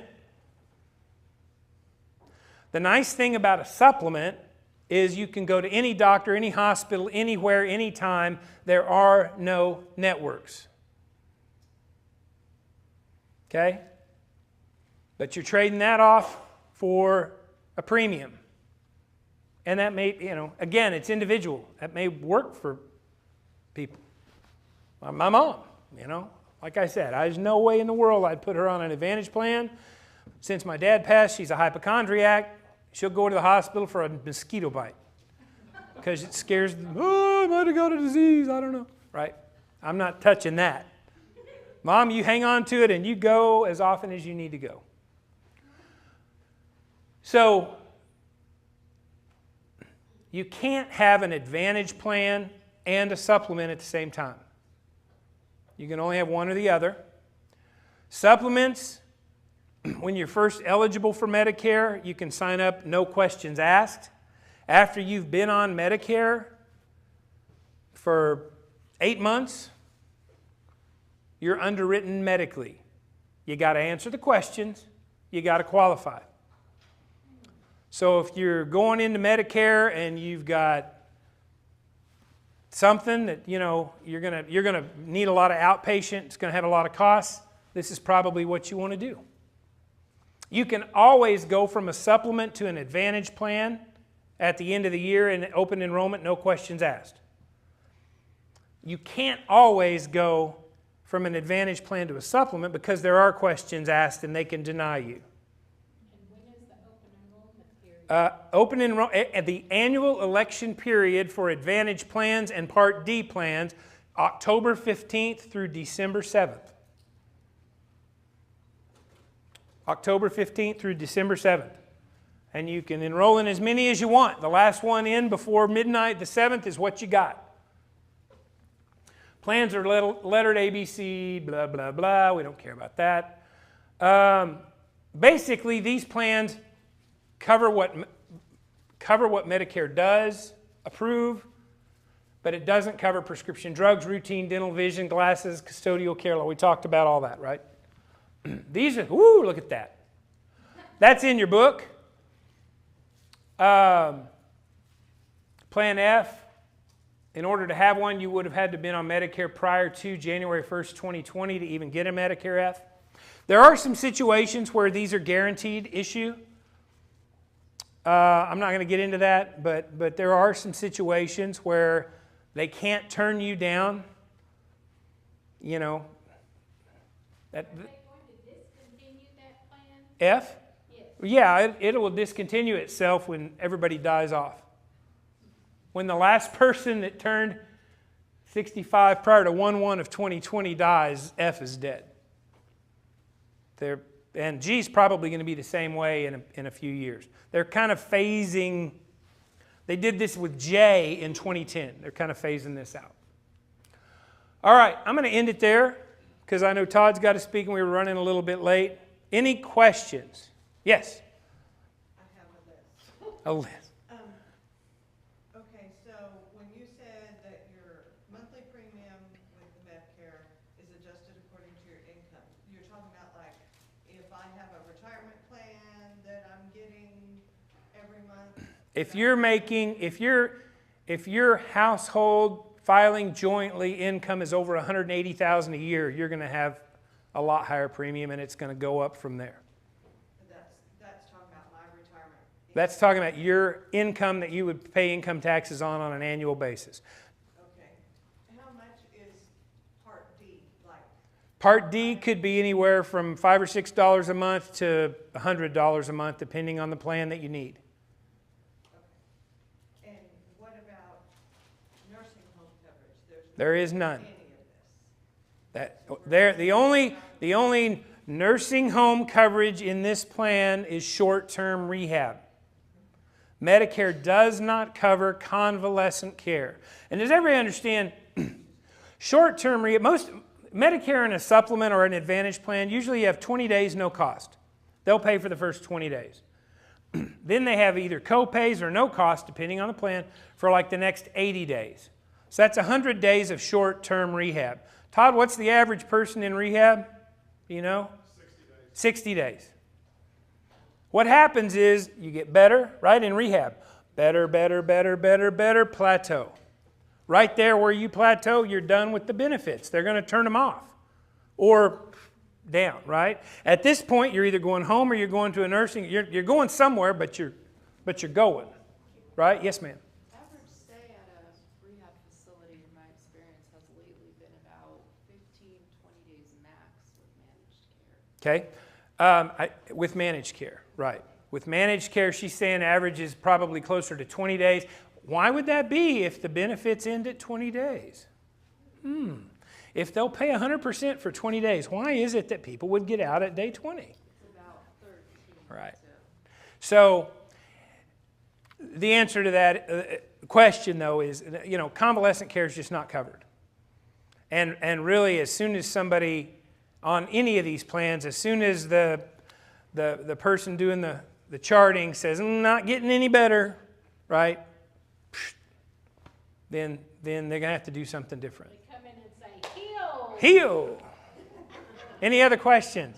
Yes, ma'am. To clarify on the donut hole, when you hit the donut hole, are you then paying the total cost? Great. I'm sorry I didn't cover that. Yes, so the question is, what happens when you get into the donut hole? The costs, some of the costs will go down. Generally, you're going to pay about 20% of the cost of your higher cost medicines. Now, I'm so sorry I missed that. All right, donut hole. Remember $46.60, this cash register. After that, we go in the donut hole. Now, you may have paid, of this $46.60, you may have already paid $500 or $600 of that, right, in copays. That counts towards this $7,400 out of pocket. That's for this year. That $7,400 is more than most Advantage plans max out of pocket for your medical. Again, drugs. Get the drugs right. You can spend more on your drugs, probably will, than you do on your medical. Once you're out of pocket, this $7,400 is your money out of your wallet, out of your purse, out of your bank account.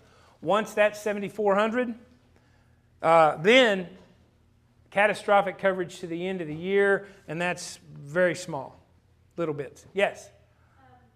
I work for inpatient rehab, so we work with all the different plans too. And I just signed my mom up to Medicare, and I think she's doing ADP. I'm not sure. It took me forever to go through all of it. It's expensive. It's about $300 a month. But the reason I did that was having worked in post-acute care. Like this month alone, I had 8 denials from an Advantage plan for care, even though the physician approved it, even though therapy recommended it. They said this isn't, the doctors argued. They said no, this isn't the level of care you needed. So, I mean, you have to kind of, I think also, like with my parents, they have a lot of pre-existing conditions and nothing. So with them, I knew that, and thankfully I did because I signed my father up, and he had to go recently into a skilled facility, and I knew it would be covered. So the biggest issue with Advantage plans is the transition from inpatient to rehab. Okay? Raise your hand if you've been there. Now, in my experience, and I'm not going to mention company names, it varies by company and it varies by HMO and PPO and the other. Okay? So it's not across the board. But even the companies that I write a lot of business with and seem to do better almost always deny the first one and approve on the second. But the stress from the phone, on the end of the phone when they call me saying, Mom was just denied, it's Christmas Day, they want her to go home, we have nowhere to take her. I've gotten that call many times. almost always within the next 24 hours, 48 hours, it's approved. But what you just said a minute ago, managed care. Advantage plans are managed care. They're managed more than Medicare. Now, Medicare still is in charge and all that, but they are, what you say is valid. I will say I've not ever had, that I'm aware of, I've not ever had somebody in a situation that was completely medically necessary that we didn't get it worked out. That's not to say it hasn't happened or won't happen or doesn't happen. Okay? And again, it's by company. Some companies are brutal on that. All right, I'm going to be out here afterwards. I'm sorry, Todd, I went long. I'll be out here at the table afterwards if you have any other questions. Thank you all very much. I appreciate your time.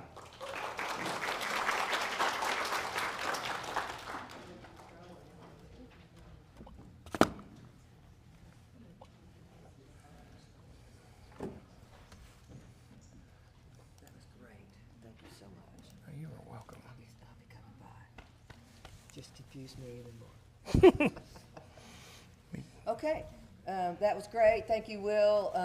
Always a pleasure. Oh, there you go. Always a pleasure listening to him because he's funny and he makes it interesting. So, but I'm turning 65 this year, so I was hanging on every word. We have the Langford. Jennifer is going to visit. This is a wonderful independent assisted living and memory care in East Fayetteville. So she's going to talk to us a little bit about that. Okay, fantastic. Can you guys hear me? Nothing makes me nervous in this world except a microphone. So thank goodness my voice carries pretty well. Will, great job. He's the only person that I know that can talk about insurance and make it interesting. I do need to know why you have a beef with San Francisco, though, man. I love San Francisco. I left my heart there. Like Tony Bennett passed away today, so that was my tribute to Tony Bennett. Yeah, he did. 96 years old. Wow. Alzheimer's. Yep, he was released today. So we are from the Langford. We are independent living, assisted living, and memory care. We're the only community with this business model in Washington County. If that's not correct, somebody please correct me. However, wanted to let you guys know that our independent living is not open yet. It will be open in about 60 days, so we're really looking at October for that. Just for frame of reference, you do get choice of the caregiving companies. We'll give you a list of companies that you can call, so that is completely up to you if you do need a caregiver while you're in independent living. We will encourage you to make those transitions into assisted and memory care when the time is appropriate for you. One of the other advantages to our independent living is going to be that you get priority in our assisted living and memory care. So our assisted living and memory care are 100% full with a waiting list. So it's kind of hard to get in with us. So if you start out with our independent living, then you've got a guaranteed spot into the AL or MC. Our building is newer. It opened in November of 2019. All of these communities that you guys have been exposed to today have amazing, beautiful buildings and great staff. I would encourage you guys to shop around. Always go around, look at other communities. The two things I would ask you to look for is the staff happy and are the residents happy?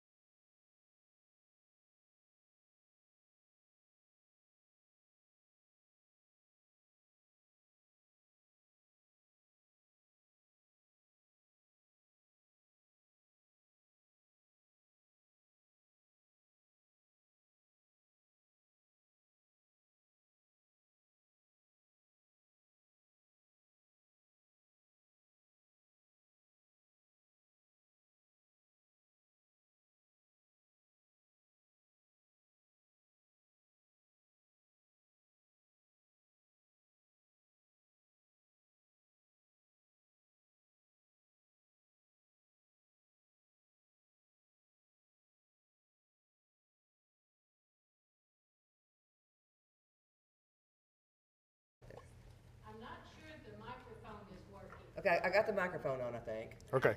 Okay, so, we need his.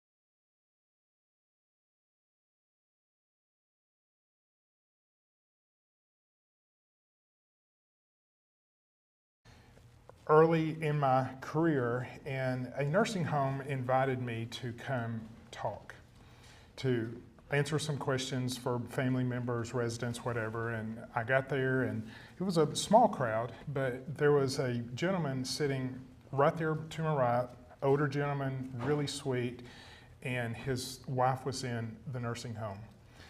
And I did my presentation, and during this presentation I talked about most things elder law, but the things that I concentrated on was the fact that the Medicaid rules allow a single person to go into a nursing home and we can protect about half of their assets, sometimes 2/3, maybe 3/4. And then I talked about how with a married couple, when one spouse goes in, one spouse does not, I can protect almost everything, okay? Up to nearly $1 million.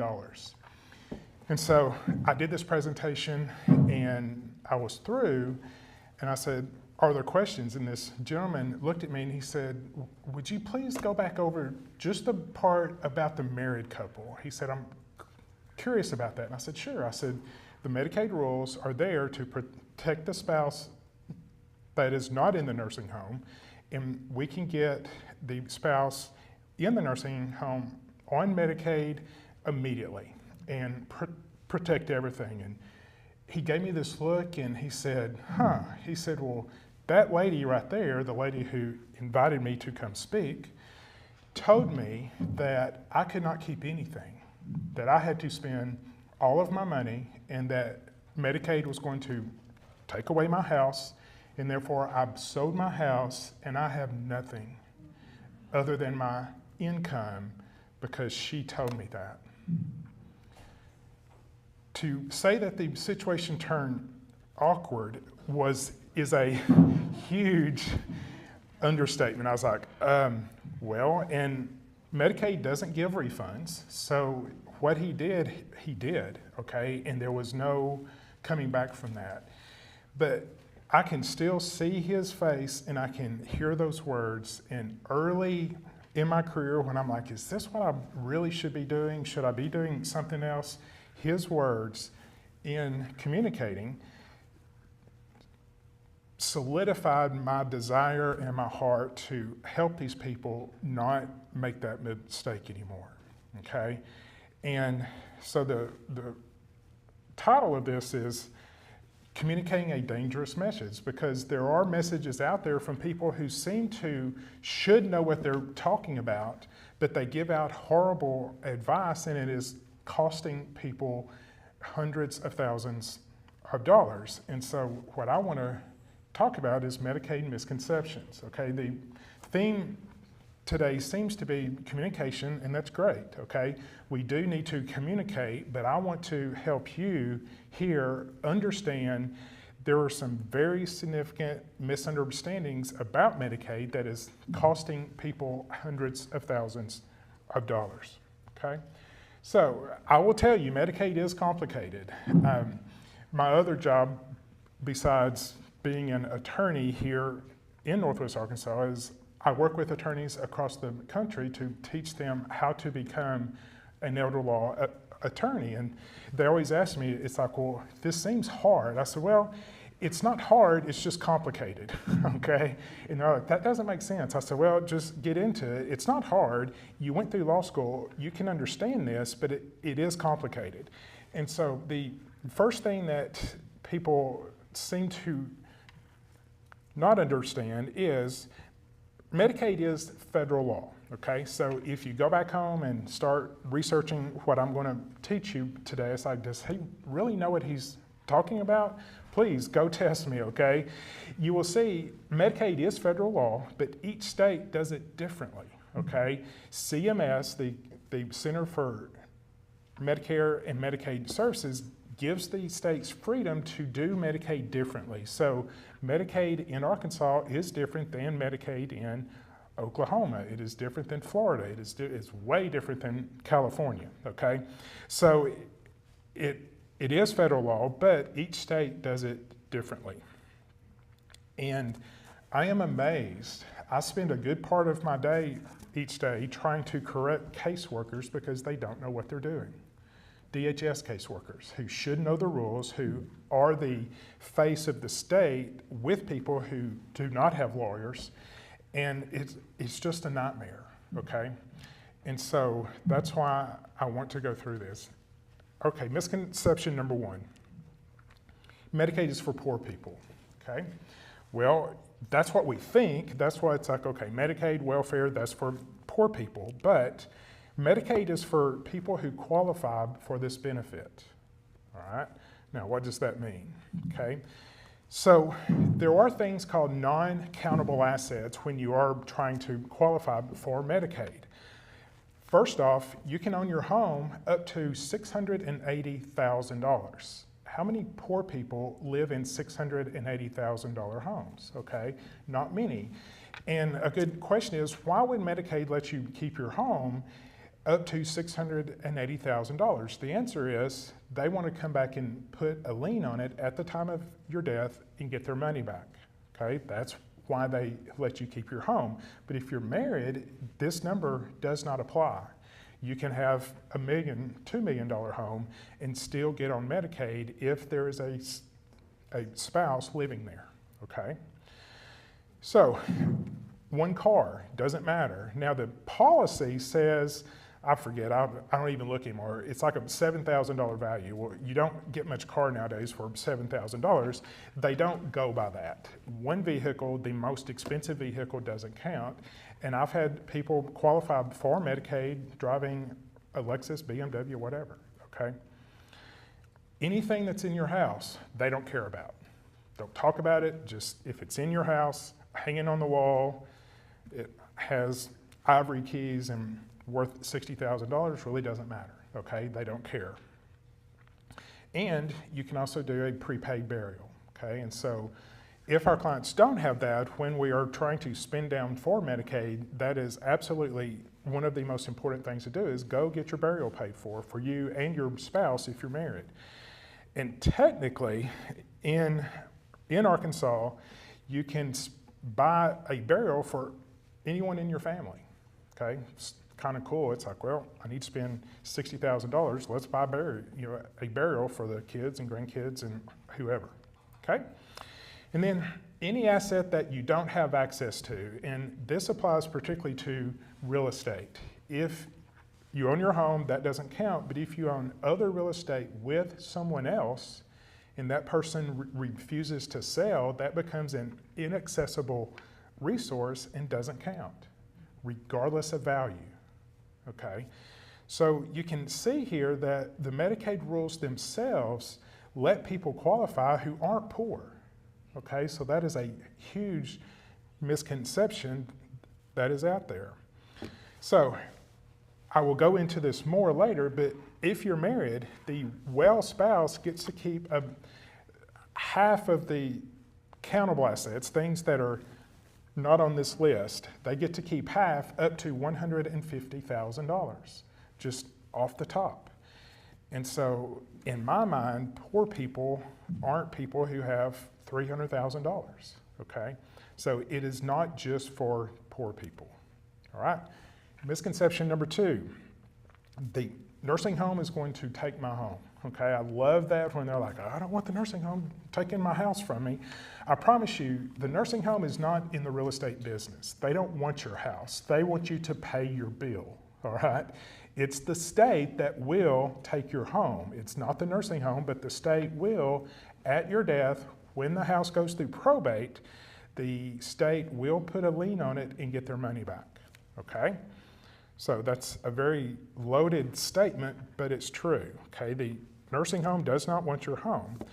Your home is a non-countable asset, like I just talked about, but the reason it's not counted while you're alive is because, well, they say, if you get better, there's a place you can go back to. Well, that's great, but rarely does anyone leave a nursing home and go back home. I think the real reason is it's a pot of money they can go after, okay?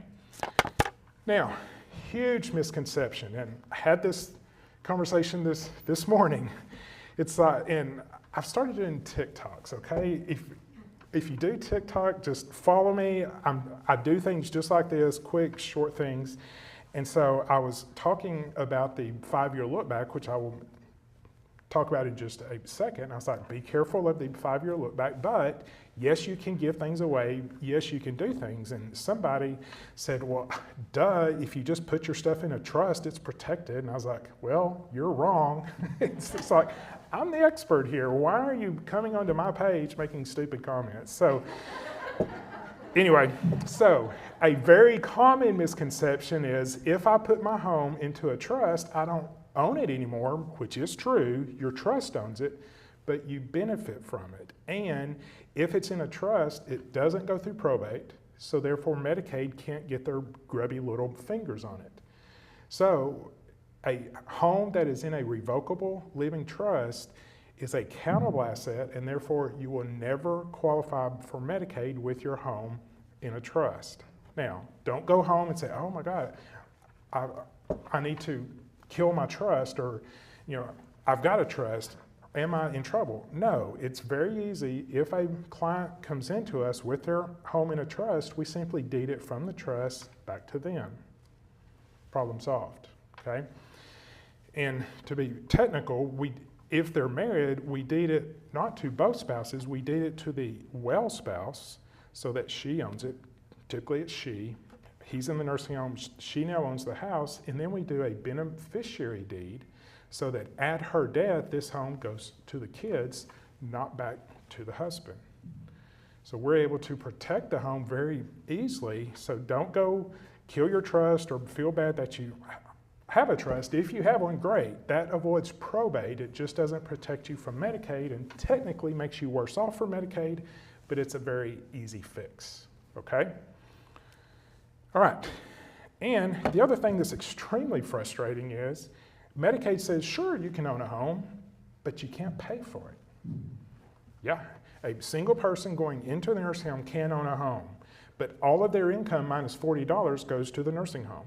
They can't pay the taxes, they can't pay the insurance, they can't pay the upkeep, they can't pay for it. Someone else has to pay for it, and if you don't do something smart with it, Medicaid comes and gets their grubby little fingers on it and takes it from the person who's paid the taxes and insurance and stuff. So it gets complicated, but it just doesn't make sense sometimes. People tell me, it's like, this doesn't make sense. I'm like, yeah, I know.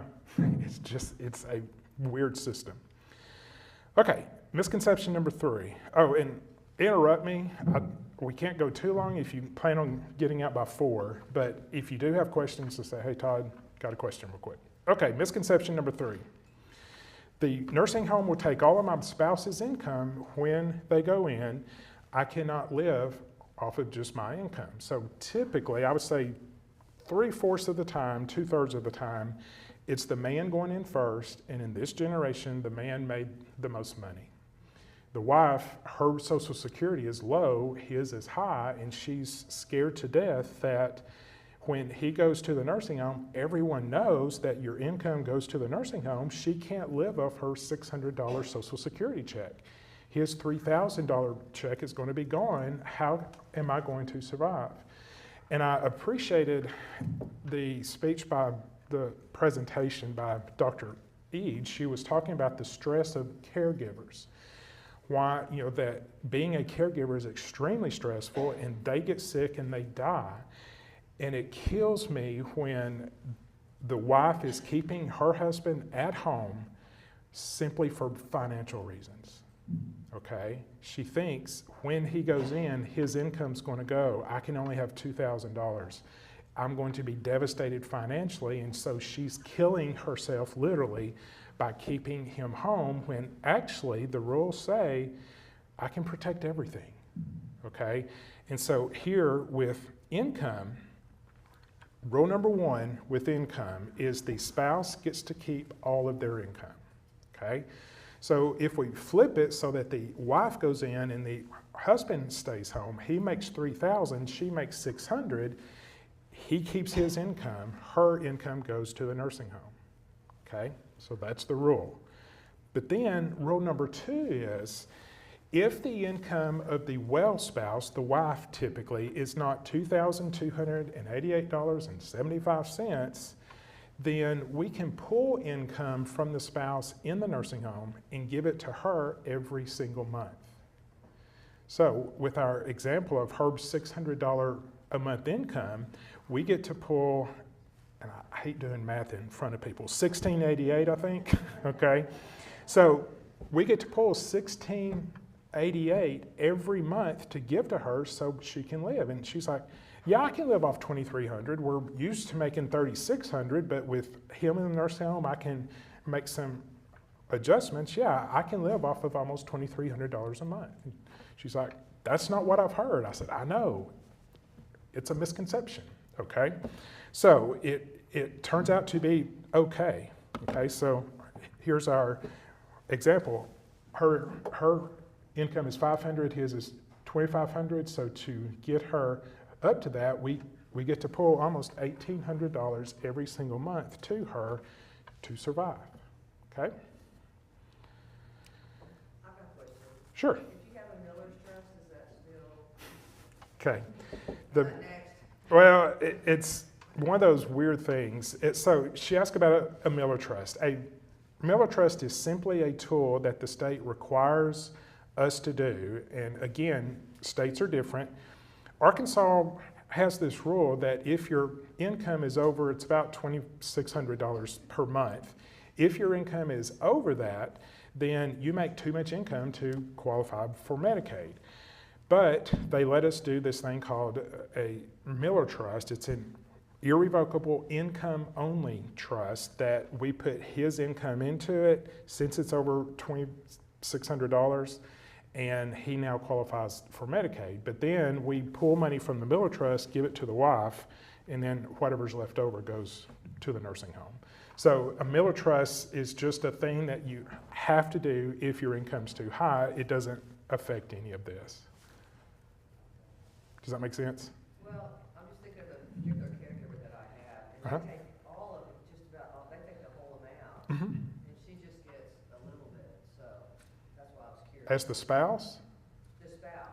Okay. The nursing home takes almost all the money. Well, she should be getting $2,300 a month, $2,288.75. Okay. Is she not? Yeah. Call me. Okay. Okay. Number 4. Now, here's where it gets fun. Before my spouse will qualify for Medicaid, we can only have $2,000 in assets. And I promise you, my favorite cases are the married crisis cases. A married person comes in to see me, and she's worried that she's going to lose everything. And so many times, I say this all the time, people laugh, but it's true, okay? She's like, well, some friends of mine at church, their husband went in to the nursing home and they lost everything. I'm like, yeah, just like the gentleman 20 plus years ago, okay? But just because they did doesn't mean that you do. And then she's like, well, I tell you, Betty at the beauty shop told me. And she knows people, and she knows. And I'm like, okay, it's Todd with all these degrees and certifications and things and 25 years of experience versus Betty at the beauty shop. Please let me win. Please listen to me, okay? Let me explain to you how this works. So she comes into me, and everybody knows to qualify for Medicaid, you have to be under $2,000. Okay, well that's just and that is a rule, but it's different for married people. So there's a whole section of the Medicaid rules that I call the spousal protection rules. Congress was smart and somewhat generous to say, look, we understand when one spouse goes into the nursing home, there's a spouse not in the nursing home. That spouse not in the nursing home needs some income, needs assets, and needs to live. And so the rules just on their face are pretty generous. But I take advantage of those rules. I'm an attorney. That's what I do, is I take advantage of those rules and I make it so that we can protect almost everything up to $1 million. All right? So, not to get way into the weeds, but like I said, the spouse not in the nursing home gets to keep half of the countable assets. That's anything that was not on that previous list: home, household furnishings, vehicle, burial. It's 4 things, very easy. Anything that is not those 4 is counted, okay? Boats, trailers, CDs, checking accounts, IRAs, other land, things like that, all get counted, and the spouse not in the nursing home gets to keep half of that number, but half does max out at $148,640, or basically $150, okay? So if there's $200,000 in countable assets, she gets 100, he gets 100. It's his 100 that has to go down below $2,000, not hers. Hers is protected. His is what goes down below $2,000. And what's cool about that is we can spend his money on those non-countable assets, the home. If there's a mortgage, boom, pay off the mortgage and we're good, all right? If the house needs work, if it needs a new heat and air system, roof, siding, windows, flooring, you name it, we can do that. Then we go to the car, buy a new car, make sure the barrel's paid for, okay? Replace the washer and dryer, refrigerator, whatever. So we can spend his money to directly benefit her and get him qualified with essentially no money going to the nursing home, okay?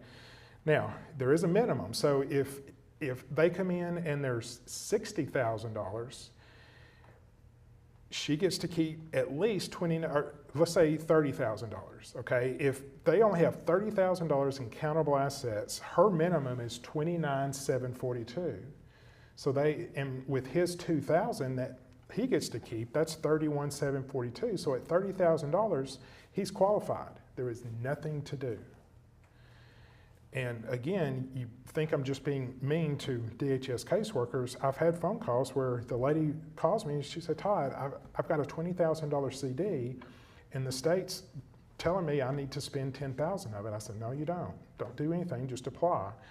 And if the caseworker says that again, here's the policy that clearly says you get to keep $29,742. Tell her she's wrong, and if there's a problem, call me back, and they never call me back, okay? And on this split one time, we were doing a case, it was in kind of way out in Arkansas somewhere, a county that I've never worked with, and typically how we do this is someone comes in to see us with $300,000, he goes into the nursing home, we know we're set, so we spend $150,000 and then apply, okay?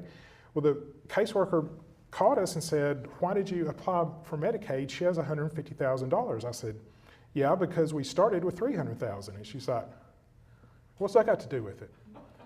I said, well, he went into the nursing home on this day. They had $300,000, see that date, and we spent $150 of it, and so she's qualified. She said, well, she still has $150,000. I was like, okay, do you have your policy handy? Well, it's around here somewhere. I said, well, I suggest you get it. Let's go to this policy, and I showed her these rules. And somewhere in this conversation, I said, how long have you been doing this? She said, well, about 10 years. I was like, okay. So I said, get your policy, pull up this number, and I said, and read that, should we? She said, well, I've never seen that before.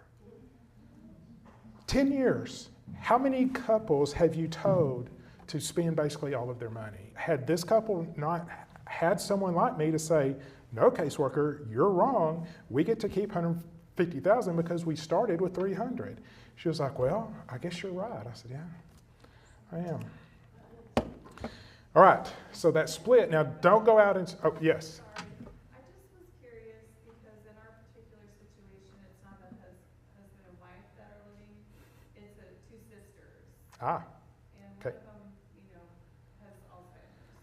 And so, does any of this apply to them, or is this only if you're married? It's primarily just if you're married, although there is an interesting rule regarding siblings that if they live in the same house and each of them have made some kind of payment on it, we can give that house to the sibling not in the nursing home completely.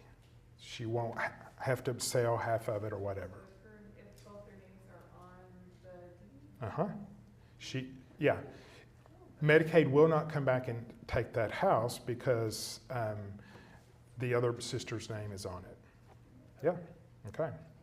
All right, so that split that I talked about, 300, 150, 150, that occurs when the person goes into the nursing home. We get phone calls all the time saying, Todd, my husband just went to the nursing home. We've done no planning. I'm sure it's too late. I'm like, well, no, actually, this is when we get started, is the day he goes into the nursing home. And so if you come in before the person goes into the nursing home, that's great. We can always enjoy having some time, but we don't do anything. We don't start paying off the mortgage or buying a new car until he goes into the nursing home, because that's when the snapshot occurs looking at these assets. Okay, so don't go out and pay off your mortgage today thinking that you're getting ready for Medicaid. Keep the mortgage, pay minimal on it, and then when the person goes in, we can use his half of the money to pay off the mortgage, and boom, qualified. Okay? Misconception number 5. I must spend down all of my money before I can qualify for Medicaid. And I kind of ruined that one just now, but typically with the married couple, okay, what has to be spent down, we can spend on things that directly benefit the spouse.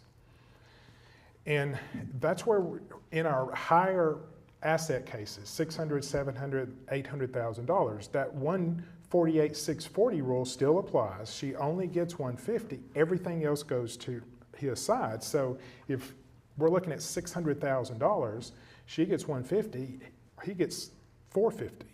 How do we spend $450,000? Well, we can convert it into income to her. Remember, rule number 1 is she keeps all of her income. We take this asset, convert it to income to her, and boom, he's qualified the first of the next month. And we just protected $800,000. Okay? So you don't have to spend your money on the nursing home. There are some cool things we can do with it. Okay? Yes? Because the max she gets to keep is 150. That's a congressional number that comes out every year. She gets half, but half maxes out at 150. Yeah. Okay? So I just said, money can be spent. Now you can do this for a single person. I don't recommend it just because, with the single person home, they do let you keep it, but they want to put a lien on it. But let me tell you the coolest device in Arkansas, and I bet I do 20 a month. It is known as a beneficiary deed. Okay? Make a note. A beneficiary deed protects your house from probate, which is good. You don't want to go through probate in Arkansas, and it protects your house from the Medicaid lien. Okay? That's a fairly new rule. About 2.5, 3 years ago, the Arkansas legislature, and I'll give Collier Moore full credit. He's a certified law attorney here in Northwest Arkansas. He works in a big firm with a bunch of lawyers, and they have legislators they can just pick up the phone and call. And so they put that bug in their ear, and they passed a rule that the beneficiary deed passes it to the heirs without the Medicaid lien. So avoid probate, but then also avoid the lien. So You can do it on the home. So if the kids, for the single person, if the kids are willing to keep the house up, remember, you can own a home, but you can't pay for it. But if the kids will pay the taxes and insurance and different things, when that person dies, they get the home free and clear, okay? I've never seen them put a lien on a car. Yes, ma'am. So related to that, so let's suppose that that single person, they go into nursing care, and maybe that home is vacant for 5 years.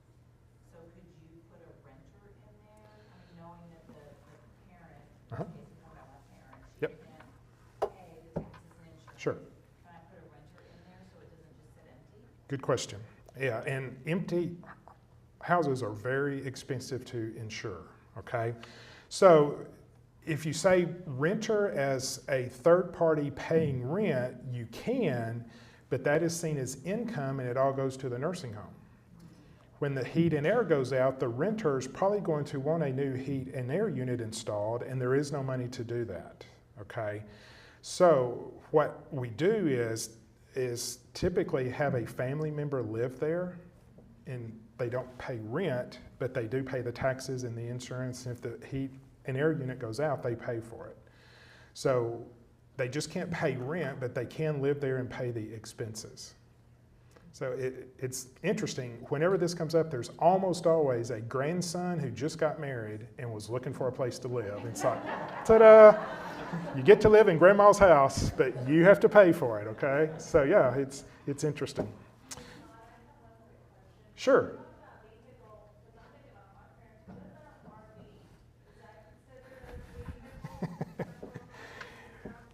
Have you been listening in my office? Okay, real quick, and I really do want to try to get you out at 4. So we had a situation one time. So if it's the RV that's pulled behind something, that is not a home, that is not a vehicle. But we had a very interesting case where they had just a dumpy little car worth, $2,000, and they had just paid cash for like an $85,000 RV that you drive, okay, with a steering wheel. And I was like, it's got a steering wheel. They could take that to the doctor's office. And so I told him, I said, don't do anything. Let's throw it at them and just see what happens. And so we submitted it, and the caseworker was like, an $85,000 RV? And I said, but it's got a steering wheel. And you can drive it to the doctor's office, and that's their thing is you have to use this vehicle for medical care. And I said, we could drive it to the doctor's office. And she was like, I don't like it, but I can't find a reason to say no. That's all I need is just don't say no. And so yes, we did get it approved as their one vehicle. Yeah.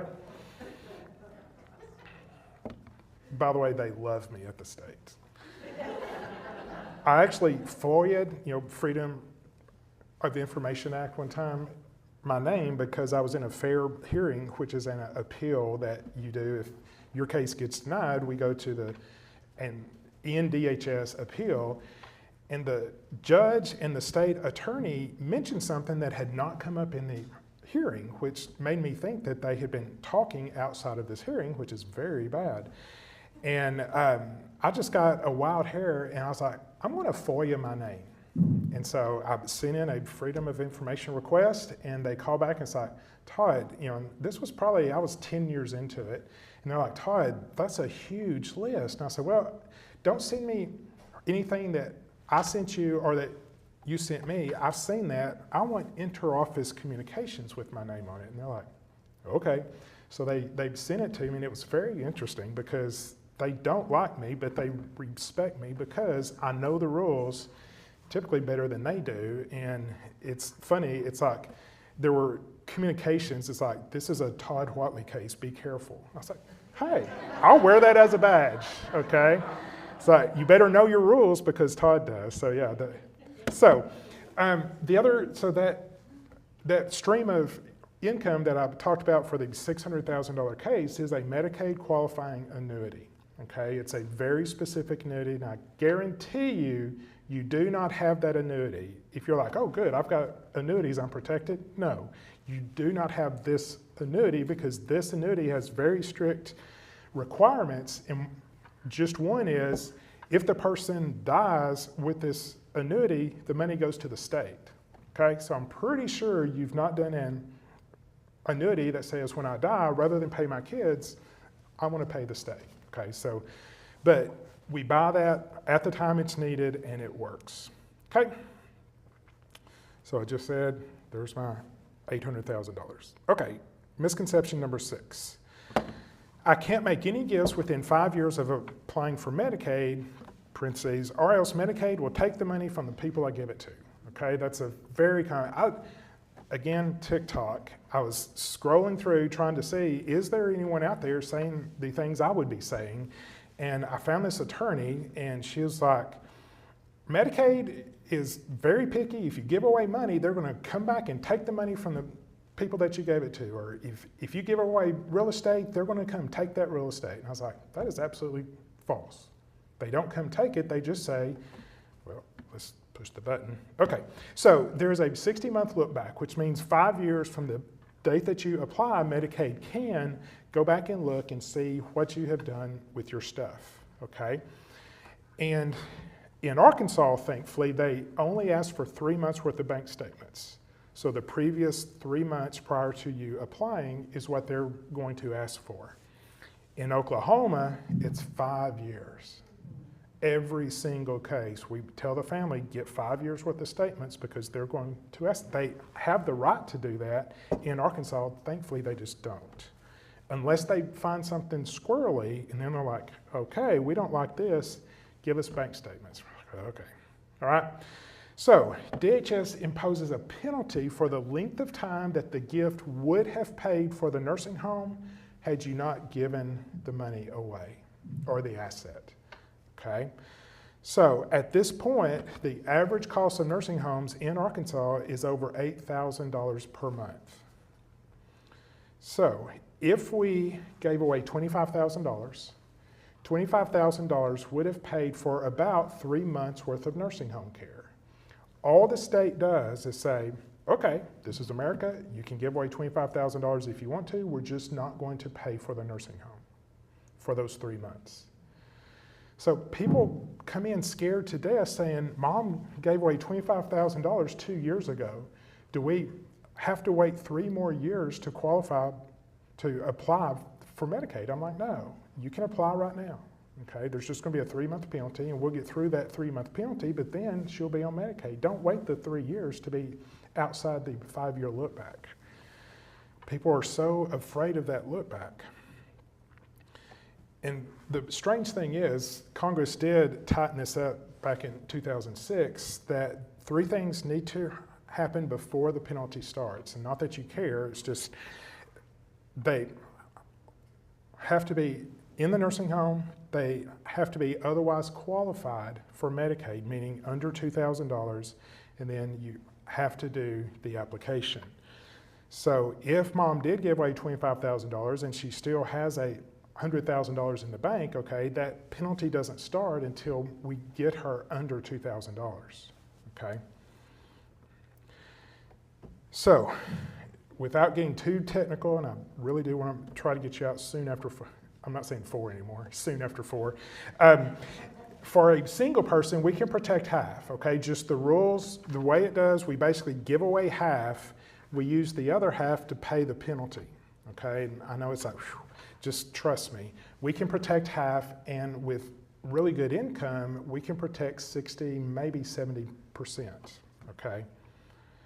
And my thing is, don't let the government tell you what to do with your stuff, okay? If you want to give away money, give away money. If you want to help your grandkids buy a boat, help them buy a boat, okay?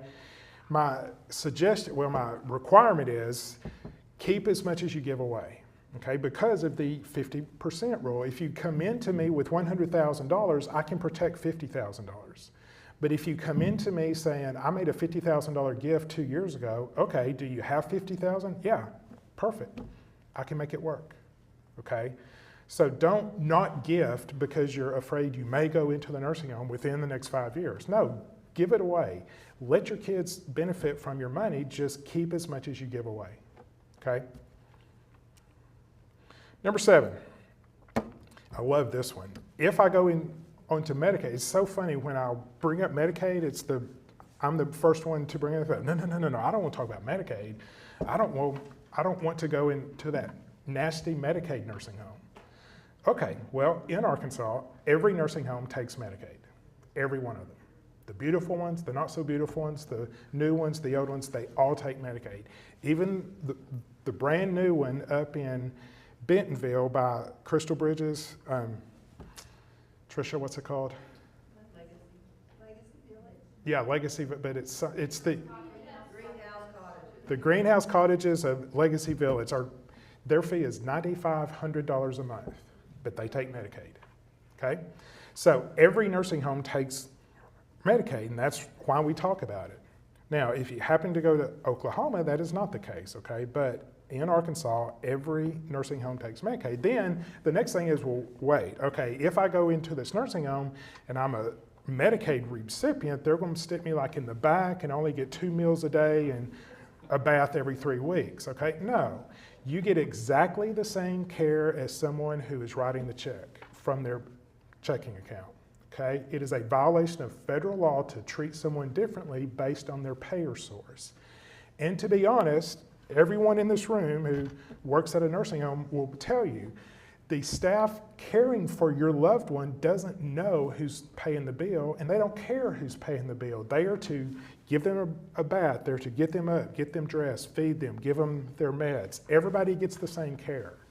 It doesn't matter who's paying the bill, so don't think once you go on Medicaid, your care is going to drop. Okay, so being an attorney, okay, particularly an elder law attorney, I never dreamed that I would have to be somewhat of a social worker. See, I can barely say it, okay? It's just, that's not in my nature, okay? But I've learned it's like you have to deal with people who are going through the worst day of their life, okay? We have tissues on all of our conference tables in our office because a lot of meetings are met with tears, okay? And I don't mind that, okay? They're having a traumatic health crisis, and Betty at the beauty shop told them, you're going to lose everything, okay? And they're scared. They are legitimately scared because Betty's not lying. She probably knows people. Oh, there's my hook. Okay. Do what? And Betty is smart as Absolutely. She knows people that have lost everything, and I'm sure she does, okay? But that doesn't mean that everybody has to, okay? They're scared because they've been told one of these misconceptions, okay? So my goal is to do events like this and tell everybody, okay, what we do, how to do it, get good advice, get good information, and don't lose everything. And I tell my coaching clients, it's like, stop doing what you're doing, stop representing divorced people because no one likes you, and your own client hates you once you're done because you didn't get everything. Come over to the good side where our clients love us, okay?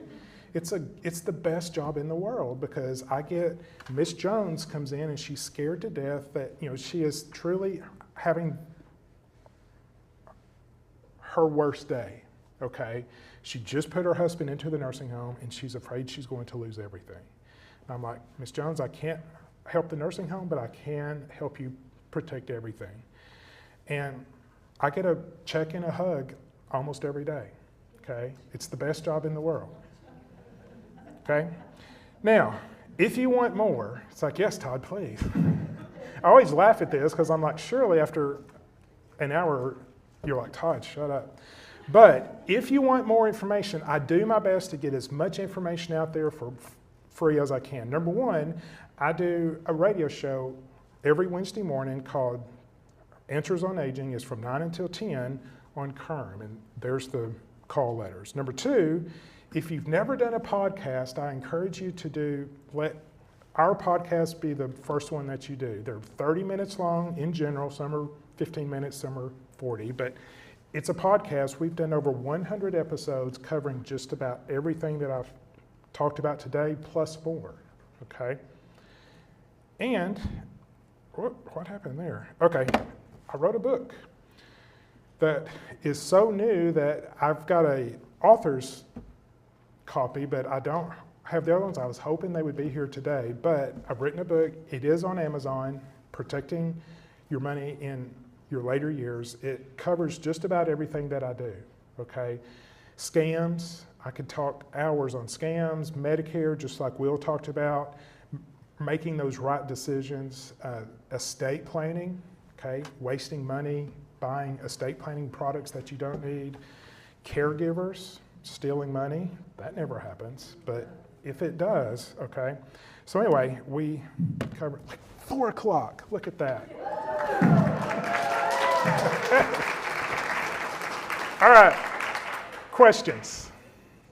Don't forget to mention you come to the Schmieding Center once a month. Okay, yes, I do come, I stand right here the first Thursday of every month from 9 until 10:30, and on the third Thursday, I'm at Rogers Wellness, and same thing, coffee with the pro. I don't bring slides, I don't bring presentation, I don't bring anything other than the ability to answer your questions. And the audience runs it, and I just answer questions, and what surprises me is people say, you know, they come back every single month. I'm like, why do you come back every month? They're like, I learn something new every time because it's different every time. There's different questions and different things. And one lady told me, this was actually kind of fun. I was like, hey, I try to make it fun if I can. Okay, questions? Really? Okay, thank y'all. That's the first, okay, wait. Oh. Draw for, we have